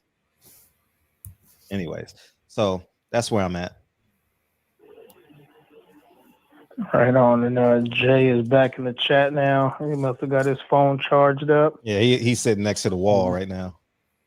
Yeah, so Jordan, you heard the hard questions coming, so you decided to play Canelo, huh? And duck out on me. It's all good. I'm gonna catch you back in here, and we're gonna have you answer them tough questions. Yeah, over there with that Dallas Mavericks Wi-Fi. Yeah, get that up out of here. All right, let me see. What else? Who we got in here tomorrow? Nobody. All right. Where you at, Kyle? I can't see the screen. Kyle, where you at? Man, well, we're supposed to do listen, if Jay come on my channel, I'll do a all-nighter and we'll do the Earl spins. He going to bed. He just said he going to bed. See, we go. That's it. Y'all can talk about the fight though, man. Y'all got it, man. We can do it, man. We can we can make it happen. You know what I'm saying? You know, I'll open it up. Cam is in the chat, so he up, so he can let niggas on and all that stuff. It's already queued up and shit like that. Yeah, man. Yeah, y'all know, man. The words of the great philosopher, Lil E, man. Breathe air and live life. And niggas wouldn't even let me leave last night, man. I was trying to leave. I was trying to get the hell out of there last night. For sure. I'm definitely going to bed. Yeah, man. Oh, he said he ain't going to bed, so hit him. Oh, okay. Well, shit. So all right. No, he said, nah, Fred, going to bed. Oh, going to bed. Okay. He said, not me. I tried to. Fred going to bed or he's going to bed? Which one is it? No, he said not me about going out. He said he tried to get back in. Oh, I gave him the link. Oh, he said, beam me back in, LOL. You gotta put the link in the chat, Fred. I did 3 times. He said, Fred going to bed, DB. I am. I gotta get up and yeah, Cam, yeah. You see, Kyle? Lincoln gotta go. Lincoln, I gotta take Lincoln to school. That's it. What'd he say? He said, Kyle, closing out your show. I ain't did shit. I ain't did shit. Hey, DB, what are you excited for? You by the wall. Hey, man. Hey, man. The chat. See, y'all done forced me back in here, man. Fred was trying to take his ass to sleep. Fred ain't slick. Hey, I owe him from last night because the niggas kept me up all night last night, man. I was trying to get the hell out of there last night, man. They kept me up. Nah, Kyle, I'll tap in with you, man. We can let Fred go to bed, man. But you gonna go to the boxing section? Yeah, I ain't tripping. But really, DB was talking like I was ducking smoke. DB, nah, man, we never ducking no smoke. They be ducking smoke, homie. Like I said, Fred was trying to get off this mug, man. Don't let him fool y'all. It's all love, though. I know that nigga, man. He ain't slick. I was, man. I ain't gonna even lie to you. I wanted to go get a second. I wanted to go get round 2. That's what I really wanted. I ain't gonna even lie to y'all niggas. Hey, DB, we can take the smoke, man. We can take it over there to Kyle shit if you want to, man. Because I told Fred man, I went to sleep early, so shit, I'm up. Oh, okay, perfect. Yeah. I ain't even gonna lie to you, man. Yesterday when we was on Kyle, I fell asleep on top of the desk. Dang. And yeah, I fell asleep right as we was talking. I fell asleep on top of the desk, and I jumped up at about 5 o'clock in the morning, thinking, all right, come on, move around for a second, and I'm gonna lay down and lay down proper for about 2 to 3 hours. And man, I've been up ever since. So I'm beat. I'm beat, and I ain't did no workout, no real workout today. So I'm gonna try to get a little 15-minute workout in, and yeah, I'll be listening, but yeah, in terms of like interacting. Nah, I'm messing with you now. You good. But nah, I ain't never I know you asked me that question before I got thrown up out of here. But yeah, I ain't hell no, I don't fuck around Blu-ray, bro. I tried. You gotta work out. I have to work out for like a month, man, to get into shape to do some shit like that. I ain't cranking out no damn 700 push-ups and no 45 minutes or 30 minutes like them niggas be doing. Nah. Damn. I try. But you gotta pick your battles, DB. Yeah, that's a damn fact. Hey, what's your warm up, DB? The warm up for your kids, yeah. Like for the right before class. Yeah, like or during class. Yeah, like what do y'all do?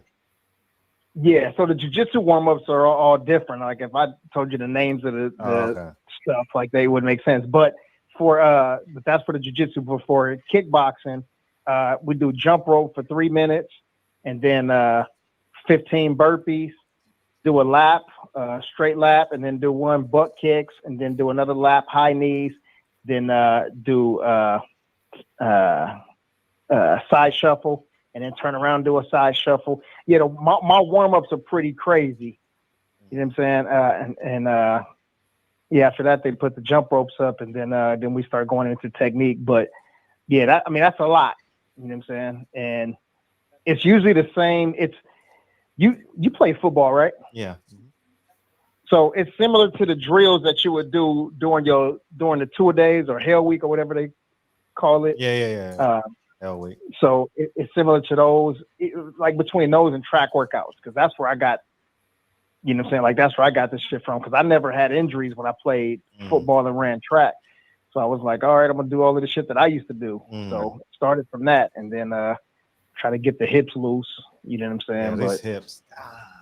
Hey, all y'all young kids out there, man, stretch. Y'all motherfuckers better stretch. I'm gonna tell y'all right now, I do everything I can not to get on the floor. At 43, man, the floor. What? Lincoln. Kennedy. I ain't gonna even lie to you, man. Getting on the floor? Oh man. It ain't going down. Yeah, me and one of the parents was actually having this same conversation today. He was talking about his daughter. She's kind of heavy, and he was telling her that she needs to stretch. And we both agree. We said the 2 things that, you know, I don't care what sports you do or whatever activities you do, but if you do 2 things, if you got good cardio and you stretch and got flexibility, then you good. Like that's the base for everything. But don't stop, because if you stop, you can do, you know, like I used to be able to do the splits. And that was, to me, like, check this out. So for me, being in shape indoors meant being able to do a bridge, being able to do a split, being able to do a handstand and hold it for a minute. And did you have flip-flops on? Huh? Flip-flops? You do your splits and flip-flops? Hell no. No, you're barefoot. There you go. And this guy like flip-flops. But shit, I can't do none of the 3 right now. So nah. Shit. Hey, Fred, don't hold me accountable, man. That's DB keep you in here now, man. I don't mind. Look at you, man. Look at you. I don't mind. Look at boy. First he ducked me, now he's telling on me. God. DB, we ain't ducking no questions, man. We ain't ducking no smoke, man. No, I appreciate you jumping in here, though, man. Yeah, I'm finna try to. My last question. My last question, DB. All right. Thank you. How hard is it? How challenging is it for him to stay at 47? Because I hear it in his voice, the relief. Like, man, I'm holding on, but I mean, for what with him doing, cooking for himself, shit, doing all the damn working out, trying to, because a lot of people don't know, man, he is a real big researcher. And with being in camp, like he's real disciplined. So he has a lot of time to read, and he's really like, as far as like different stuff pertaining to, stretching, different stuff to, recovery. Like he's real big into looking stuff like that. So I feel like with him navigating thus far, I feel like he had a routine that worked to a degree, but he's always trying to find out the way to do things better and to, make things a little easier. But in reality, he's not licensed or hasn't went to school for, to be a dietitian or recovery therapy. He hasn't done any of that. So I feel like that's really what made it hard this far. But if he alleviated some of that stuff to like a physical therapist, now we have the dietitian, locking back in with Blu-ray. I think with him alleviating the not, I wouldn't say pressure, but the work and the specialized knowledge aspect of it, I feel like it'll make it makes it easier compared to him doing it all himself. And that's what made it really hard this far, if that makes sense. That makes sense? Yeah, makes a lot of sense. So, I don't think it's hard at all for him with him doing it how, somebody that can really afford to do it compared to doing it somebody like there's an amateur, just now coming in the game and don't got the funds to delegate it all, so he definitely makes it hard on himself for sure, up until the end. What do y'all compete at against each other? Compete at, I'd say, man, if we compete at anything, it's what we know. We debate quite a bit, if we are, like, I know we spoke about what we talked about earlier. Like, he's really big on, knowing what he knows, and me, I'm the same type of dude. Like, shit, I'm not gonna really speak or go in depth unless it's something I feel like I'm pretty confident and know about. So we debate about different shit like that, whether it's history, like he's a history buff. I like history, or sometimes it might be boxing, because we rarely talk about boxing, but if we do, we might go tit for tat. And yeah, he is who he is, and he's accomplished what he's accomplished. But at the end of the day, the nigga, my brother, I don't give a fuck about none of that. If I know something and, what I'm saying, I'm strong on this shit, I'm going to stand on it. I don't care if he, unified world champion, if he Joe Blow from off the street. So. What's your cheat meal? Like, my cheat. Stand up. I say, man, Smart Sweets, man. It's like this little healthy. It's like a little healthy candy, man, that you can get on. Hold on, Smart Sweets. Yeah, hold on, Fred. Yeah, you never see that interview with Earl Spence when he had it's like a blue pack. I know you seen every Earl Spence interview, so shit. I did want to watch that one today when These man. Oh, it's different flavors. Yeah. You got like the gummy bears, the sour, all the bullshit candy that a nigga would eat normally. It's a healthy alternative for all of it. So I got the gummy bears, the Sour Patch Kids, all that, man. So I say that's it. Really don't cheat too much as far as like I'm just ain't gonna go to a restaurant and eat no cheesecake or no shit like that. Because when you do select, man, you get, like right now, like shit, I probably didn't drop since we started camp full on about 8 weeks out. I probably didn't drop like 20 pounds. I'm probably about 200 right now, 202, something like that. I'm trying to get back down to, 180, 185. But you can feel the difference, man. And sometimes you need to blow up a little bit and walk around heavy and get uncomfortable to really appreciate being in shape. You know what I'm saying? That's a fact. So we definitely ain't trying to. Oh man, okay. Look out, OG. Let's pass the pause. What's up? Yeah, man. I ain't seen him in a minute, man. He ain't been in a minute, but y'all know he got that heat over there. Hey, what's going on, brother? Not much, brother. How you doing? All right, man. Good. Man, look, I want to know where EJ get that sneaky heat from, man. We talking that trash, man. he be having some like in like the the fight build up. Yeah. When they be doing the trash talking. Yeah. Man, he be cutting them down. Right. Now, you know, but the whole time he be looking like real calm with it. Yeah. And he's be like cutting them down. You don't expect it to come from him, but he like be right. You know what I'm saying? Like he got an imaginary, you know what I'm saying, a mental machete. Right. Nah, man, he don't get enough credit, man, for how well spoken he is. I tell younger fighters all the time, just as good as you are in the ring, man, you need to be the same as you are, in these interviews and when you speak. Because you got a lot of guys that can fight, but, shit, you ask one question, they dance around and take you down a whole nother rabbit hole. You like, bro, you talking about, you're dancing and, what you like to eat. And I just asked, what your favorite color was, if that makes sense.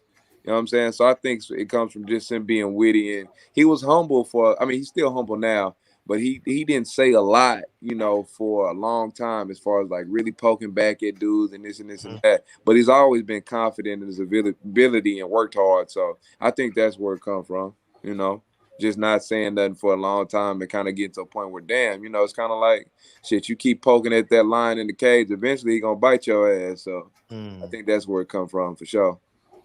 I think he appropriately, subliminally kind of checked Charlo about the Wilder comments. When people asked him about the comments that his stablemate made about Wilder, I think he appropriately checked him without pulling the carpet out from underneath of his stablemate.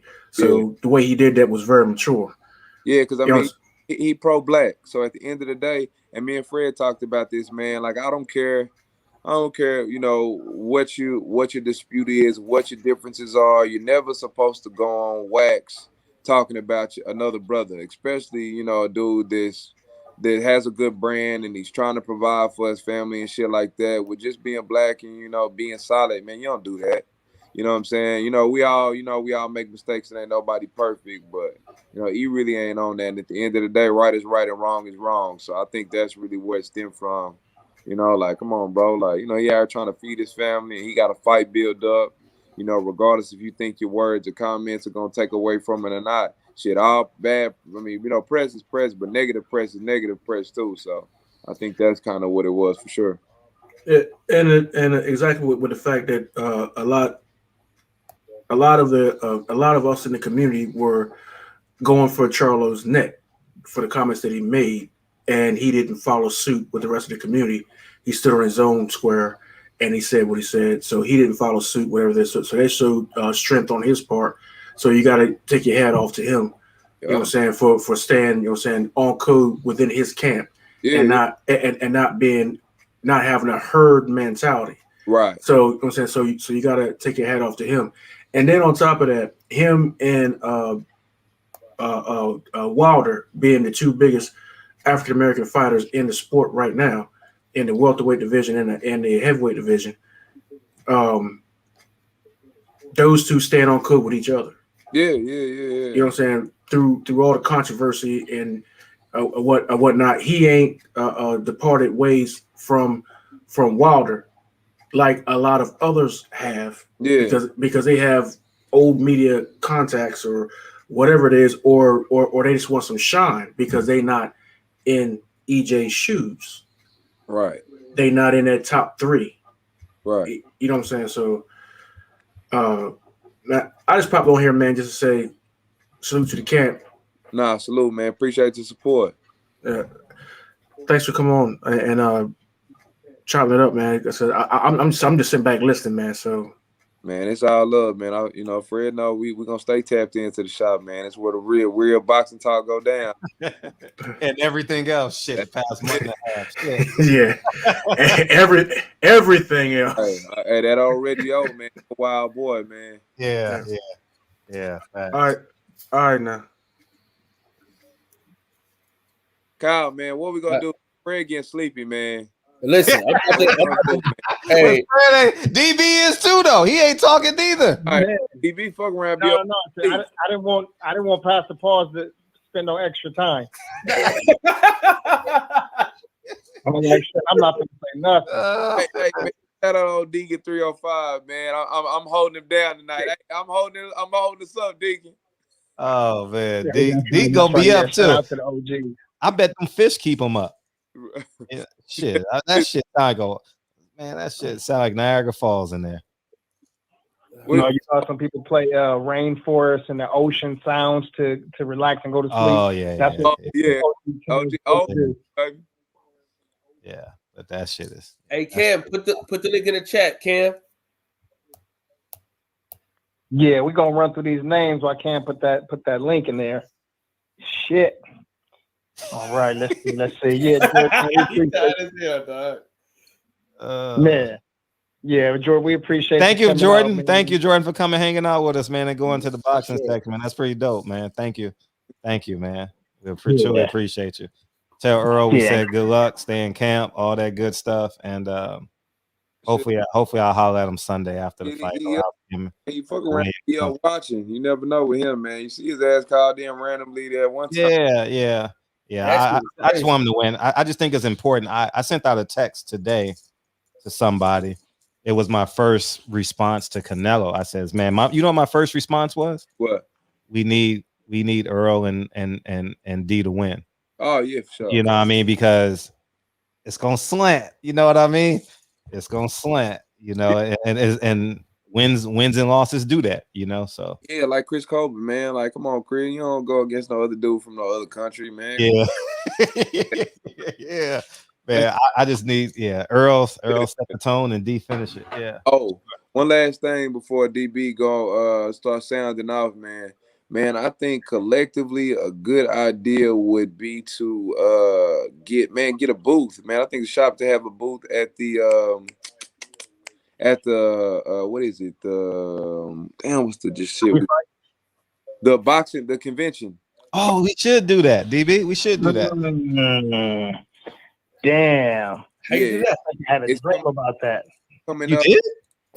I think I had a dream, like just recent too. You said what, DB?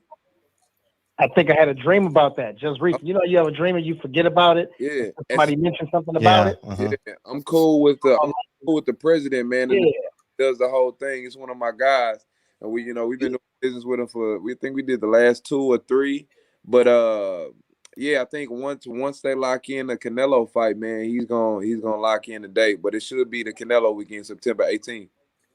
And you know else we can do the WBC convention. Yeah, that too.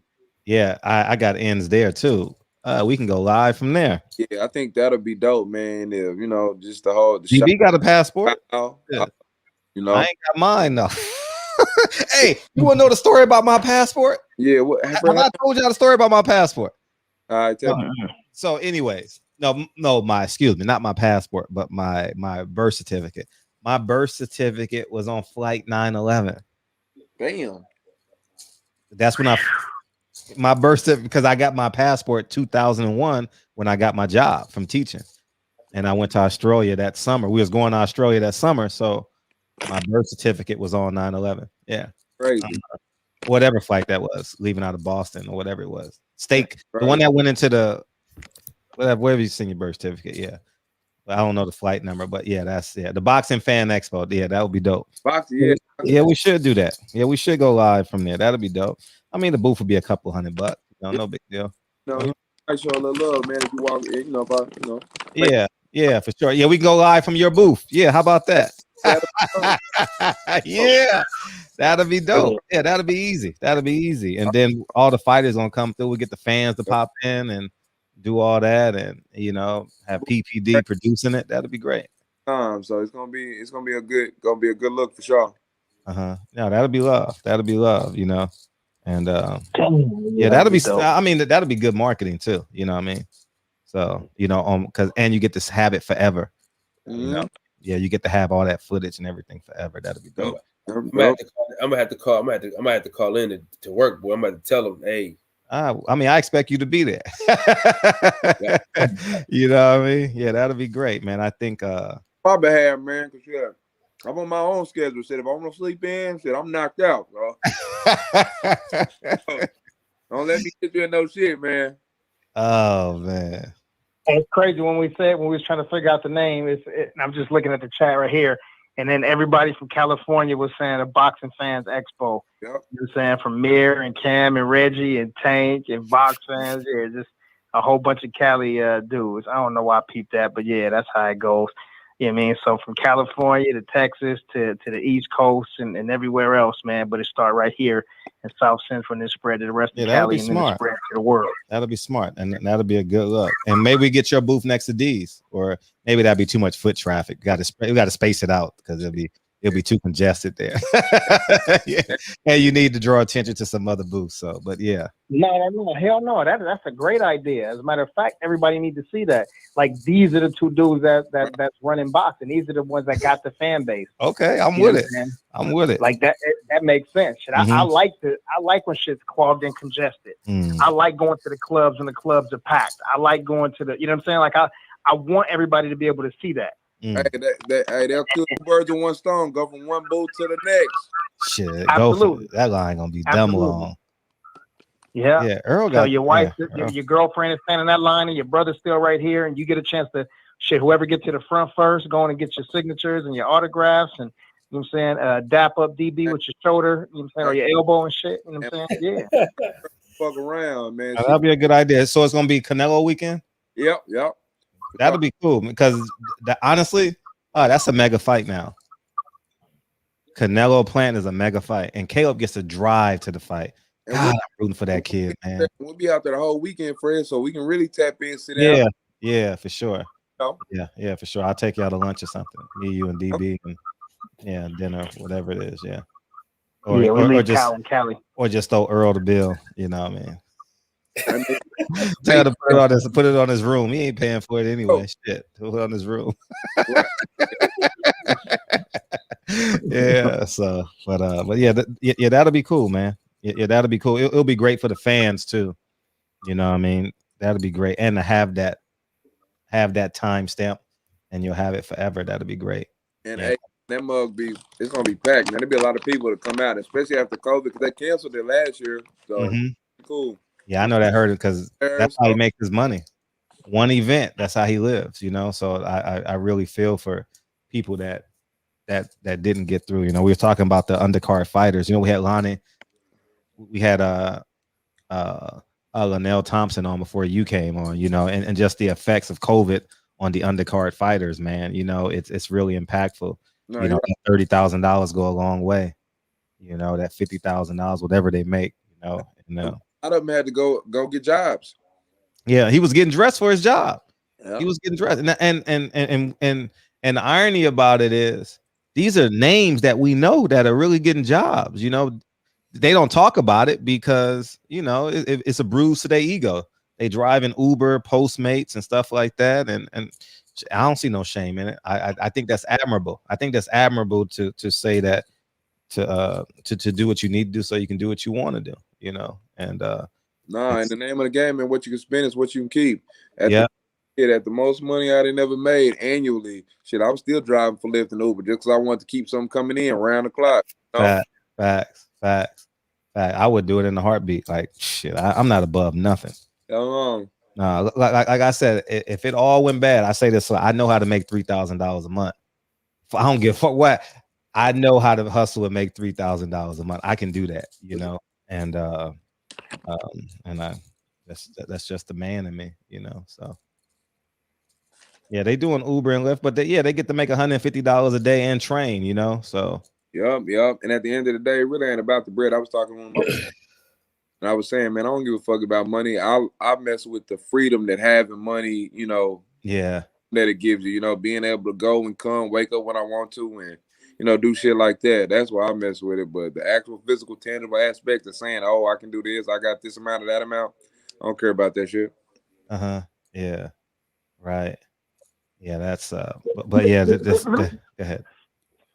No, this is like even off topic, but since we got a wise man, Jordan here, you and Kyle, one of y'all might know. So I have an iPhone. How do I lock a message? How do you block a message? No, lock it. Like I just got an iPhone a month ago.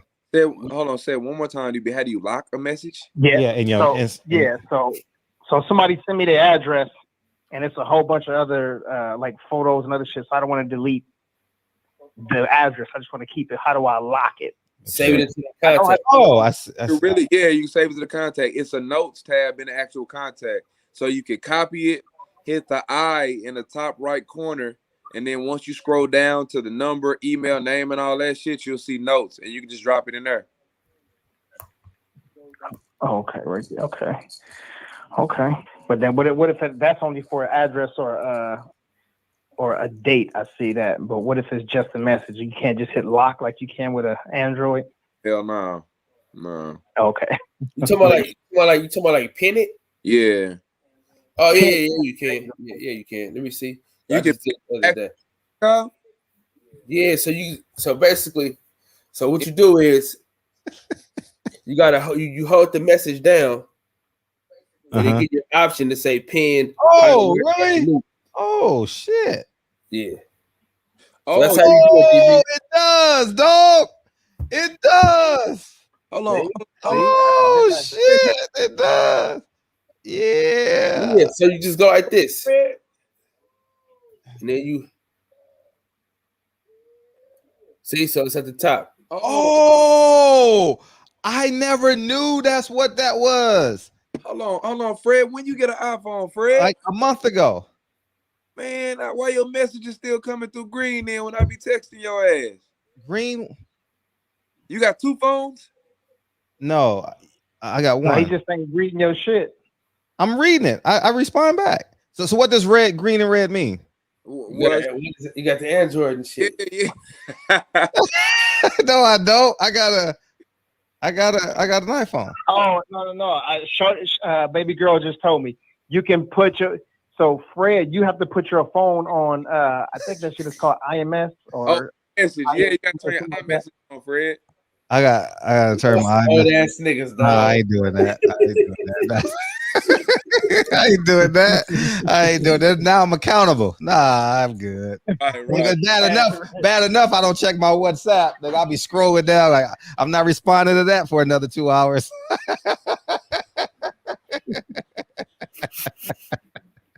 I ain't gonna even lie to y'all, man. These tenants be on my helmet, man. Shit, man. Oh man, I'm good. Somebody got to do it, Fred. Got to keep it coming in, baby. Yeah. Because that's what it's called. No, iMessage. That's what it's called. I was trying to figure it out. Reggie Cloud is talking about senior citizen phone owner. I am. But oh no, you're worse than me. But yeah. But shit, I got two different Androids, but I got an iPhone too. So you got three phones. 3 phones. Damn, DB. What? Jesus Christ. This nigga the chef and the customer and the seller. God damn. Let me find out some streets, DB. this nigga on hey, what Jeezy say? Auntie's stove, auntie's kitchen. What'd he say? Right. Oh man. 3 phones, dog. So one phone was supposed to be turned off, and I was gonna have 2, and then somebody got me a phone. So yeah. So 3 phones. So you put all 3 in your back pocket? Okay, so how does that work? You see me every time you see me with all 3 phones. I never noticed it. I never paid attention. I always put the phones on the table or whatever. Yeah. Damn. I thought I was doing something with me staggering, looking crazy. Yeah. I don't see how y'all do 2 phones. Everybody that's going to the boxing section, queue up the Errol Spence versus Sean Porter fight. So y'all are gonna talk about that. Yeah, let's go over there so y'all can do that shit. Yeah, but I don't know how y'all can do 2 phones. I leave my phone in the house some days. Yeah, I do leave my second phone sometimes. It is a lot. I don't like having a lot of shit in my pockets. That shit be heavy as fuck. Yeah, man. I could work for tomorrow at work. The one good thing about having a keyless car, not a keyless car, but like a magnet car, whatever they call it, is you don't have your car keys. Man, I done lost my car keys at least 15 times in my life. Then hold on, explain that, Fred. What you mean? Like I have a Tesla, so I can't get in my car without my keys being in my pocket. You get what I'm saying? So like you talk about forgetting things. Yeah. Like in my Honda, oh shit, I'll be forgetting, man. I forget my keys and they be in somebody's couch, you know what I mean? But the Tesla, I can't get in it without it. So that's another reason why I can't forget my keys, but I can forget my cell phone. Right. Yeah, I leave my cell phone at home a lot. Like fuck. Oh well. Right. Me too. Yeah. Damn, what is box fans say get a jitterbug? What the hell is that? That's like one of them cues you put on shit. So like you put it on the back of it. Oh yeah. Man, you know women be that's how they be tracking they men down for when they be cheating on them and shit. What's that? It's like a jitterbug? Yeah, it's like a tracker. So wait. Somebody asked you to put a jitterbug on it? Like on your keys on your phone, so you put it on the back. So just in case you lose it, you like, oh, that's where it is. Because you can look at it on your phone and you can find it. You can find it and shit. Oh, you put something on your phone. You put something on your keys and you put the app on your phone. Yeah. Oh, Taylor Bell said it's a senior citizen's got a big ass button on it.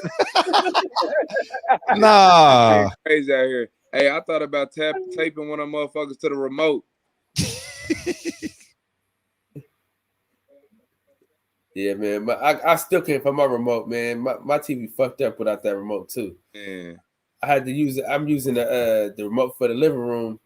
It's both Henson, so I can use it, but this shit it don't be working. I gotta touch 10 buttons to get. They keep making them smaller and smaller, so my list it be everywhere.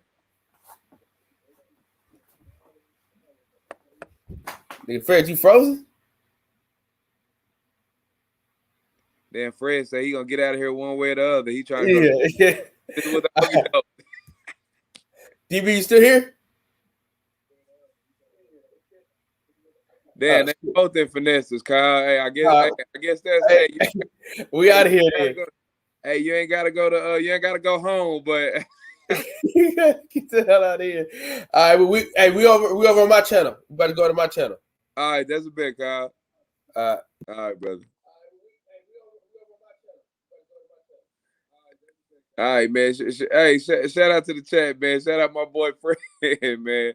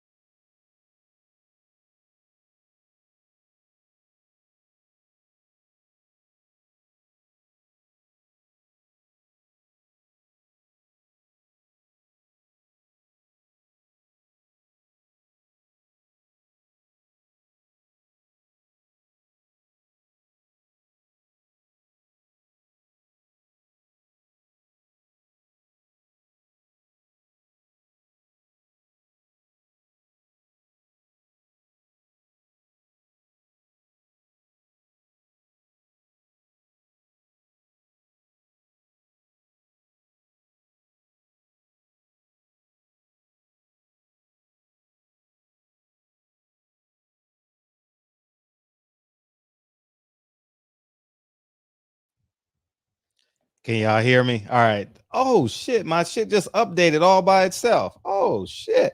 Anyways, man, y'all have a great time at Kyle's, man. I appreciate y'all ain't got to come back.